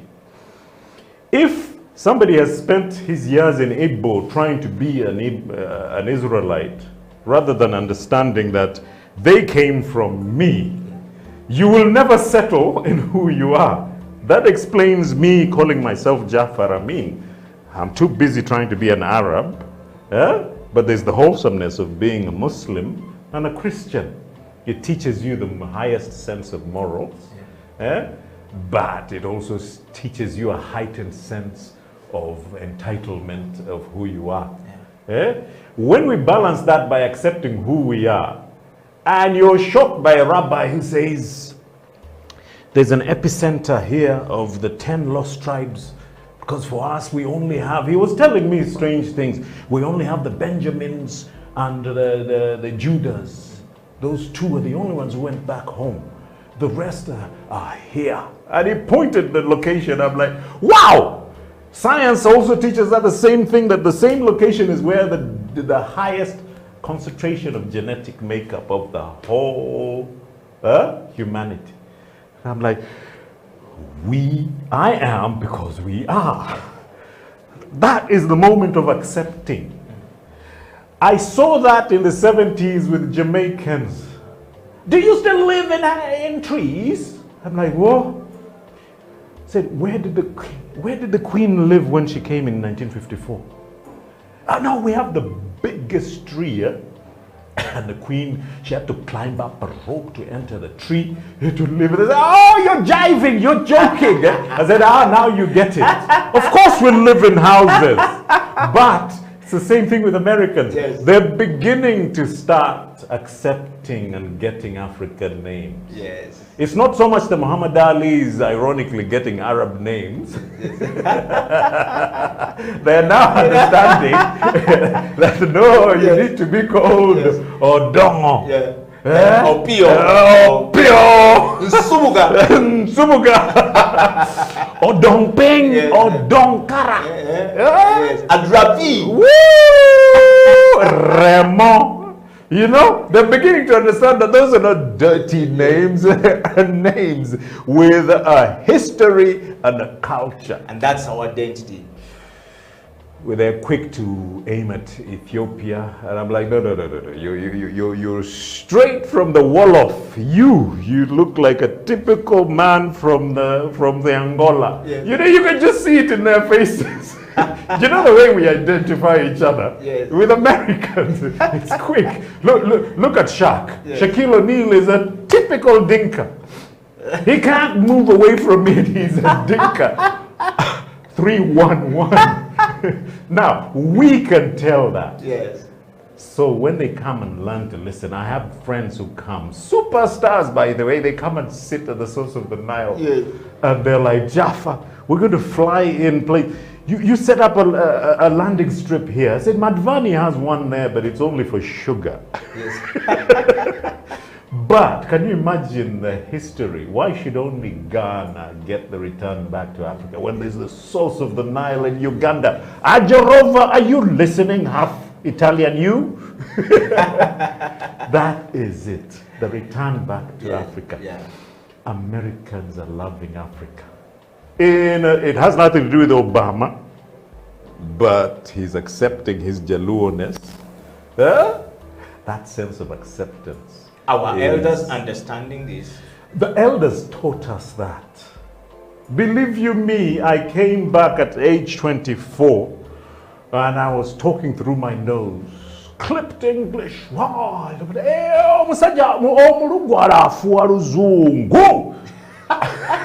I had to put on the brakes and listen. Well, that's how I learned to listen from 1990 to date at age 54. I shaved my beard yesterday. I got tired of looking old, but I'm not old. But why do you want to look young? You should No. Masulugo is good. No, it's my vibe. It's the wife is like, honey, you're making me look old. You have to listen. They say it with the eyes. By the way, they say it with the eyes. Jaffa? They say it with the eyes. We're going to bring the show to an end today. The show is going to end. The show is too much power, and too much energy, and too much wisdom. But welcome to the show today. Thank you. And as always, the toast. If you want to get this cup from the Elders Wisdom Circle right here, you're going to write a comment to us. Of course, or write an email to us at houseoftalenttv@gmail.com, and we will be able to give you the card. But tell us the comment. What have you learned from your elder? And we need Bedford and Professor Lumumba to get in on this. Ladies because and gentlemen, I was blown away for the first time I ever heard on a panel a man speaking for 3 minutes. And to me, it spoke to my heart, the heartbeat of Africa. And I'm like, Professor Lumumba, where you at? Where you at? We're tossing and He getting out of the Elders He Wisdom belongs Circle, on right? the Elders Wisdom Wisdom Circle. Circle. You might have to go to his place. Yes, to get him. We will find Professor Lumumba. No, go to his source. Yes, and we will always find all the elders. Ladies and gentlemen, we've come to the end, and this is the Elders Wisdom Circle. We drink it out. Until next week, it's a wrap. Ubuntu. Yes, and keep it safe and keep it Elders Wisdom Circle. Until then, it's a wrap. We're out.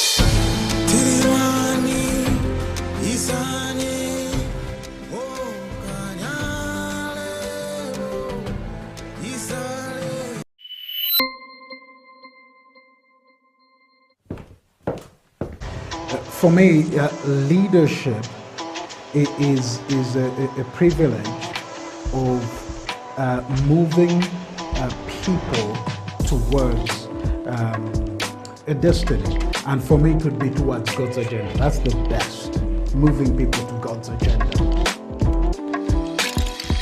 God has an agenda for everybody. And I know some people will say, oh, it's too much of God. But God has a plan for this world. And so whether you're in business, you're a medical personnel, if somebody came to you, a good medical leader says, I want you not only to be healed, but to be healthy. That's the kind of mindset that I see. And it's about self. So if you ask me, am I a leader? By the grace of God, I am a leader and I am growing as a leader. And I thank God for that privilege of being a leader. And who is a leader to me? It's very simple. Someone that has a vision, but is also someone that is there serving people. For me, that's a leader. Vision is where you want to take things. Serving is the recognition that if the things do not matter to people, drop them. Wow. Drop them. Because at the end of the day, whatever we do must make a difference in people's lives. Anybody who has had huge impact in history, in leadership, the impact is not measured by just the things they did, but what those things did for people's lives. Did they make a difference? So it's useless for you to make so much money and the money does not add value to people's lives. Wow. So for me, yes, you have to have a vision, and at the end of the day, you are serving people. It doesn't change. Leadership is leadership, whether it is at what we would call a lower level or a top level. Leadership is leadership. It's about influence. It's that influence that comes from you have a vision and you are serving people. So what changes is the level of responsibility, but the other one that people don't like is the level of accountability. You see, Jesus said, to whom much is given, much will be required. So the only differences there is the level of responsibility. When you're at a national level, you are now responsible for an entire nation. When you were a CEO, now you're no longer just looking at the department, you are looking at the entire entity. The responsibility has changed, the accountability even goes higher.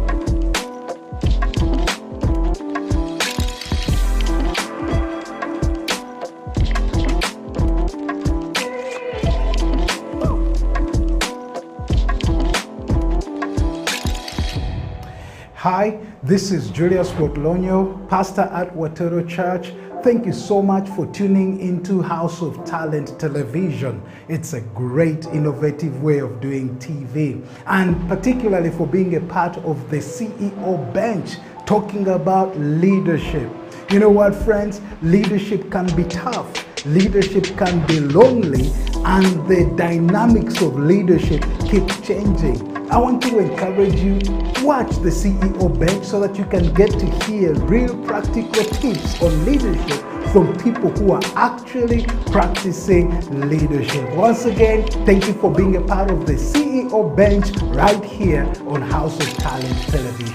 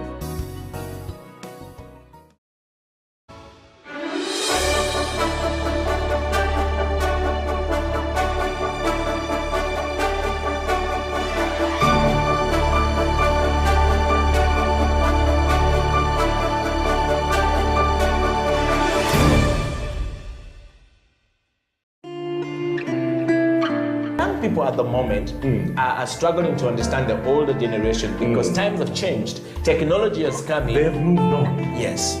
We're the ones sitting back and wondering, what is my child on to? TikTok has surpassed WhatsApp. The other one I call, I never call it Facebook, it's Bookface. Why are you on Bookface? Dad, it's Facebook. Yes.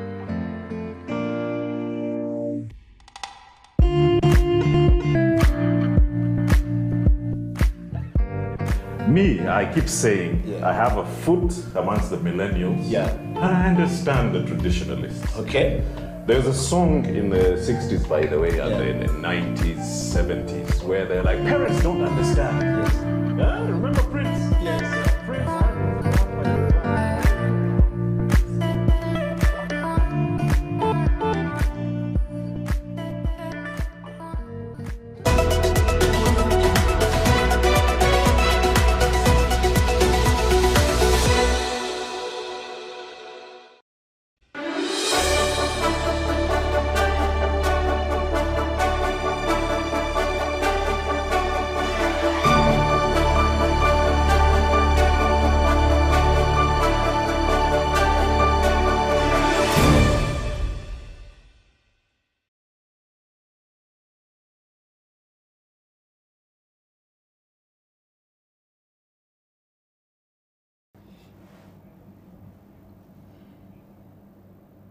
Creativity is at the heart of everything we do. Every day we wake up in the morning, we have to think about creating something. You have to think about what you're going to do, how you're going to go about it. What are the problems that you want to solve? How do you turn around the negativity around you by creating a product that will solve that problem? Do you see problems around you? Do you know how to solve the problem? There are people who wake up every day and every single day in the morning to think about the ideas that will change the world. They are called creative minds.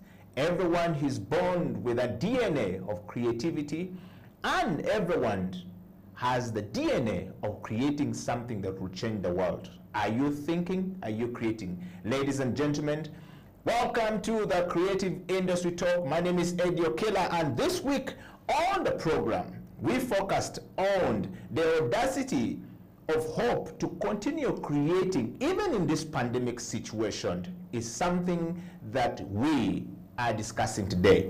My name is Eddie Okela, and my guest this morning, not just a guest, but also a long-term friend, is a creative mind, the man who has been doing it and is a resident panelist on the Creative Industry Talk, back from the outside countries, as we say it in Uganda, and is now here. Faisal Chiwewa, welcome back to the program. Thanks, Eddie. How are you, Faisal? I'm good, I'm good. Great, and you've been traveling quite a bit of late. Would you like to tell us the experience of traveling as a creative mind? What are you seeing, and where are you, how are people doing it?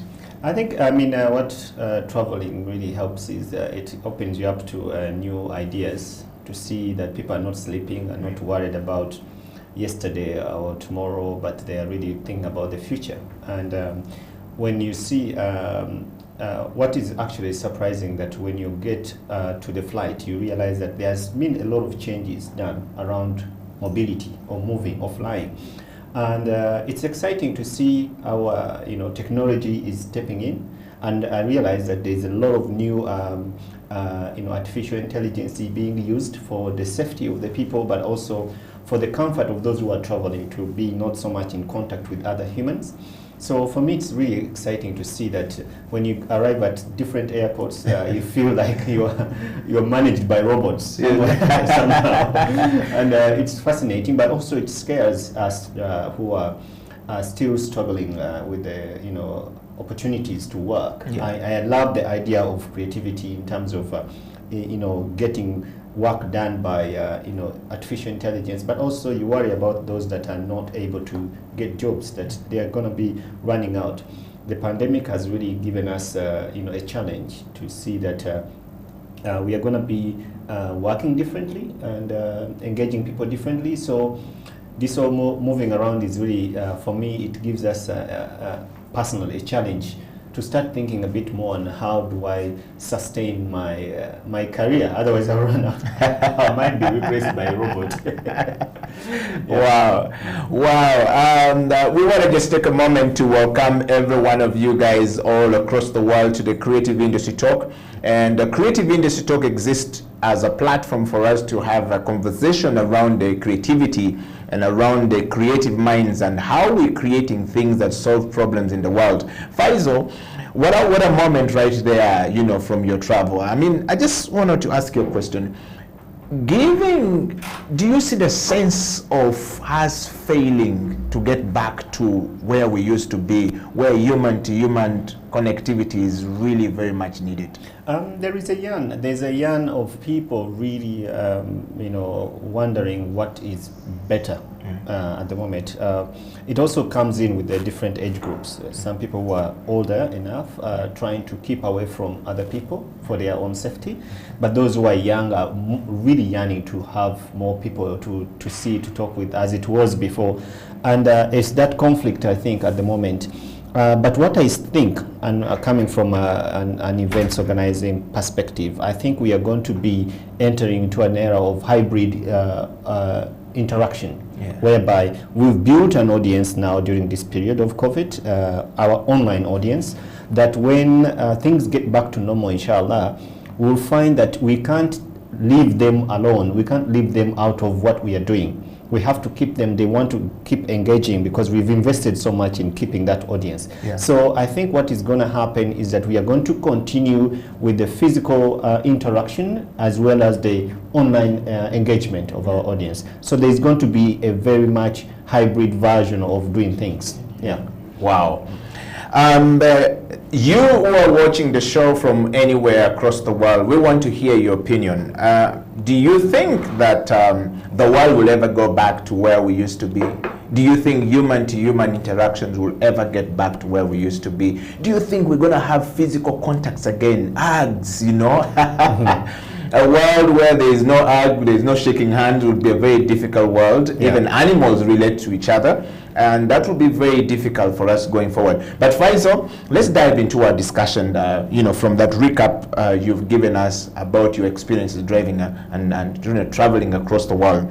Today's topic, if we may put the topic up there, is about how do we have the audacity to continue, the audacity of hope to continue creating even in the pandemic situation.